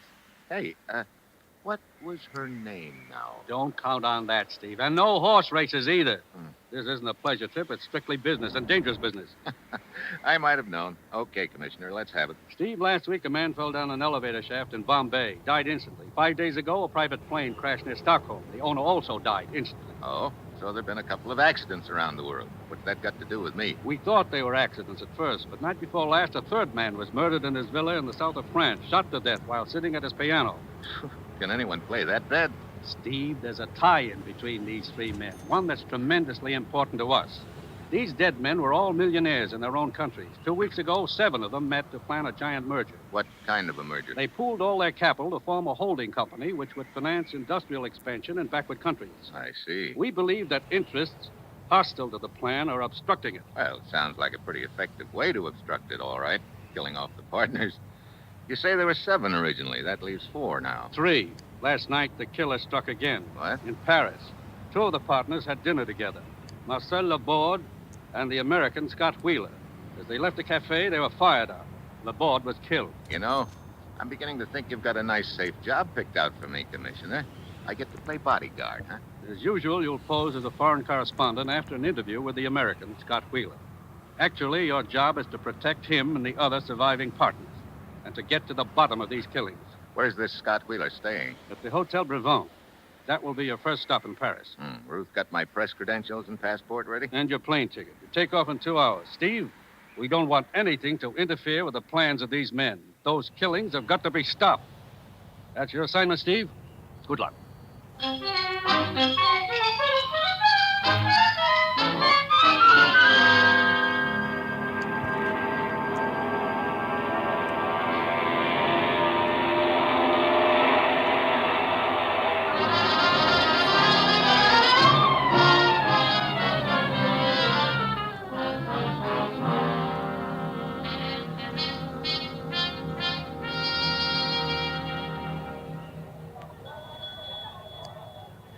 Welcome to Hotel Bravo, monsieur. What type of accommodation would you prefer? I'll let you know later. Right now, I'd like the number of Scott Wheeler's room here. I beg your pardon. Hello. You wish to see Mr. Wheeler? That's right. May I ask your name? You may. I'm Steve Mitchell. I'm a foreign correspondent. Hello. I'm Martha Vaughn. May I see your credentials? Your press credentials. May I please see them? Yes, I guess so. I don't quite understand. I'm Scott Wheeler's secretary. Oh, sure. Here they are. Thank you, Mr. Mitchell. It's just that we don't wish to take any chances, particularly after the recent attempt on Mr. Wheeler's life. Matter of fact, that's what I want to interview him about. Oh? All right. I'll take you up to his suite, if you don't mind. Should I mind?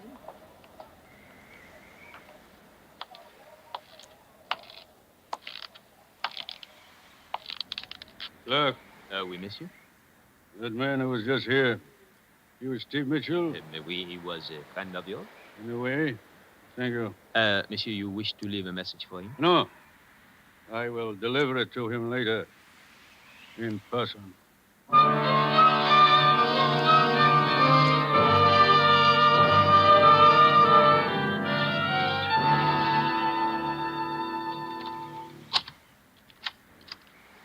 Go on in, Mr. Mitchell. Thank you.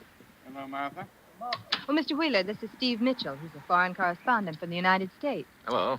Glad to know you, Mitchell. Meet my associate, Gordon Hemsley. Hi. How do you do?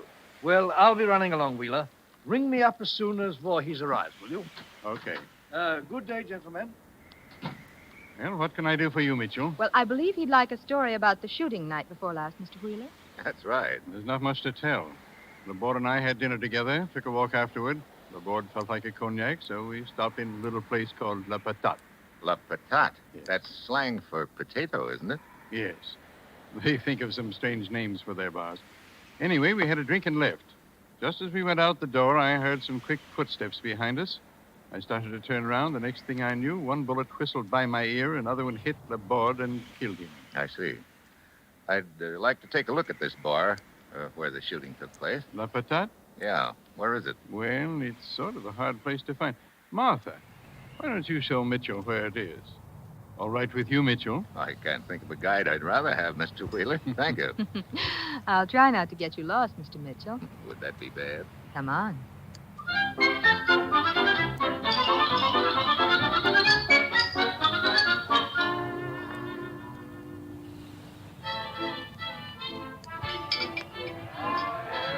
So this is the potato. Sounds like a hot potato right now. That's some music. That's what they call le jazz haute, Mr. Mitchell. I can believe it. You know, I've got one rule with all my guides, Martha. Mm-hmm. They call me Steve. All right. You sound like you've had a lot of guides, Steve. I get lost easily. No. You worked for Mr. Wheeler very long, Martha? What? About a year. Like it? Mm-hmm. Mm-hmm. You seem to be talking about me all of a sudden, Steve. I thought it was the attempt on Mr. Wheeler's life you were interested in. I've got a two-track mind.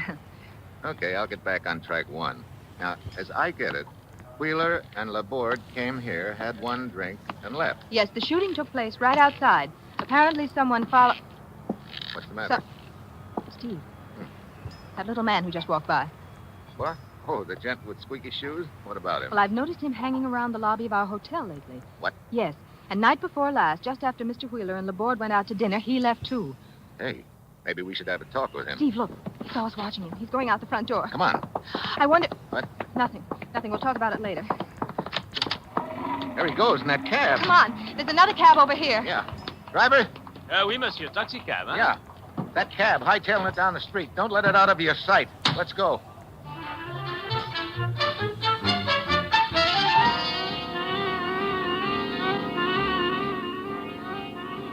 Squeaky Shoes knows he's being followed, all right. That cab of his is really traveling. Steve, look. He's stopping in front of that building in the next block. Yeah. He's running inside. Driver, pull up behind that other cab. Oui, monsieur. Hey, what kind of a building is this, anyway? What? It's a museum, Steve. Museum? Okay, we'll look inside.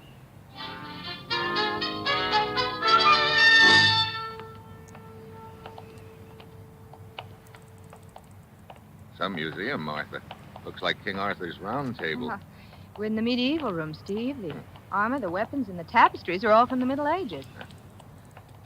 Too many places for Squeaky Shoes to hide. Look at all those drapes. It's got to be in here somewhere, Steve. Unless there's a back door to this place. I didn't think of that.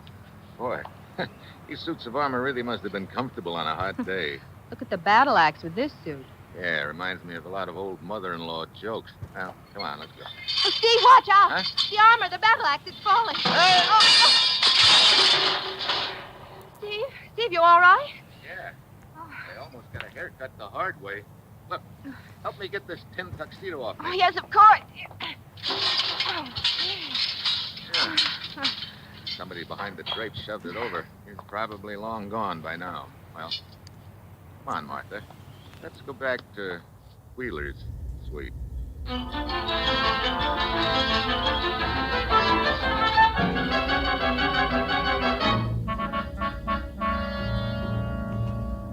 Mr. Wheeler, I think it's time we laid a few cards on the table. I'm not just after a story. I've been assigned to investigate these killings. Here are my credentials. I see. Mr. Wheeler, in that case, I'd better tell Mr. Mitchell what I was going to tell you. What do you mean, Martha? The little man with the squeaky shoes. Yesterday, I saw him at the door to Mr. Hemsley's suite, like he'd just come out. What? You sure about that, Martha? Later, I saw him go into a rooming house across the street. Mr. Wheeler, this squeaky shoes boy could be the one who took a shot at you and Laborde the other night. But what would he be doing in Hemsley's room? I don't know yet. Come on, Martha. Let's take a look at that rooming house. I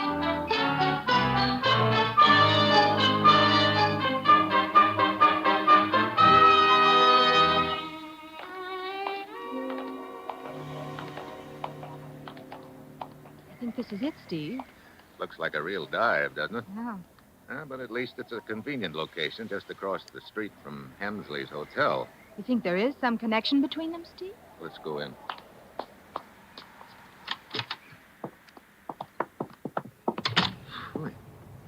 Fresh air would really smell funny in here. There don't seem to be any rooms downstairs, Steve. Come on, we'll try the stairway. Steve, wait. You hear that? Yeah. Squeaky shoes. There he is at the head of the stairs. Hey, you. Wait a minute. I want to talk to you. Hey, what's the matter with you? Steve, he's bleeding. He's grabbing at the chest. Get out of the way, Martha. Here he comes. Oh, smoke. Steve, is he still breathing? Not anymore.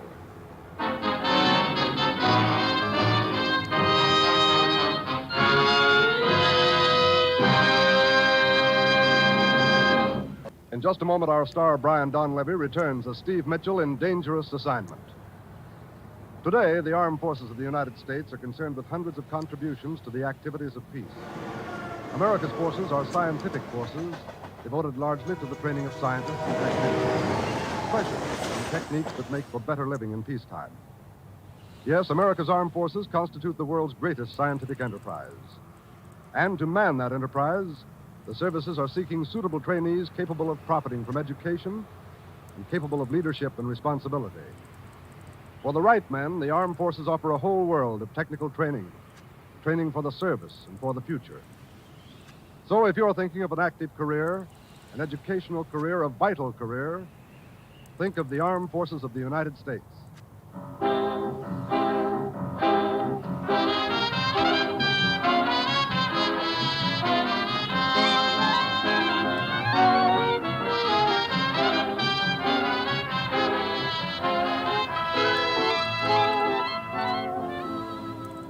Now, the National Broadcasting Company brings you Act Two of Dangerous Assignment, starring Brian Donlevy in the role of Steve Mitchell. The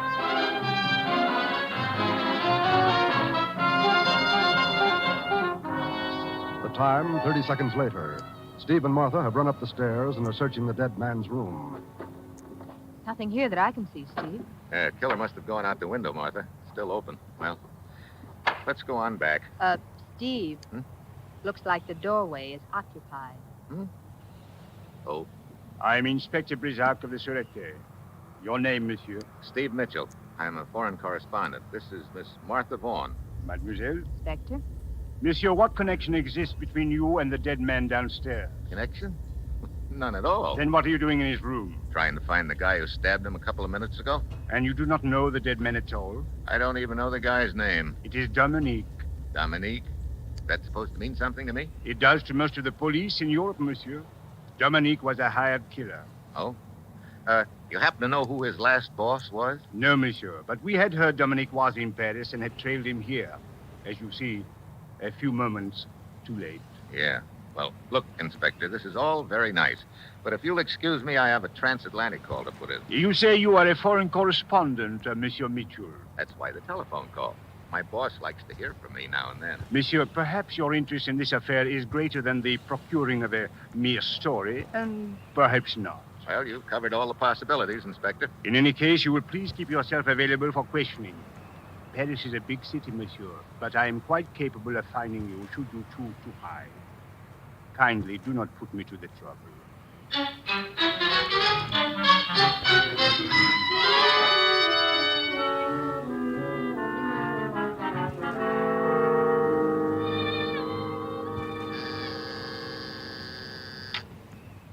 Yes, Ruth. It's Steve calling from Paris, Commissioner. He's on the line now. Good. Hello? Hello, Commissioner. Steve. How you doing? Who knows? A few hours ago, I had a near miss with a battle axe. What? Oh, no one you know. Now, Steve. No, I mean literally, Commissioner. I had a hot lead for a while, a hired killer who needed a new pair of shoes. His name was Dominic. Was? Yeah. Somebody with a sharp knife beat me to him. Any other lead, Steve? Well, there may be a tie-in between Dominic and the Englishman, Gordon Hemsley, What? one of the partners. Yeah, that's right. Nothing definite on him yet. There's still someone missing from the party, a third surviving partner, Carl Voorhees. He's supposed to arrive from Amsterdam tomorrow. Tomorrow? Why, Steve, we have information that Voorhees has been in Paris for 2 days. Oh, that's interesting. Incidentally, Commissioner, I wish you'd check on the exact terms of that merger. All right, Steve. Why? Oh, just a hunch I'm working on. Cable what information you can get to me at the Hotel Brabant. I'm on my way back there now to talk to Wheeler again.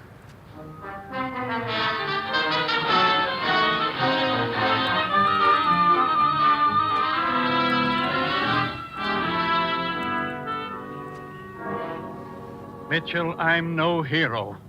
If I'd known what this merger was going to mean, I'd never have gone into it, in spite of the good I know it'll do. But it's too late to back out now.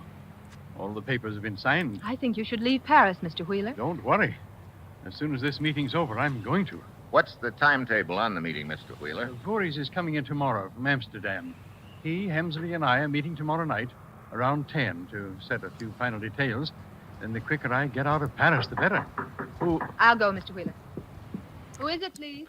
Carl Voorhees. Voorhees? Good evening, Wheeler. Hello, Voorhees. I wasn't expecting you until tomorrow. I decided to come tonight. You know Martha? Fräulein? This is Steve Mitchell, a foreign correspondent. Hello. Mynheer Mitchell. You say you just got in, Mr. Voorhees? An hour ago. That's funny. I heard you got in 2 days ago. That is a lie. Is it? Mynheer Mitchell, my affairs are no concern of yours. Where are you staying, Voorhees? At the Continental. Oh, just across the street. Well, it's too late to get anything done tonight, Voorhees. Where's Hemsley? Hemsley? He's staying at the Splendide. I suggest we meet here in my suite tomorrow night. How about 9:30? Yeah. I see you then, Wheeler. Good night. Good night, Fräulein. And Mynheer Mitchell. Good night. I wonder what he's been doing those 2 days he's been here. So do I. Mr. Mitchell, I'm worried. I'd appreciate it if you'd be here tomorrow night for that meeting also. Might be a good idea. If you could get here before the rest come, say a little before 9. Okay. Well, I'm going over to see your partner, Gordon Hemsley. You better stay in your room all day tomorrow, Mr. Wheeler. I'll see you tomorrow night, about 8:45.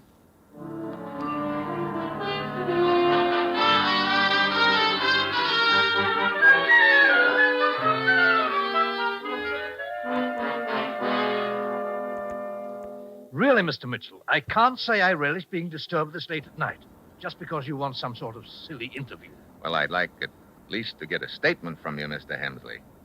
7 of you put through a merger. So far, 4 partners have been killed. That leaves just 3 of you. Yourself, Wheeler, and Voorhees. Oh, I'll get it, Mr. Hemsley. Righto. Very well, Mr. Mitchell, I'll give you a statement. This merger will accomplish a great deal of good. I personally intend to carry it through regardless of threats or any consequences to me. Speaking of threats, can you throw any light on the death of a hired killer named Dominic? Dominic? I don't know anyone by that name. Don't you? He was seen outside your room shortly before he was killed. Mr. Hensley. Yes? It's Voorhees on the telephone. He said when he was here this afternoon, he forgot to ask... Voorhees here? Never mind. I'll take the call. You have your statement, Mr. Mitchell. Would you please excuse me? Sure. And thanks. See you around.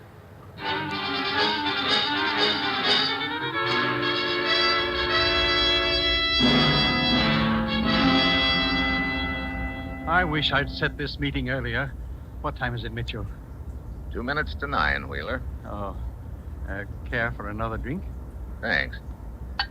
Wheeler, you ever hear of a thing called a squeeze play? Squeeze play? Oh, here's your drink.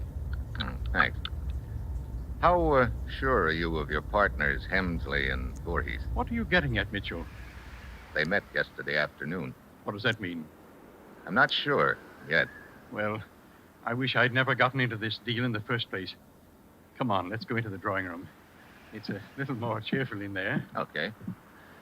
Incidentally, I've been meaning to ask you. You say you hired Martha about a year ago. That's right. Who recommended her to you? Let's see. Why, it was Hemsley. Uh-huh. After you, Mitchell. Where are the lights, Wheeler? Over on the other wall. Okay, I'll get... Yep.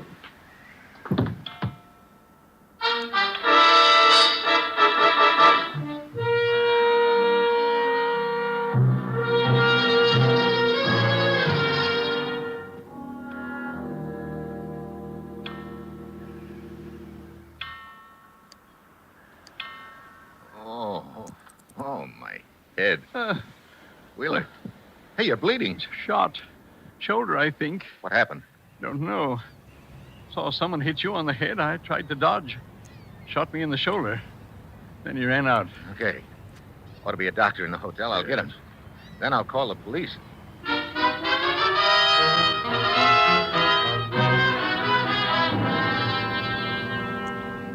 Monsieur Mitchell, once again I find you at the scene of a crime. Believe me, Inspector, it was not my choice either time. You say you were unconscious when Monsieur Wheeler was shot. Have you any idea how long you were unconscious? Just a few seconds. I heard the clock start to strike 9 as I walked into this room, and it was still striking when I came to. That stain and broken glass on the carpet, what do they represent? Well, part of the glass is from my wristwatch, I guess. The rest of it and the stain are from the drink I was holding in my hand when I got slugged. Steve, what's happened? Martha? Well, Hemsley? The gendarme at the door said something about a shooting, Mitchell. Yeah, Wheeler was shot. What? Steve, is he still alive? Yeah, he's in the next room with the doctor. He's going to be all right. I just think it's a flesh wound. Oh, that's good news. Is it, Hemsley? What do you mean by that, Mitchell? Skip it. Permit me, I am Inspector Brisac of the Sûreté. Did you two come over here together? No, we just happened to arrive together, Inspector. I see. My room is just down the hall. Permit me to inquire as to your movement for the past hour. Why, I was in my room reading. Mademoiselle has a witness? What? No. And you, Monsieur Hemsley? Wheeler had scheduled a meeting for 9:30. I waited in my hotel until it was time to come over. Then I came over. So? Incidentally, where's Carl Voorhees? Why, I expected to find him here for the meeting. I will answer. Brizoc speaking. Oui, Giraud. What is that? So. You are sure of the time? Merci. At 9 o'clock, Monsieur Voorhees called room service for some ice. When the boy arrived, 5 minutes later, he found Voorhees with a bullet through his heart.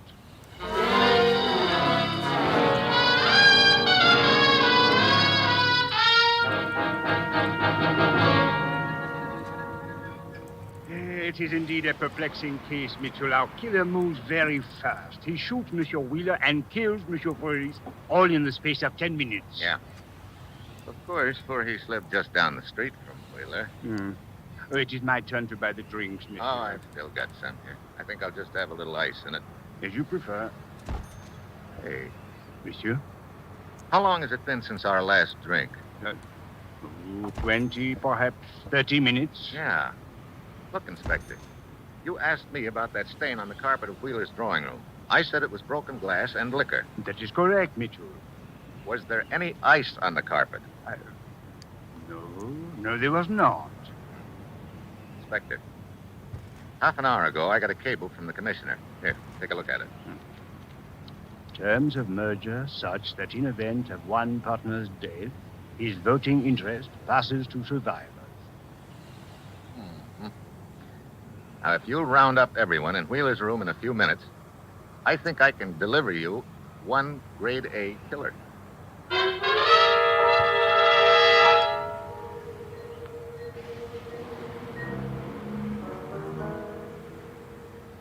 How's the shoulder, Mr. Wheeler? Coming along, but I don't understand the purpose of this meeting. What's it all about, Steve? Yes, being summoned here like fugitives from justice. Monsieur Mitchell is host at this gathering. He will explain. And I'll make it short. The person who shot Mr. Wheeler in the shoulder and killed Voorhees is undoubtedly the same one who hired Dominic to kill the other partners. You mean one man's behind this whole thing, Steve? One man. Or woman, Martha. I'd like to show you how that killer arranged the shootings tonight. Mr. Wheeler, this clock that was striking when I got slugged, has it been running okay lately? Why, yes, it has. Matter of fact, Martha took it to be fixed a couple of days ago. I see. Well, I don't see, Steve. What are you driving at? When I got knocked out, the clock was striking 9. When I came to, it was still striking, so I figured I'd just been out a few seconds. Actually, I was unconscious nearly 20 minutes, long enough for the killer to get to Voorhees' hotel, kill him, come back, reset the clock, and then shoot himself in the shoulder. What? What about it, Monsieur Wheeler? I'm afraid Mr. Mitchell's imagination is working overtime. Mitchell, do you actually think I'd shoot myself? If the stakes were high enough, and in this deal they are. You'd already knocked off 4 of your partners. That left only Voorhees and Hemsley in your way. I say, Voorhees and I were getting a little suspicious of Wheeler. We met yesterday afternoon to talk about it. My patience with your sense of humor is wearing thin, Mitchell. You're making a lot of statements that would be very difficult to prove. You're wrong there. I can prove most of them with the help of just one ice cube. Ice cube? Yeah. When I came to, all the ice in my drink had melted. Yet just now, down in the bar, it took the ice in my drink almost 20 minutes to melt. Well, Monsieur Wheeler? But be kind of hard to explain that away, wouldn't it, Wheeler? Wouldn't it? I have nothing to say until I've seen my lawyers. That can be easily arranged, Monsieur. They will find it easy to locate you. You will be in prison.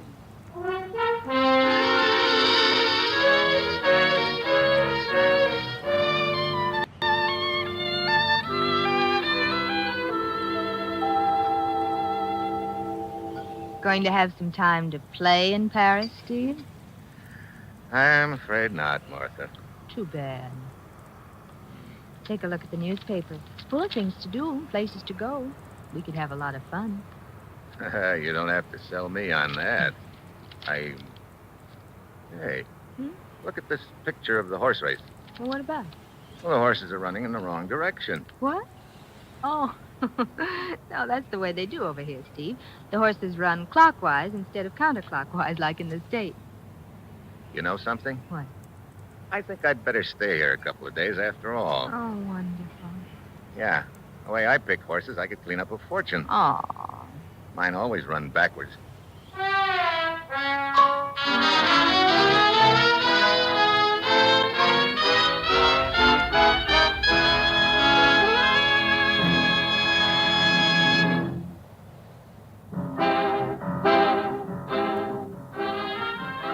just heard the fifth in an exciting new adventure series, Dangerous Assignment, starring Brian Donlevy as Steve Mitchell. Dangerous Assignment is written by Bob Reif and directed by Bill Karn, with music by Bruce Ashley. Be with us again next week at this same time when Brian Donlevy, starring as Steve Mitchell, will embark on another Dangerous Assignment.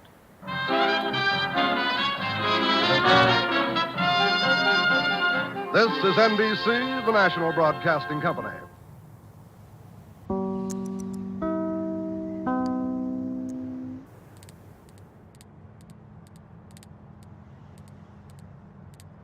The National Broadcasting Company brings you Brian Donlevy as Steve Mitchell in Dangerous Assignment. The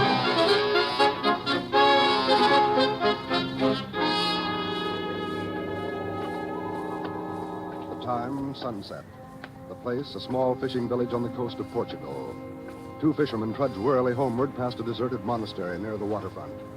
A sudden sound breaks the stillness of the evening air. Sanchez, listen. Huh? The monastery bell is ringing. Oh, but that is impossible, Naranja. No one has lived in that monastery for 5 years. Now it's quiet. Come, Sanchez, we better go see.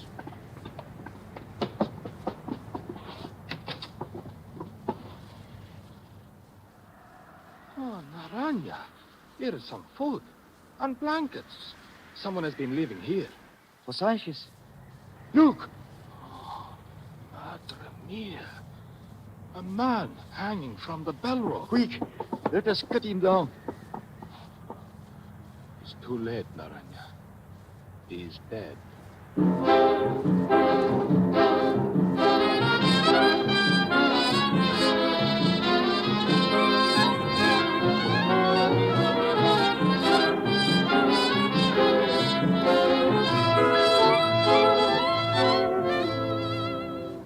You've seen him in such pictures as Wake Island, Stand By for Action, and Command Decision. Now, here is our star, Brian Donlevy, in another two-fisted portrayal as Steve Mitchell in Dangerous Assignment.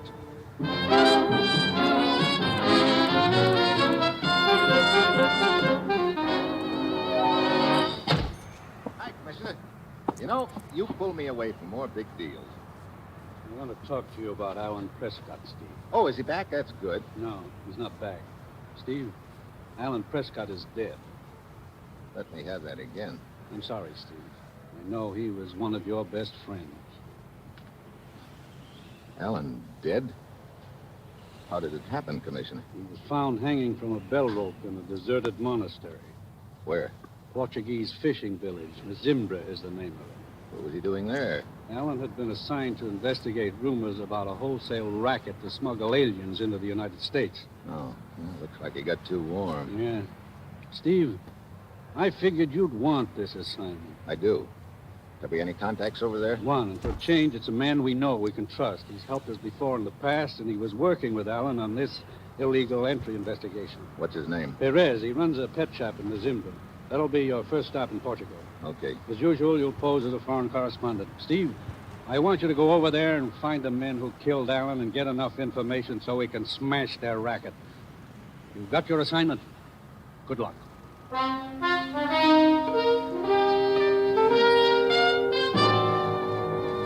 Flight 9, now departing for Bermuda, the Azores, and Lisbon, Portugal.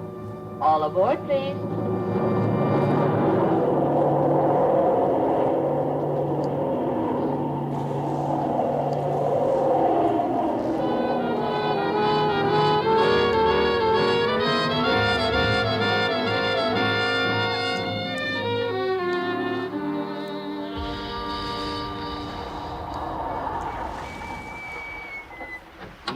Senor Perez's pet shop, and his light is still on. Yeah. Okay, driver. Here you are. Oh, gracias. You want me to wait for you, senor? No, thanks. Hey. Senor Perez has many birds in his shop, senor. So I hear. Good night, senor. All right. Boy, what a menagerie. Anybody home? Perez? Perez? Okay, Polly, you call him, too. Hey, Perez! Perez! Stop! You're choking me! Oh! Hey, what's the matter, Polly? You got a persecution complex? Well, maybe Perez is in the back room. Perez? You're choking me! Oh, shut up. Dark in here. I wonder where he is. Come in and close the door. What? Give a gun. Do as I say. Okay. Look, Perez, I want to talk to you. I'm a friend of Alan Prescott's. I will turn on the lights. That's better. Perez, what's the matter? You're bleeding. There has been a fight. Here. Come on over here and sit down. Let me help you. Thank you. I will be all right. What happened? 2 men came into my shop with knives, tried to kill me. I got my gun and drove them off. When I heard you come in a minute ago, I thought they had come back. Yeah, I guess that's what your parrot thought, too. You say you are a friend of Alan Prescott? Yeah. You were sent to take over the case he was working on, huh? That's right. The alien smuggling ring. I was working on it with Senor Prescott. How much had he found out? Why, so far, very little, Senor. However, I expect to come into possession of some valuable information tomorrow. Okay, I'll check with you then. Now, you better get a doctor to look after those cuts, Perez. I'm going to the police station.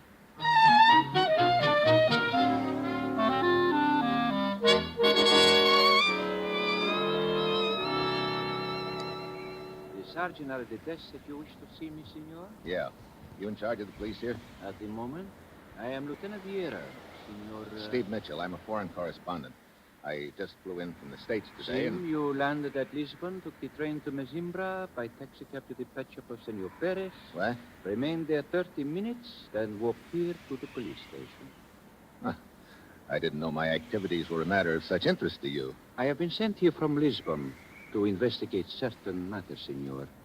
So at the moment, I am interested in everyone who comes to Mesimbra. Yeah? Well, a friend of mine came here a couple of days ago. And he got killed in a deserted monastery. You are perhaps referring to Alan Prescott, another so-called foreign correspondent? What do you mean, so-called? There are indications that he was investigating the existence of an organization to smuggle Europeans into the United States. You're right, Lieutenant Vieira. And I've been assigned to take over the investigation. I see. You have proof of this? Yeah. Here are my credentials. So, Senor Mitchell, there is something in the next room which may be of interest to you. Oh? After you, senor? Hey, this looks like the morgue. For the present, it must serve. 5 bodies? Sim. They were found under one of the fishing wharves, their hands and feet securely tied. You figure that these men were some of the paying customers in this alien smuggling racket? It is possible. Yeah. Maybe things got a little too hot for the smugglers all of a sudden, so they dumped these guys in the water. Who discovered the bodies? We did. Our police launch patrols the entire bay every day at sunset. I see. Any identification on any of them? Their pockets were empty. But we were able to identify this man. How? From his fingerprints. Got a criminal record, huh? Si. His name is Luis Delgado from Villarreal to the north of here. He has been living there with his sister, Maria Delgado. Might be a good idea to pay Maria a visit. I was about to suggest it, Senor Mitchell. Let's go.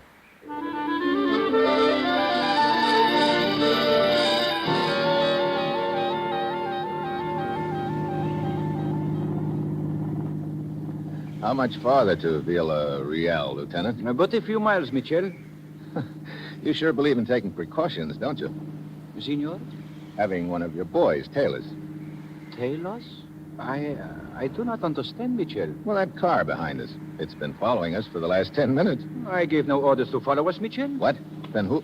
Hey, he's coming up at us. Can you Fast. see who it is? No, it's too dark. Yarrow, watch out. He's trying to run us off the road. Get down, Mitchell. Get down. Oh, we're skidding. Hey, brace yourself. Watch out. Boy, that was close. Nice driving here, huh? Thank you. Thank you, Mitchell. Well, somebody's sure anxious to put us out of the way. Beginning to look like we're on the right trail. Sim, we will continue our trip to the Delgado house in Villarreal.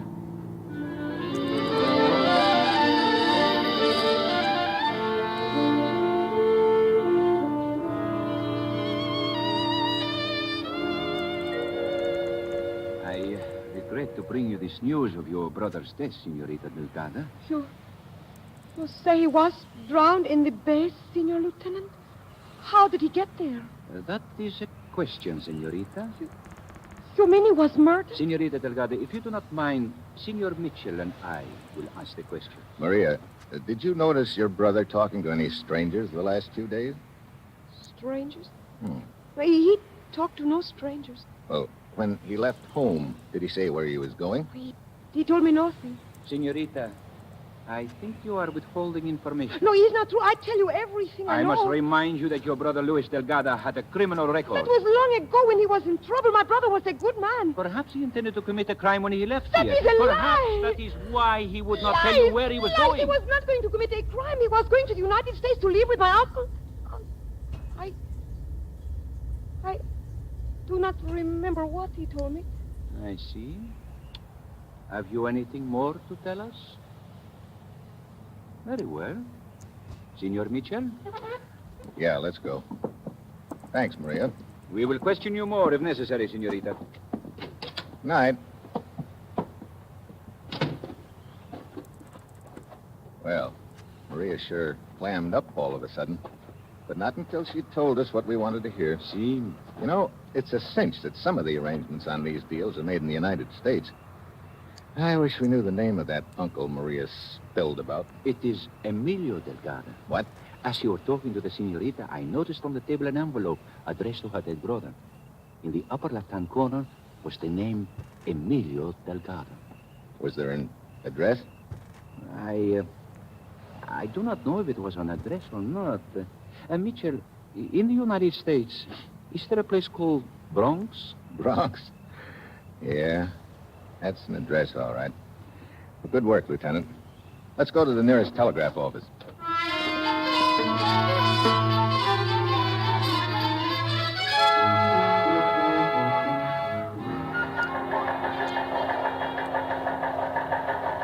Here's a report from Steve, Commissioner. Thanks, Ruth.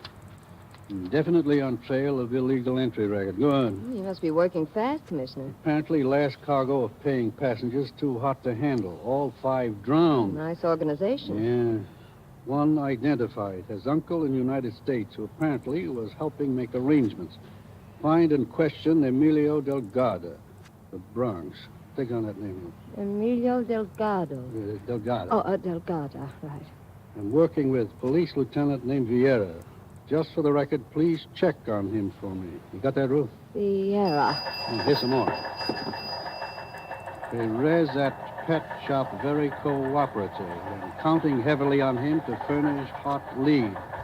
I'm on way back to Mazimbra now to talk to Perez again. We'll keep you informed.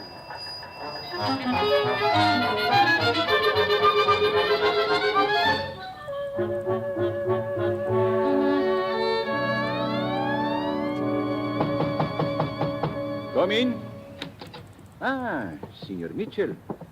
Lieutenant Vera, I'm worried. Jim? I've been counting on Perez at the pet shop to give me some hot information he hinted at yesterday. Perez? As soon as we got back from Villarreal last night, I went to his parrot palace, and he wasn't there.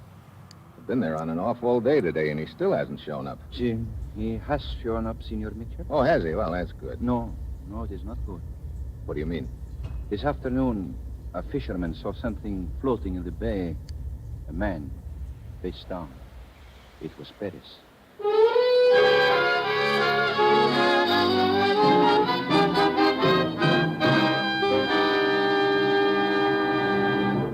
In just a moment, our star, Brian Donlevy, returns as Steve Mitchell in Dangerous Assignment. Here's a message for the technically minded young men of America. The armed forces of the United States want volunteers. Volunteers for the greatest scientific enterprise in history. Volunteers for the world's greatest educational program. The new scientific armed forces offer training in dozens of technical specialties. Radar, radio, diesel, jet propulsion, aviation, and many, many others. So if you're thinking of an active career, a vital career, think of the United States Armed Forces.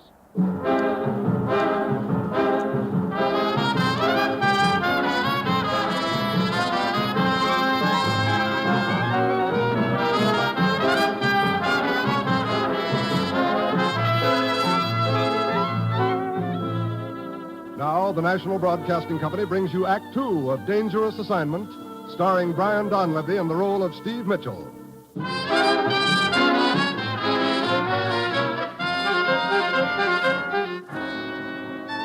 time, 4 hours later.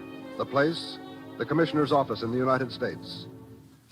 I finally got hold of Steve, Commissioner. He's on the line. Thanks, Ruth. Steve, Hello, Commissioner. we located Emilio Delgado in the Bronx. First, he wouldn't talk, but when we told him his nephew had been murdered trying to get out of Portugal, he opened up. Oh, did he put the finger on the stateside branch of the racket? It's a small travel bureau in New York.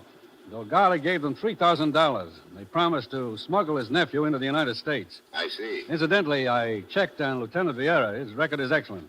Good. I figured it was, but I didn't want to take any chances. Steve, we close in on the travel bureau in New York. The gang in Portugal will slip away from us. Oh, don't close in on the travel bureau yet, Commissioner. I tell you, send one of your agents there to arrange transportation for a relative over here in Portugal. Relative? What do you mean? Me? What? I'm going to use the name Nick Grado, Grado, Grado, for the record. I'm going to pass as a minor mobster deported last year. But Steve, think of the danger. I'm thinking of Alan Prescott dangling at the end of that bell rope. Now, look, I'm going to Lisbon and register at the Lagos Hotel under the name of Nick Grado. So long, Commissioner. Steve!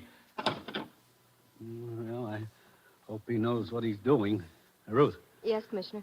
which of our agents looks the most like a gangster? Summers. He looks pretty rugged. Okay.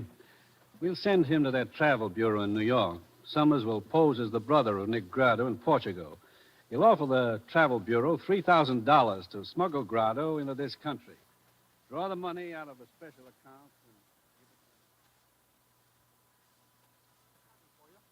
You in charge of this travel bureau? And I want to arrange some transportation. Oh, for yourself? No, my brother in Portugal. Well, that's simple. We represent several steamship companies and... You don't understand. My brother was in the rackets over here and got deported to Portugal last year. Oh. Well, that kind of transportation is very difficult to arrange and expensive. Here's 3,000 cash. Says you can arrange it. May take a long time. He can wait. Okay. What's your brother's name? Nick Grado. He's staying at the Lagos Hotel in Lisbon. Okay. Forget you were ever here. We'll make all the arrangements. Your brother will be contacted at the Lagos Hotel in Lisbon.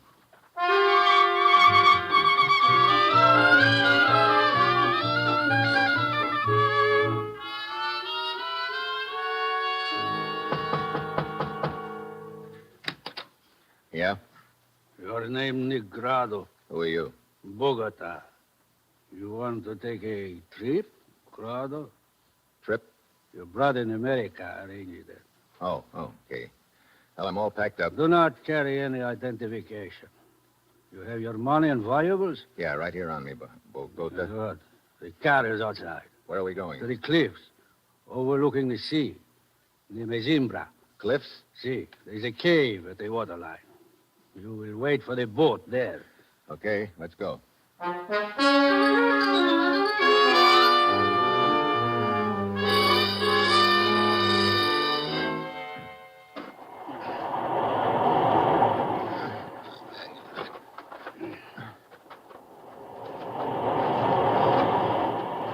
Hey, look, Bogota. Climbing down the side of a cliff in the dark is not my idea of fun. How about a light? No, we are almost there. To your right a little. Okay. There. You see the entrance now? Yeah. Pretty well hidden, isn't it? You see. Hey, there's enough room inside the entrance to dock a boat. See. Follow the ledge you are on. Into the cave. Okay.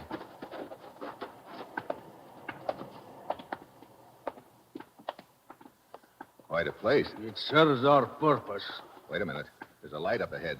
See, the other passengers. Oh. How many are there on this trip? 2 others. Business falling off? It is good enough, Grano. Who is there? Here we are. Who is it? Bogota, old man. Are you one of the passengers? Sim, I am Pimentel. Nick Grado's my name. Where is the other one? The girl. Girl? Here I am. Oh, Senor Grado, did you say? Yeah, senorita. Maria is enough. All of you stay here. I'm going to hide the car. Bogota? How much longer must we wait here? It's not for you to ask questions, old man. Well, Senor Steve Mitchell, Maria Delgado, the grief-stricken sister. so you are supposed to be Nick Grado. What are you doing here, Senor Mitchell? I was just going to ask you the same thing, Maria. When you and Lieutenant Vieira told me about my brother's murder, I knew I could not rest until I found out who killed him. Oh. Bogota doesn't know who you are? No, and he will not, unless you tell him. Look, you keep your mouth shut about me, and I'll do likewise. See, it is a promise, Senor. Quiet. Here comes the old man. Wait. All we do is wait. Bogota say how long we stay here? Until the boss comes with the boat, he said, but he would not tell me when that would be. Did he say who the boss was? No. Pimentel, you do not look so good. Why you don't try to rest? Oh, thank you for your kindness, Senorita. I'm sick and an old man, but everything will be all right when I get to America. Everything. Means a lot to you, huh? It is what I'm living for, Senor. Say, how far back does this cave go, anyway? Bogota told us to stay on this ledge and not to go back any farther. He said that narrow channel below winds back and ends against a solid wall of rock. The front entrance, the only one, huh? That is what he said.